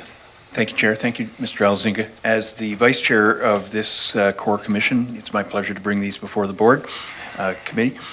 Perhaps we'll go through the requisitions individually and look for block approval for capital enhancements. So R1-1, that the 2025 draft budget for Cowichan Aquatic Center with a $320,312 requisition increase be approved. Do I have a mover? You want to move it, and Director Atkins seconds it? Thank Any you. discussion? All in favor? And opposed? Director McClinton opposed, motion carries. Back to you, Director Abbott. Same Cowichan Aquatic Center has a supplemental request for a cardio fitness apparatus for $130,000 be approved. I move that. It's moved. Is there a seconder? Director Atkins seconds it. Any discussion? Okay, do what? Second by Councilor Justice, or Director Justice, get on the floor. I'm going to go to Director Atkins, then Director Segal. I should remember, and I was at this commission meeting, but to me, seeing fitness equipment, $130,000, this seems like a perfect thing that could be a grant for like healthier communities and, or our own grant funding. I'm wondering if we have any left over in our community, what is it called? Community, we don't? That community fund? Livable, building communities. Or Anyway, growing community fund? Growing, yes, The grant growing. from the province in Yes, March 2023? Yeah. If we have any funds left in that to allocate, nope, getting a no, okay. All right, Director Segal. Is this from reserves? No, this is a requisition. This is requisition. All the, All of these them? next three items under the Aquatic Center are all from requisition. Okay. Mr. Elzinga, then Director Morrison. Just a comment on that, if I may, Mr. Chair, but because the municipal facilities under a regional recreation model are now starting from scratch, establishing their reserve funds. So in a municipal body, obviously you have reserve funds for a number of different services. In a regional district model, it is a reserve fund per service. So municipal facilities are just starting to establish reserve funds. So would that mean, Mr. Elzinga, in future years, the hope would be that there would be a reserve fund that we built up that we could draw upon rather than coming to the board with a one-time requisition increase? Mr. Chair, I would say that's the hope, and so North Cowichan is starting to contribute to reserve. My understanding from the staff at Ladysmith is they have significant financial contributions this year already, so anticipate establishing that reserve in future years. Sure, Director Atkins. So I know some of us have the goal of trying to reduce the requisition where we can. So my question to the aquatics manager would be, of these three requests, do you feel, is there one that you would feel comfortable with not having approved for this year, deferring to next year? Mr. Elzinga? So, Mr. Chair, I see that Terry Vetter, the finance manager for North Cowichan, and Tristan Webb from the recreation side are online, and so that question would be more appropriately directed to them. And Ms. Vetter and Mr. Weber, I think the question is basically out of the three capital requests, what are the top two priorities? Is that? So through the chair, this is Terry Vetter. I will let Tristan take that as he knows the aquatic center much better than I do. Mr. Webb? Yeah, my apologies. I was just reviewing the different ones because I was under the impression I was here to talk about just one of the three, so my apologies. Is there a chance that I can loop back to this in a second? I need to review this quickly. Yeah, I think that'll work. I'm just going to turn to the a representative from the commission. Could we leave this one for the moment, work our way down the list? I think we should come back to all of 2, 3, and 4 supplemental requests for the Cowichan Aquatic. Yeah. We'll come back to that. Did anyone actually move it? Yeah. It was moved, so motion to table? Non-debatable, moved by Director Segal, seconded by Director McClinton.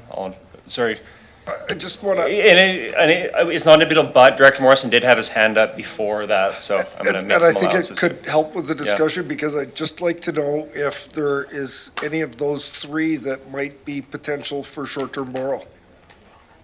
So if we're tabling it and staff are contemplating whether or not they can just take that into consideration. And the corporate officers just informed me, it wasn't actually moved, so we don't have to call the question on tabling it. So I think Ms. Vetter and Mr. Webb probably heard that. There was a suggestion if we want to explore short-term borrowing or not. But we'll move on from these for now, and we'll continue down the list. How about an easier one? R31, that we move, that the $25,000 of surplus operating reserve funds from the decommissioning of the world's largest hockey stick be used to fund additional projects for upgrading the James Street pylon sign. Moved by Director Callio, seconded by Director Justice. Any discussion? Call the question, all in favor? And opposed? Motion carries. Okay, R61. Oh, just one moment, Director Abbott, Director Sesh. Just for, I don't think it's a point of order, but just in a point of efficiency, is there any opportunities on all of these to follow the guidance of the chair's been doing and seeing, maybe just debating on the ones here? Are we just going to go through, or can we do anything as a block here? I'm just looking for efficiencies because time is ticking away fastly. Turn to the committee. What's your preference, one by one, or you want to start considering them as a block? By facility is fine. What's that? By facility, maybe. As follow-up is just on R6, there's 11 line items there. If we have to go through each one, it's going to take quite some time. So how about this, Director Abbott, do you want to move all 11 of them, and then I'll look around the table if anyone wants to pull any items to debate separately? I would be pleased to move R6, 1 through 11. Okay, so it's been moved. Is there a seconder? Seconded by Director Segal. And are there any items not seconded? Okay. Well, someone seconded. Okay. Seconded by Director Stash. I'm going to turn to Director Wilson, Callio, and Segal. I'd like to pull number 11, please, just for an explanation on that one. Yeah, that's pulled. Director Segal. Take your time. It's okay. I'm just trying to see, so I noticed 2 and 3 mention requisition. Yeah, I can give you the If they could list. just be, yeah, if we could just separate it, the ones that are requisition versus reserves. So I think the only ones that are reserves are, I'm going to turn to Mr. Alzenga. So again, Mr. Chair, Mr. Rob Williams is online, and finance is available, and I'm going to ask either of them to identify the requisition-related service enhancements or capital asset investments. So if you could hold that thought, Director Skull, we'll just get some clarity, and then you can decide which ones you want to pull.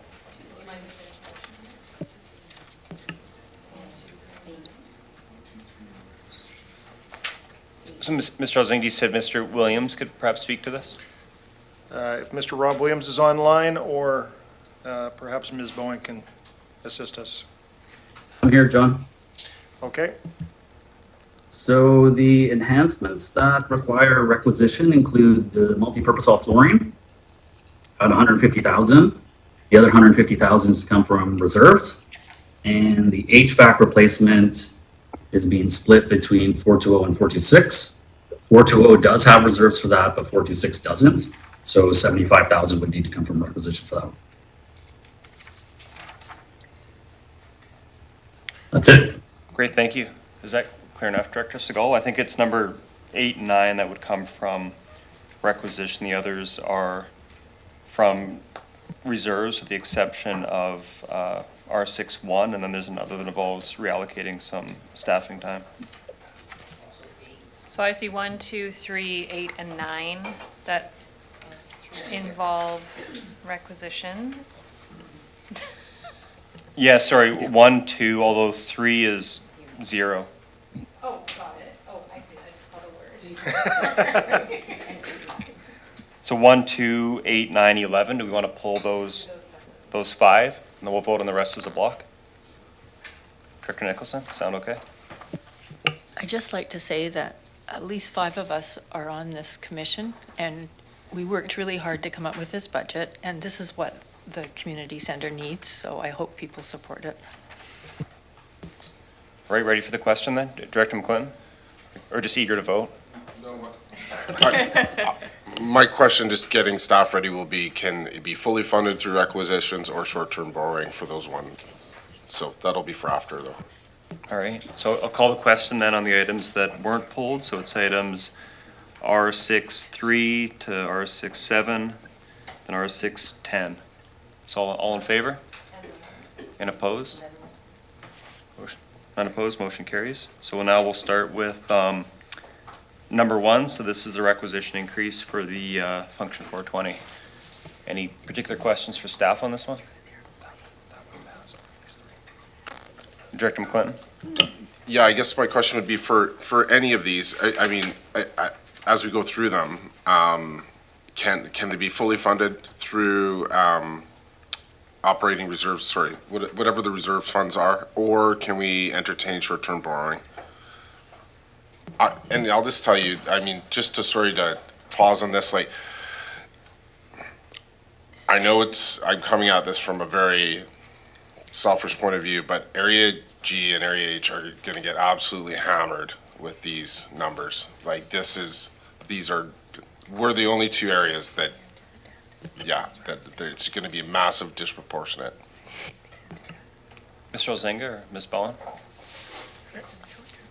I think the question is with regards to short-term borrowing as an option.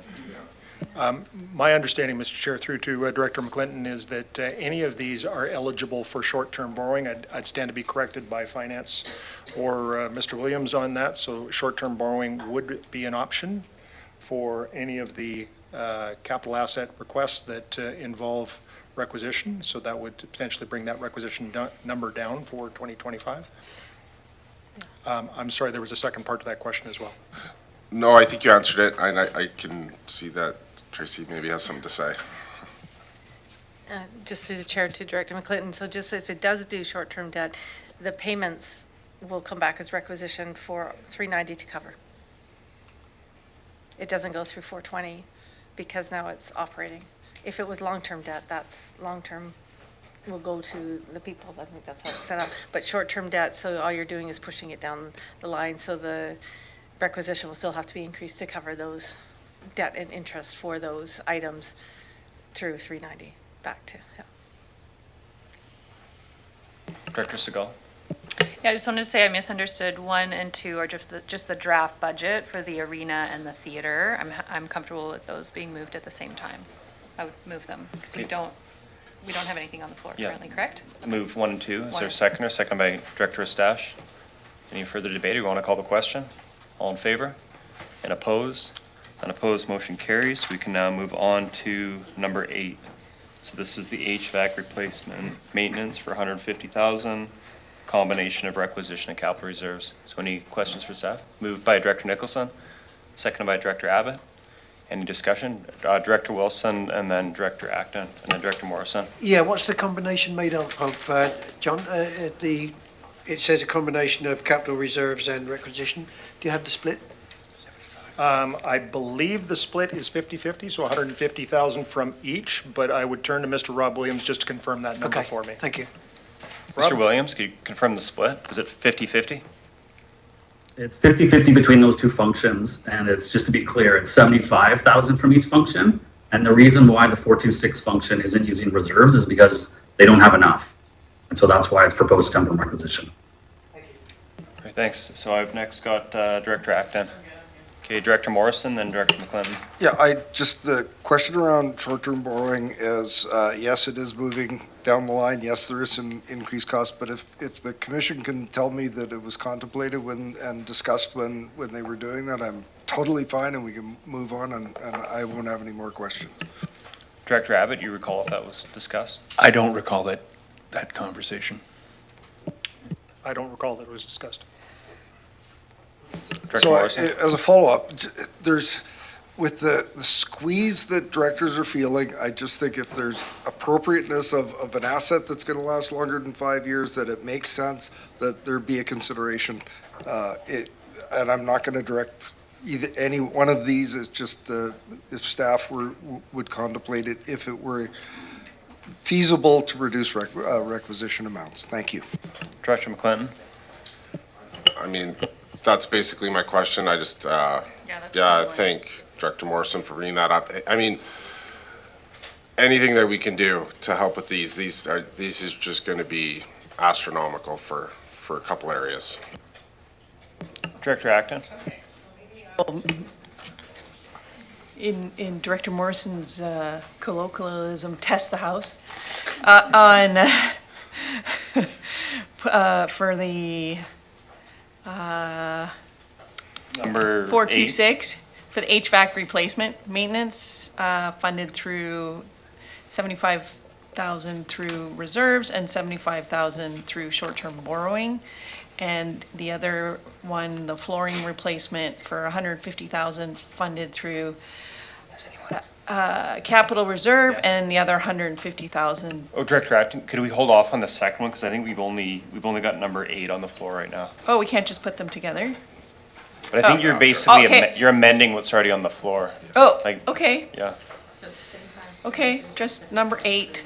It's a number 8, for- 75. To maintenance for 175 funded through combination of short-term borrowing and capital reserves. Okay, so the amendment's been moved. Is there a seconder? Second by Director Segal. Any discussion on this one? Director Nicholson? I'd like to ask staff if there are any downsides to doing that. Mr. Elzinger, Ms. Bowen? I think I'd have to turn to Ms. Bowen for this one. Yeah, I think that's the challenge I'm facing right now. I'm not saying it's a bad idea. In fact, this may be a really good idea, but it's not having a staff analysis on what the pros and cons are, and perhaps we can get that right now. So through the chair to Director Nicholson, I don't have that analysis right here to tell you whether it's one or the other, but all it does just kick it down one more year in the calculations to figure out now to undo what we've done so far. It will change the numbers slightly, but I don't know what that number would be to change it for 75,000 out of 150 out of one function to make a difference on the whole budget as a number. So it could be done. It's if that's what you guys want, we can look at it, but I know it's a hit this year, or it's 5 years of hit. So just before I turn to Director Abbott, Ms. Vedder, you have something to add to that? Yeah, I just wanted to add that Tracy's absolutely correct, but there's also the interest component that we have to consider. So instead of paying, one amount this year, we're going to spread it over 5 years, which sure will lower the requisition, but now we're also at short-term borrowing is daily interest. It changes all the time. So it's, interest rates could be low or they could skyrocket and we could be in trouble. So it's just another consideration for the board. Great, thank you. Direct follow-up? Yeah. I just want to say that the Cowichan Community Center is a huge building, aging building, and there's always things that need to be invested in it to keep it functioning. And given the uncertainty moving forward with our economy, I really think it would be smart just to get it done. Director Abbott? I just wanted to comment that this has been a healthy dialogue brought on perhaps in part by Director Morrison, but the time to be, and many of us are commissioners at that core, the time to ask these questions was several weeks ago, and when staff would have had time to give us this analysis. And I too share Director Nicholson's sensitivities that having a floating rate in such questionable times, I think we know how old that facility is. It's hurting. Staff have given us their recommendations, and this is not the time nor the place to be debating. The time was a couple of weeks ago. Thank you, Director Abbott. We ready to call the question on the amendment? Everyone's clear on the amendment? So, yeah. Last question to staff. This is just where it's coming out of. So if there was any kind of big consequence, you could come back to us in the new year. Ms. Bowen? Through the chair to Director Acton, I'm just trying to figure out what you mean by a big consequence.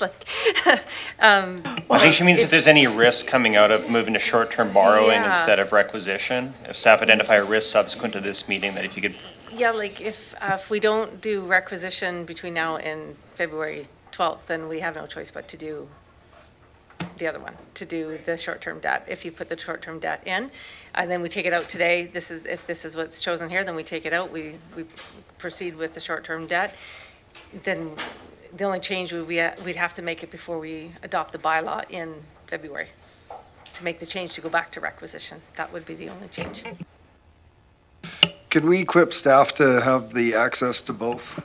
And would that create a problem?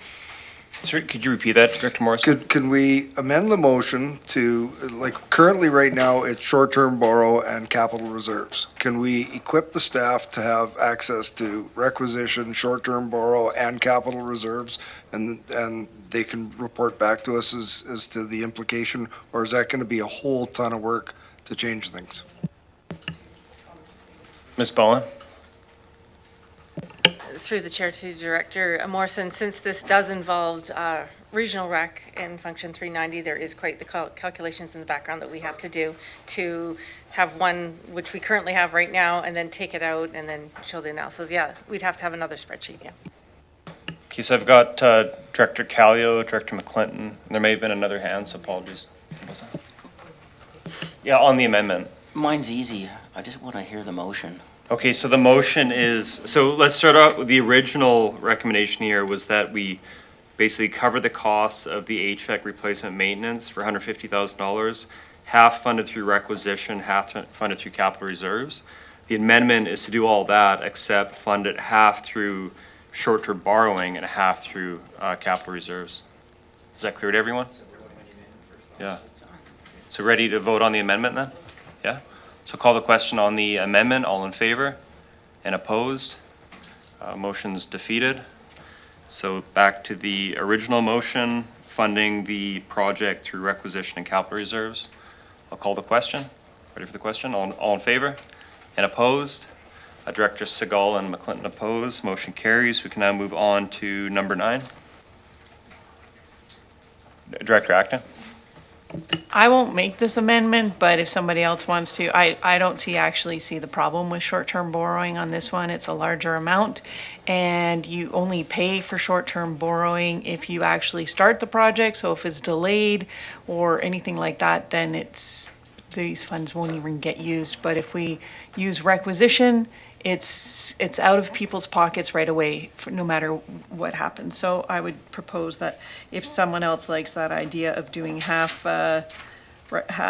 short-term borrowing and half capital reserves, I think it was, then I would ask that they make the motion. Okay, so it's moved by Director Segal. Is there a second? Director Segal liked the idea. Move the motion. Seconded by Director McClinton.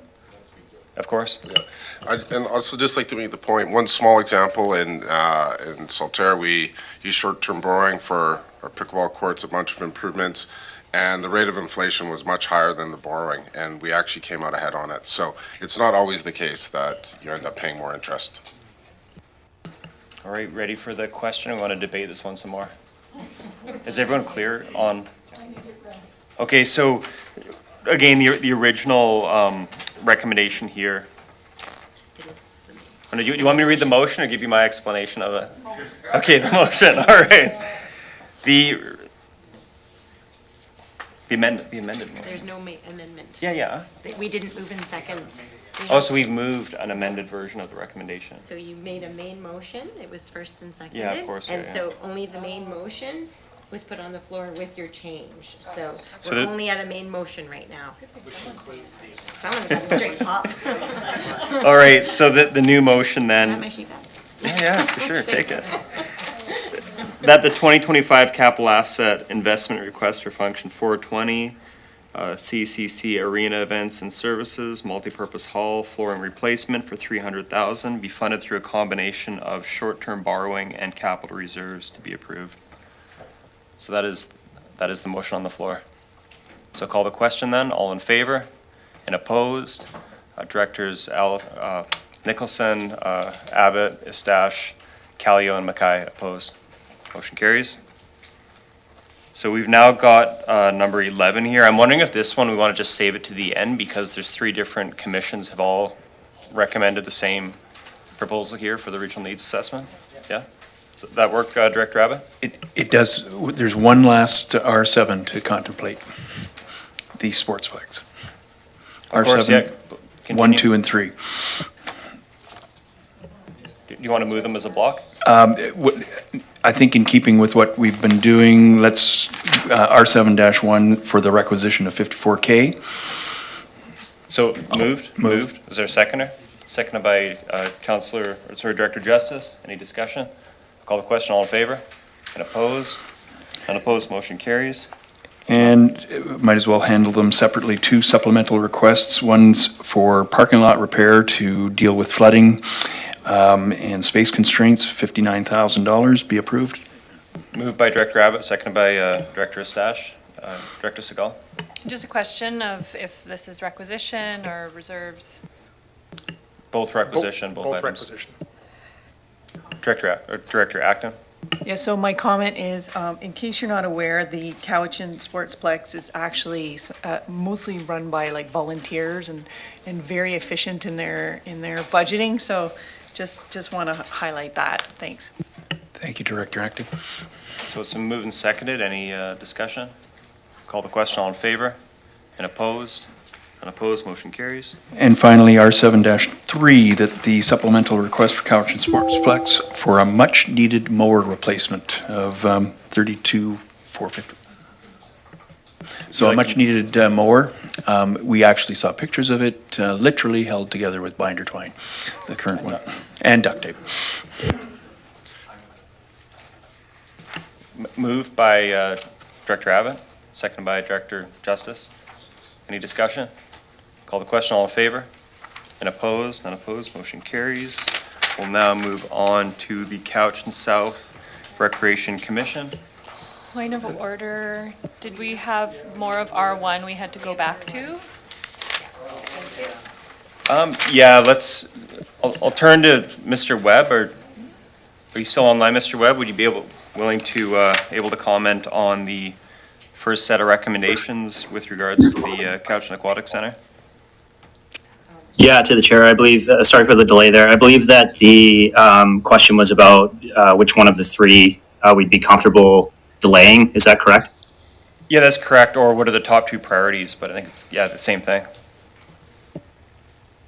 Yeah, so the top 2 priorities, I would call the energy efficient improvements and the cardio equipment replacements to be the top 2 priorities. Energy efficiency improvements are tied to FortisBC energy audit and grant funding that we're working on.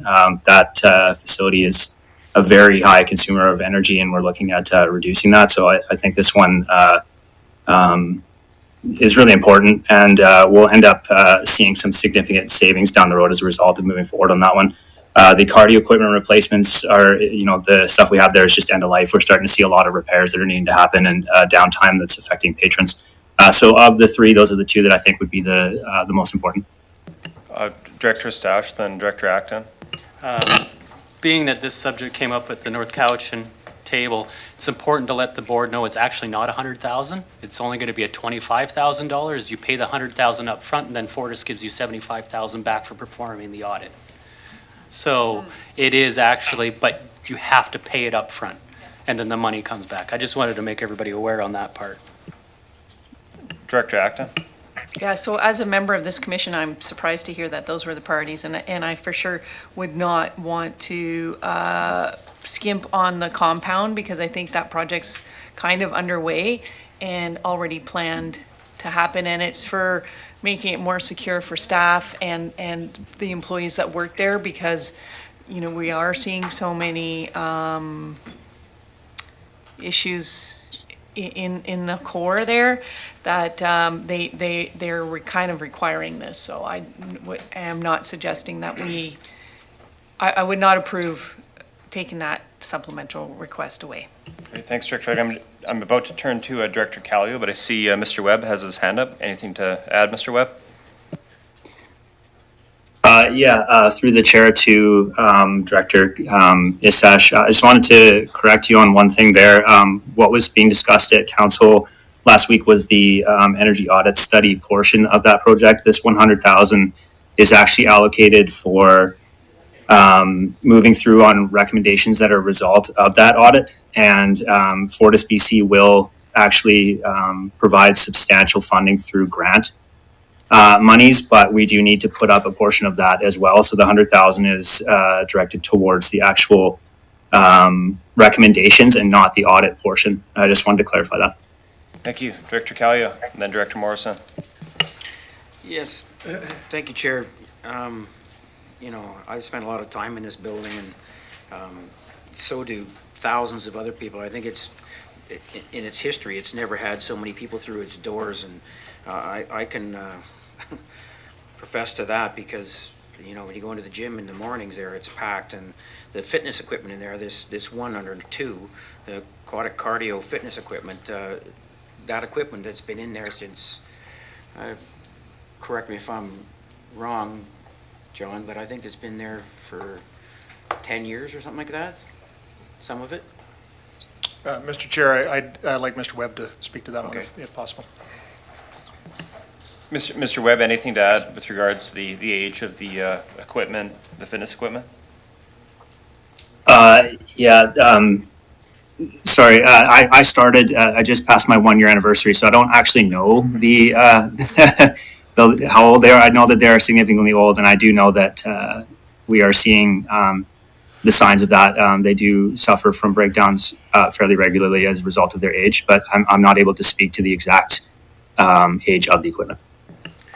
Okay, that being said, those machines are used from 6 in the morning until 9 o'clock at night when the doors close, so they're well used, and I think that this is a good investment in the health of our community and our community center. And I agree with Director Acton and with the secure compound. I think that's $35,000. Every little bit counts, obviously, but in this case, I think that's money well spent also. The safety of the staff there and equipment is premier. I'm just having a side conversation here with a corporate officer who has confirmed that the equipment is pretty worn out, especially one of the treadmills. And the equipment has been there at least 5 years. Pre-COVID, yeah. So I've got Director Morrison, then Director Justice. Yeah, thank you. Again, these are all requisition items. I support all three, but I would also pose the question about short-term borrow. Apparently, the equipment does last longer than 5 years, so it would be an appropriate item that could be short-term borrowed. I would imagine the secure compound would qualify under short-term borrows. So just trying to ease the pain of 2025's budget year. Could those be contemplated for a short-term borrow? I know there's an interest rate, or carrying charges. I know that it'll be over 5 years, but trying to find a little bit of room here. So I would move that 2 and 3 be considered for short-term borrow. Thank you. And 4. Let's start with 2 and 3 then. So Director Morrison, these were not moved to begin with in our discussion. No. So Director Morrison's moved 2 and 3, but the change is that they would be funded through short-term borrowing. And there's a seconder, Director Acton. So any discussion on this? Ms. Bowen, anything to add? Terry has her hand up. I don't know if she needs to answer. Sorry, Ms. Vetter, her hand's up now. Ms. Vetter, anything to add to that? No, sorry, I didn't realize my hand was up. I apologize. Oh, Mr. Webb, we see your hand is up as well. Anything to add? Yes, thank you, through the chair. I just wanted to touch on the secure compound. I do share the same concerns about staff safety, but I do not believe that this secure compound is going to have a dramatic effect on staff safety particularly. This is more about municipal vehicles. And I don't think we're going to have a hard time pivoting for another year if we had to hold off on that. So that's why I chose that one of the three. That's not to say that I don't think that the compound is needed, but of the three, I think it is the least important. I just wanted to add that in. Great, thank you, Mr. Webb. Director Morrison, you want to still consider them as a package or split them apart? Well, I was going to move number 3 afterwards anyways, just as is through requisition. I just thought. Sorry, I thought you moved number 2 and 3. Yeah, sorry. I moved 2 and 3 for short-term borrow. 4 I was going to move as is. So what we have on the floor now is 2 and 3, with the change being that they're funded through short-term borrowing rather than requisition. And it has been seconded. Director Acton, I believe, seconded it. So any further discussion? Are we ready for the question? All in favor? And opposed? Director Nicholson and Director Callio opposed, and Director Deck opposed. Motion carries. We can now move on to number 4. Move number 4. Move number 4, seconded by Director Justice. The understanding that it would be funded through requisition. So any debate? Call the question, then all in favor? And opposed? Director Segal opposed. Motion carries. We'll now move on to the Cowichan South Recreation Commission recommendations. I'm not sure who wants to take that one. Director Segal or Director Wilson? Or Director Acton, of course.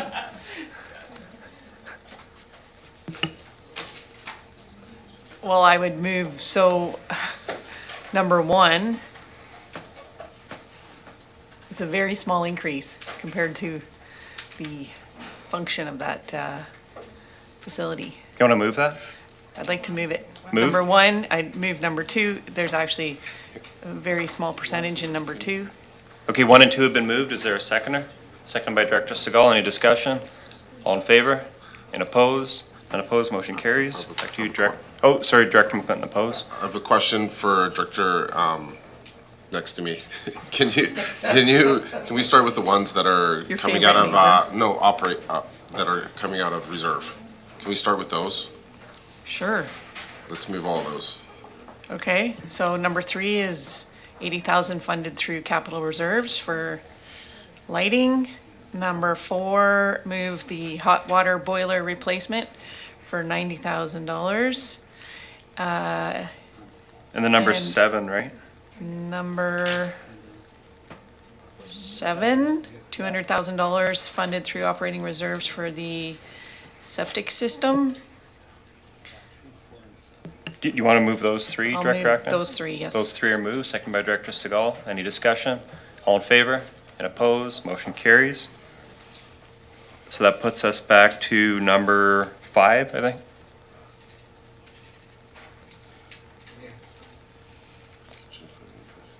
Director Acton, would you like to move number 5? Yeah, I'd like to move number 5. It's been moved, seconded by Director Segal. Any discussion? I can add a little bit, this is like the canteen, and they're actually, so it's a small investment, but they need to expand a little bit. They're doing more business than originally it was built for, so, and the cabinets are from 1970 or something, so, oh, it's not it? Oh, it's part of it, but anyway, it's the fryer. Okay, I move that. Director Segal, anything to add? Just, Mr. Elzinga, how long did kids have to wait for their fries? Through the chair to Director Segal, that was an interesting conversation at the commission meeting. I do want to introduce Kim Little, who is the manager of South Cowichan Recreation, who is also online and can talk about the benefits of this particular request. Kim? Yeah, thank you. As Director Segal noted, we have kids waiting up to 40 minutes to get French fries on our ball field complex. We have 3 fields there. We host a lot of tournaments. There's 300 plus kids there a day on Saturdays for soccer. And so the concession was built at a small capacity, thinking that there wouldn't be a lot of use. And we've definitely seen a lot of use. Great, thank you, Ms. Little. So, ready for the question then on this one? All in favor? And opposed? Unopposed, motion carries. We'll now move on to number 6. Director Acton, want to move that one? Yes, I'd like to move 30,000 funded through requisition for the sports field cutter replacement. Seconded by Director Abbott. Any discussion? All in favor? And opposed? Unopposed, motion carries. We'll now move on to number 8. Thank you. Number 8, capital asset investment request for function 464, Shawnigan Lake Community Center passenger bus replacement for $250,000 funded through short-term borrowing. Be approved. Moved by Director Abbott, seconded by Director Callio. I would just add that this is a bus that's for after-school care and goes to a couple schools and does all kinds of community runs. Remember those days being on the school bus? Yep, it's electric. It's gonna be electric. Okay, I moved that. It's Thank been moved you. and seconded. All in favor? And opposed? Unopposed, motion carries. Now we've got number 9 here, but again, that's recommended by the Couch North Commission as well, so perhaps we can consider that at the very end of our discussion on the Recreation Commissions. So we'll now move on then to the Couch North Recreation Commission. Director Estache. Thank you, Chair. The one thing we were trying to do that the other areas didn't, we didn't get consistency between the two, is you'll see R3 kind of shows just a total request, whereas R4 shows the effect on requisition, and that was something we talked to the commission that's going to get fixed for future. It was just being that we're moving from municipal budgeting into CVRD function style budgeting. I think I did the quick math, and the operational budget change for R3 is $100,000, I think, is roughly what the change was on operational requisition change. It's roughly that 100,000 plus the 519 for capital. But the majority in that operational change for them is, as was said for the core, is the facility is so busy, and it's a lot of increases to support the busyness of that facility. And then the 519 for capital is for the roof. Of course, Mr. Elzinga or any of the staff members online could comment to those, but I'd like to move the R3-1 be approved. It's been moved. Is there a seconder? Second by Director Nicholson. Any discussion? So just either, Director McClinton. Yeah, I'd appreciate just maybe an overview from the facilities manager. It's a significant amount. Mr. Chair, through to Director McClinton, I see Aaron Anderson, Finance Manager for the town of Ladysmith, as well as Chris Barfoot, Parks, Recreation and Culture Director online to answer those questions. Yeah, I'm not sure which wants to take this one. Good afternoon. If I can just get the question repeated, I can do my best to provide an answer to the group. Great, thanks. Director McClinton, you want to repeat that one? I'm just looking for just an overview. There's a significant request. As far as the capital requests, I could break those down. I think right now the operating and capital, it may be the amount of the operating as well, because I don't think that was included in the recommendation, if you don't mind. Yeah, we have the total operating budget, but we don't have the operating increase, right? Okay. Sorry, if I can pop in here. Thank you. Okay, it's Aaron Anderson, Director of Finance from Town of Ladysmith. Apologies, some of the directors here were having kind of side conversations, so apologies about the confusion there, but I'll hand it over to you. Okay, thank you. So the chair was correct there that the increase for the operating costs did increase a little bit from 2024 to the 2025 request for about $131,000 for Ladysmith. So why we don't redo the request for the increase, because we have funding from Area G and H, as well as the 1/3 funding that was coming through from as it was phased in. So that's why the number is just a little bit different that way. And then the capital ones, it was listed there as most of it being a roof replacement. Thank you. Any follow-up, Director McClinton?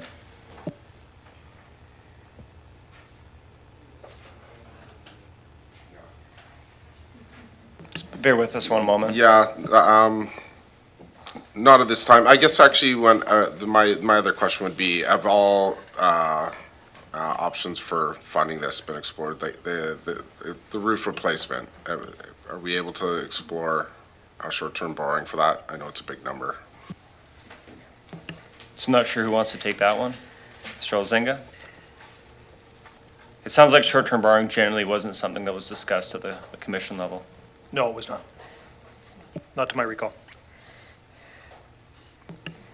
Director McClinton? Is the amount too much to put forward? That's what I guess my question is. I'll turn to staff. Thank you, Mr. Chair. I'm not sure if that's a question for CVRD finance staff or for Aaron Anderson from the town of Ladysmith around. So short-term borrowing for the Ladysmith capital projects? Okay, so Aaron, is that possible for you to answer? Sure, I can jump in. This would be still funded through Function 390, so it would be a regional recreation funding mechanism anyways, so CVRD staff would be taking the lead on all of the funding for that. It would not fall under the municipalities area for going out and borrowing. Director Stash, you had something to add from the Yeah, it's, Commission? the roof replacement's also important to consider, being that this was approved in 2024 for work that started in 2024, is continuing into 2025. And then there's the next phase. So this is just phasing of the roof. So there's a total of a $1 million project on the roof. So in 2026, 2027, there's even additional more roofing coming forward. So it's definitely not something that can be put off because it's a part of a phased project. But definitely, I think Mr. Barfoot would be able to speak to that, or their local director representative here. Director Mackay? I just want to point out that, yes, it is a lot of money, but it is a big facility, and it's the heart of Ladysmith in terms of our recreation. The high school's connected, all of the schools use it, and it's just maintenance that has to be happening. We have a huge amount of use. It's on the absolute incline right now, and it's really critical that the facilities stay in good working order. It's also, where we go if there's any kind of an emergency. It's our emergency location for if there's a extended power failures or floods or anything like that. So it's a really, really important building for our community. Director McClinton? I don't disagree with any of that, and just in the spirit of getting us through this final year of phasing in regional rec, I'd like to amend the motion and put forward that the rest of the capital be funded through short-term borrowing. It's been moved. Is there a seconder? Seconded by Director Segal. Any discussion? Director Stash? I'm just curious on the feasibility of that. Is that, I don't know what limits are and what are the constraints on constant short-term borrowing, because we're hearing that a lot, but I just don't know. We always get reflected on the debt capacity of any organization. So now with short-term borrowing on regional recreation now, this would be CVRD short-term borrowing, and it's no longer the town of Ladysmith Financial Department incurring the short-term borrowing. Being that we're also phasing in. So I'm just curious on these complexities. I mean, we get the funding, we get the project done, and that's what I'm going to vote for. So I'm just curious to be educated as we go through this process. Ms. Bowen? Okay, so through the Chair, Director Ishtash, and to Aaron Ennis, I'm going to have to look at this because long-term debt we borrow for the munis. The munis can borrow their own short-term debt. So this is where I need to figure out where the capital is not our capital. Like it's hard. I'd have to talk with MFA because yes, we fund it through regional rec, but the asset still sits with the munis. It's not on our books as a capital asset, so we can't borrow. And I'm just working also that with the province right now over stuff for a project of the outfall with North Cowichan on how to borrow for that, which it looks like the province won't let us either because it's not our asset. Like we fund it through the regional rec, but we don't actually own it. It's still under your assets. Director Morrison?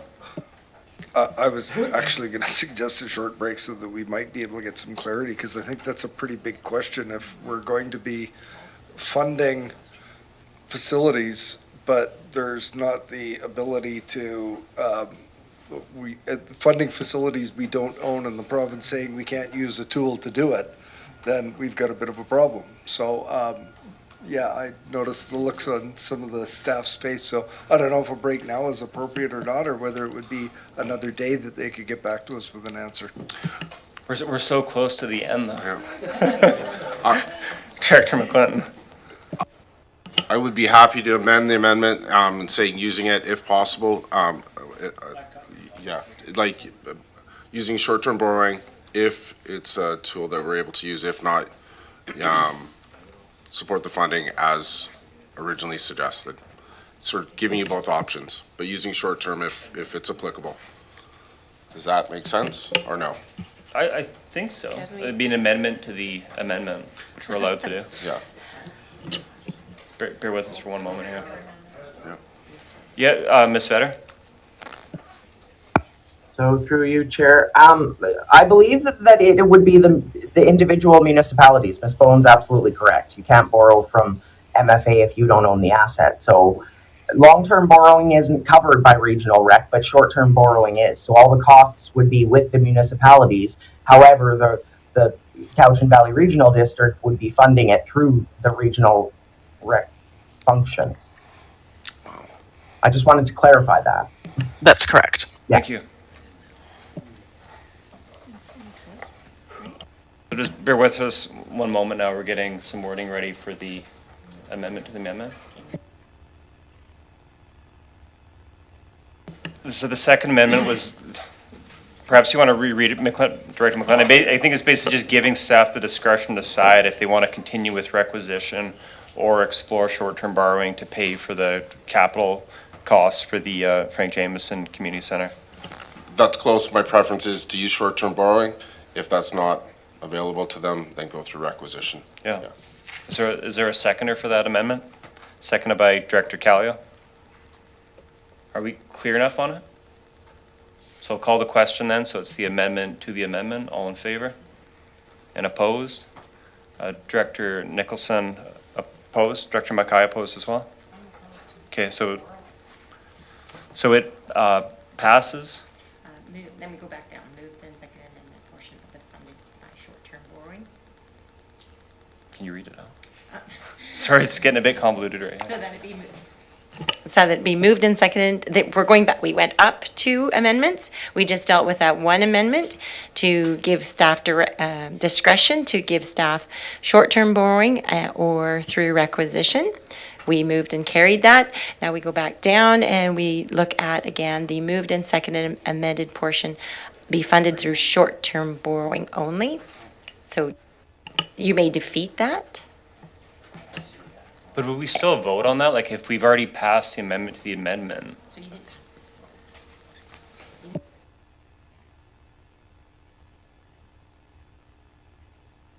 All right, so let's, I think we have to defeat this next one if we want to continue with the direction on the motion that we just passed.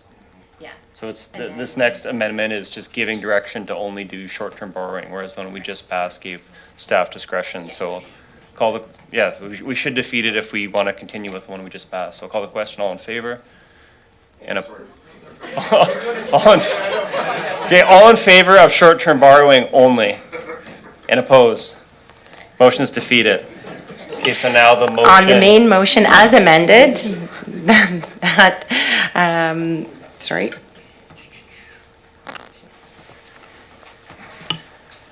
That the draft budget for the town of Ladysmith, Frank Jameson Community Center in the amount of $2,121,076 for operations and $519,500 for capital. Yep. Be approved with the discretion to give staff the use of short-term borrowing priority and then through requisition. Does that sound about? Does that sound okay, Director McClinton? Okay. All right, so the motion as amended, all in favor?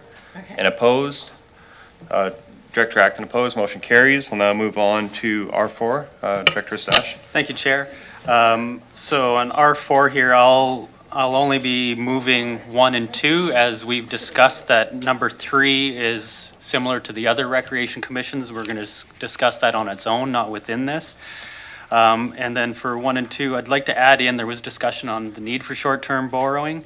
As you'll happily see, because of the huge increase in revenues and activity levels we're seeing at other facilities, revenue went up at Fuller Lake Arena, so requisition's able to go down, also because there's no major capital this year.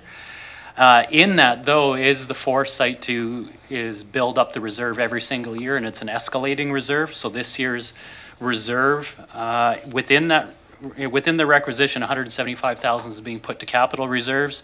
So in the light of the possibles, you'll see there's a slab work being done there. That could be a multi-million-dollar project of replacing the slab as one of the possible things that are going to be needed in the future. So that's why the capital reserve is being added. And at the beginning of the changeover coming into regional rec, North Cowichan fully extinguished the reserves to offset first year's costs on the capital roof work that was just done last year. So there is good work there. I'm going to build that reserve, and then the discussion came in there back to our R31, which was at this time, because of the major capital projects, there's no reserves being built or in place for Frank Jameson Community Center at this time. So I'd like to move R4, 1 and 2 to be approved as recommended. So it's been moved. Is there a second? A second by Councilor Director Justice. I'll call the question. All in favor? And opposed? Not opposed. Motion carries. So we can now deal with the regional needs assessment. So as was noted, that's a common recommendation among 3 of the 4 recreation commissions. Director Nicholson? Given our discussion on the Ladysmith borrowing and it should be at the discretion of staff, does that apply to the previous, should we be reconsidering the previous motions that had using short-term borrowing to provide that option, or? I think we did consider it for one of them and it didn't pass. I mean, we could go over them all again. Well, but- I think that needs to be actually addressed or figured out, right? Director Segal? I thought it was just confusing because this asset is owned by a municipality, and that's why the short-term borrowing was an issue, potentially? But with CVRD-owned facilities, it's okay to do short-term borrowing. Mr. Ozenga, anything to clarify there? That sounds correct to me. Director Nicholson? Right, but the aquatic center is North Cowichan, right? Was that recommended?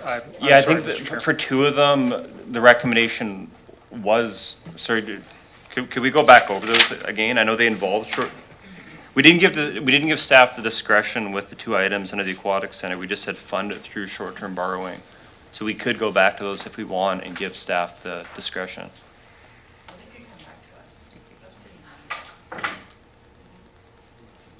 What's the will of the committee? I think deal with it now. Deal with it now? Simple reconsideration, and we know the amendment. Let me just turn to the corporate officer. Do we have to reconsider it, or can we just amend what we've already passed?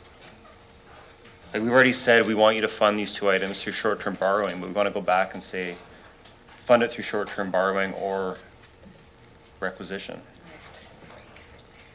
Can we just come back to that in a minute? Like, we got this regional Rex needs assessment to deal with? Okay. All right. So, Mr. Elzinga, do you want to introduce this item to the committee? Thank you, Mr. Chair. The first thing that I would like to say is the committee has seen the work of a regional team, and I would really like to thank the staff across a number of different facilities for all their work in putting this information together and being available today. So my thanks to them. This regional needs assessment, there was 2 service enhancement forms that came forward for your CBRD senior management team consideration. One was a needs assessment for approximately $30,000 coming from the South Cowichan recreation body, and there was $100,000 that we as a regional team discussed. So 2 forms went forward to senior management. The rationale behind a needs assessment is that we're experiencing pressures around the region. So the South Cowichan area has been a pressure point for, I'm going to say, decades. With the amount of use of the facility at Kerry Park, we're having trouble even having commission meetings there, that it's got significant use, and it's talked about some expansion for things like fitness equipment, a fitness facility, for some time. So there's an expansion component to that. The second pressure that was recognized was around the Bell McKinnon corridor, that we're seeing, going to see significant growth in one particular area of our region. What needed community amenities, what community amenities are needed there? The third pressure that you're seeing today is that we've got 40, 50, 55-year-old facilities that have significant capital investment. We're talking about roofs, we're talking about refrigeration equipment, to big dollars. Are your facilities still meeting the needs that the community desired when those facilities were built? And the fourth pressure is swimming lessons fill up in 5 minutes in our region. And so basically staff recognize those pressures, put forward service enhancement forms. You just heard in what I said that some is renovation of existing facilities, some is potentially expansion. So senior management, knowing the board's mandate around the budget, couldn't recommend a service enhancement. So therefore, it was included in the language of the staff reports that went to all 4 commissions. If the commission saw a need to bring those service enhancements forward, then we could do that. So basically at the South Cowichan Recreation Commission, there was discussion that they would buy into the regional. The Core Commission certainly brought it forward that there was a perceived need. In the Cowichan North Commission, there was some discussion around the economies of 9 facilities looking at this at the same time. It just didn't come up as a conversation at all at the Cowichan Lake Commission. So 3 of the 4 commissions have put forward for your consideration. This was a commission-directed recommendation at this point. Great, thank you, Mr. Elzinga. Director Justice? I would like to move the motion. It's been moved, seconded by Director Segal. Any discussion, Director Justice?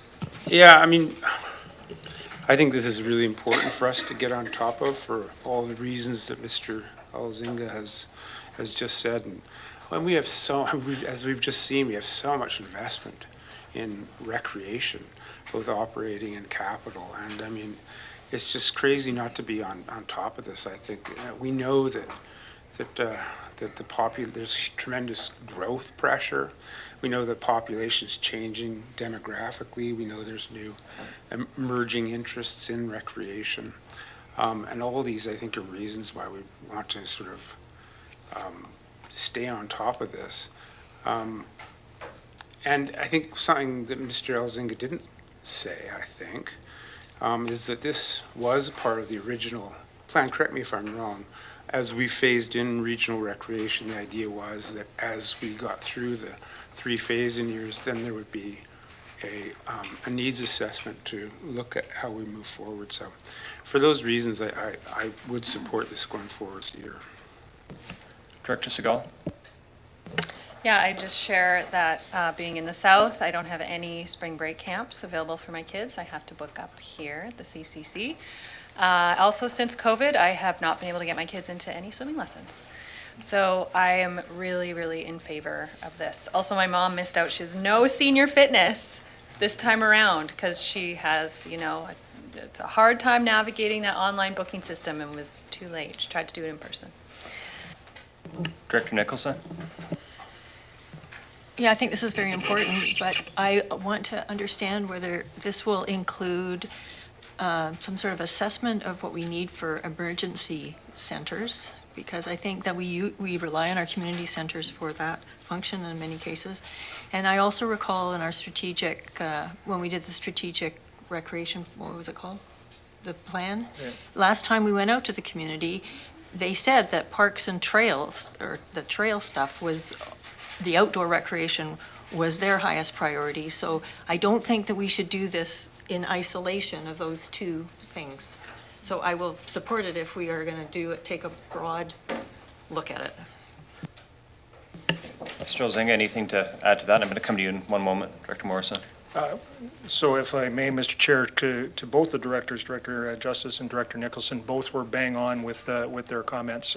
So for Director Justice, the previous Regional Recreation Strategic Plan did discuss 2 timeframes, 2019 to 2025 and 2025 moving forward, and there was a lack of clarity in the plan for 2025 moving forward, so that was a reason behind that. And Director Nicholson certainly talked about the phases in that Regional Recreation Strategic Plan where jurisdictions saw a need for trails more than anything else in terms of recreation at that time. There was 3 jurisdictions out of the 13 that had different needs, but 10 jurisdictions identified trails as the #1 priority. So obviously there's a Parks and Trails master plan going forward. There's certainly a lot of discussion around emergency management and the interface with recreation centers. So I'll just take that as friendly advice to include those components in moving forward. Great, thank you. Director Morrison and Director McLennan. So, yeah, I'm drawing a blank and don't know if it made our agenda or it came up after the West had its meeting, but, clearly this makes a bunch of sense. And so, first question, I've got a couple here. Is the entire study going to be 100,000 or is it 100,000 from each jurisdiction? Staff have estimated the cost at this point. Based on some previous studies, this was $100,000 for the 9 facilities across the region entirely. So one ask of $100,000 for the whole aspect of regional recreation. Okay, so it makes sense that all the commissions participate, so yeah, that makes sense. Couple of things. When is our next usage study going to be completed for us to update our allocation numbers? Through the chair to Director Morrison, so 2027 is the next stated date for the facility use study. So just a friendly reminder to the board that we do a rolling average every 5 years of a facility use study. So when we do that one in 2027, it will include 2022 and 2017 studies, and there will be an average of those ascertained for the studies. We are putting aside $12,500 already in the budget. The numbers you've seen today include a $12,500 contribution toward an estimated $50,000 study in 2027. So where I'm going with this is, we're in 2024, we're approving 2025, you're saying 2027 is the date of the next usage study. Is there a way that we can move back that one and move this, delay this and pull the other one up sooner and do a combined of some sort? Because it doesn't make sense for us to do all the work that's required on the what's being proposed here, and then 18 months or 2 years later, go out and say, okay, what's our usage going to be? I know they're different, but it's going to be the same target demographic that we're going after, people in facilities. I know we'll do online and the likes, but I'm just floating that as an idea because maybe we don't have to do this in 2025. Mr. Huizenga, I know we discussed this earlier, and you mentioned the timing of a potential referendum. I wonder if that's information might be helpful to the board. Yeah, thank you, Mr. Chair. So, yeah, if you can hold that thought and then remind me on that one, if I could just turn to Director Morrison and just talk about the two bodies of work between a regional needs assessment and a facility use study. So a regional needs assessment is really public engagement. What do you want to see in terms of your recreation? What gaps do you have? All of the issues that we heard around the table. A facility use study is really who is using our facilities, and there's a number of different methodologies around that. So program registration through our software, memberships, meeting with user groups to determine who their members are, and then drop-in surveys at that point. So it's really two separate pieces of work. In the 2018-2019 endeavor, we did 4 phases. So the first was the public engagement, the second was the facility use study, and there was certainly a division between those two. So I mean, you could combine it, you could time it, but in my mind, they're two separate pieces. Fair enough. Director McClinton? Thank you, Chair. Yeah, those are some good questions by Director Morrison. Just confirming, the study of $100,000 is a one-time study, and could that be, I guess, a question for staff, funded by reserves? Mr. Huizenga? I'm going to turn to Ms. Bowen, if because Function 390 doesn't have reserves. So the 9 separate facilities have their own separate reserves, and this is proposed to be funded through Function 390. So at this point, that's why we're recommending requisition. Anything to add? Ms. Bowen, anything to add? No? Okay. Mr. Chair, if I may, you asked a question around timing, and so if I can answer your question. Yeah, of course, yeah. The reason that the regional needs assessment is being brought forward in 2025 is because if there is a recommendation for some expansion or some new facility in our region, then 2026 would be the year of a public approval process. If that was a referendum, it could be held at the same time as a local government election to save costs. So there's a few different ifs in there, but there is a small timing aspect that if this went forward in 2025, it would line up with a potential referendum if the board so chose. Further discussion? Are we ready for the question? Director Nicholson? I was wondering if Community Works funds, if this would be eligible for that. Ms. Bowen?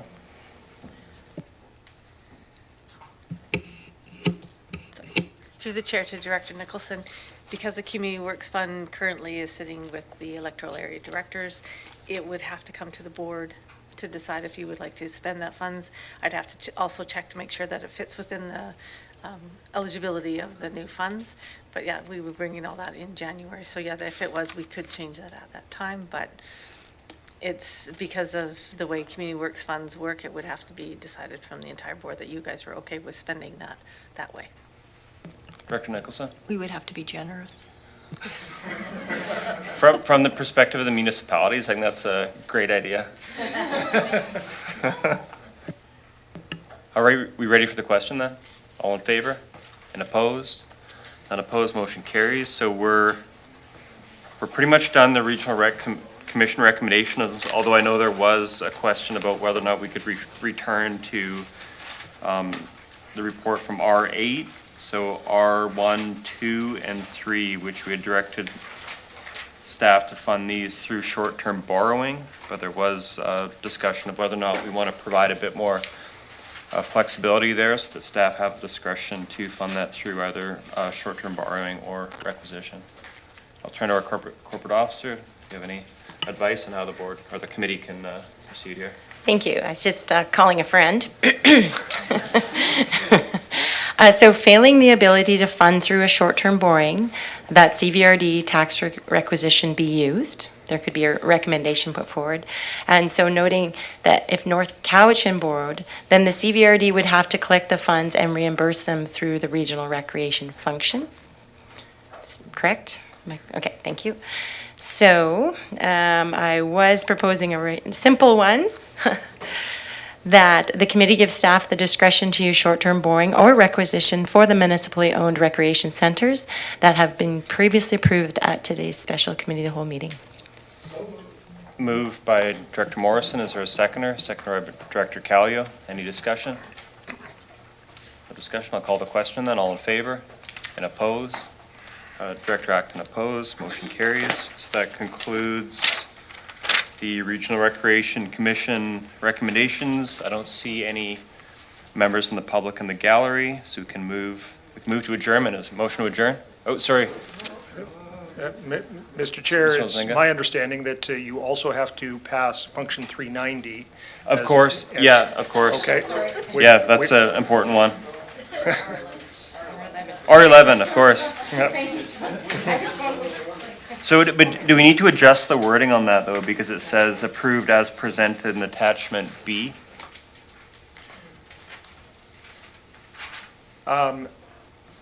So the difference between attachment A and attachment B, Yeah. Mr. Chair, is attachment A was the core expenses, and attachment B was the core expenses, the service enhancements, and the capital asset expenditures that came forward from the different commissions. So the intent is that when you pass this motion, you are passing what you have approved today in response to each of those commissions. So I'm going to turn to the corporate officer to see if that meets that with any potential changes, but at the end of the day, that's the intent. So we're approving the expenditure amount, but it's okay if the funding source may shift behind the scenes, depending on how staff approach the short-term borrowing or requisition. I would suggest potentially the motion is that it be recommended to the board that the 2025 draft budget for Function 390 Regional Recreation Funding Services be approved with the committee's recommendations of December 12th, 2024 for each of the 4 sub-regional commissions, something along that line. Wow, that sounded pretty good. Moved by Director Morrison, seconded by, is there a seconder by Director Segal? Any discussion? I'll call the question. All in favor and opposed? Motion carries. Glad we didn't miss that one. Would have had to come back tomorrow morning.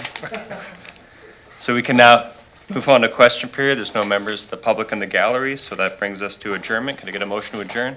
Moved by Director Segal, seconded by Director Nicholson. All in favor? Sure, you want to just come on over here? That's okay.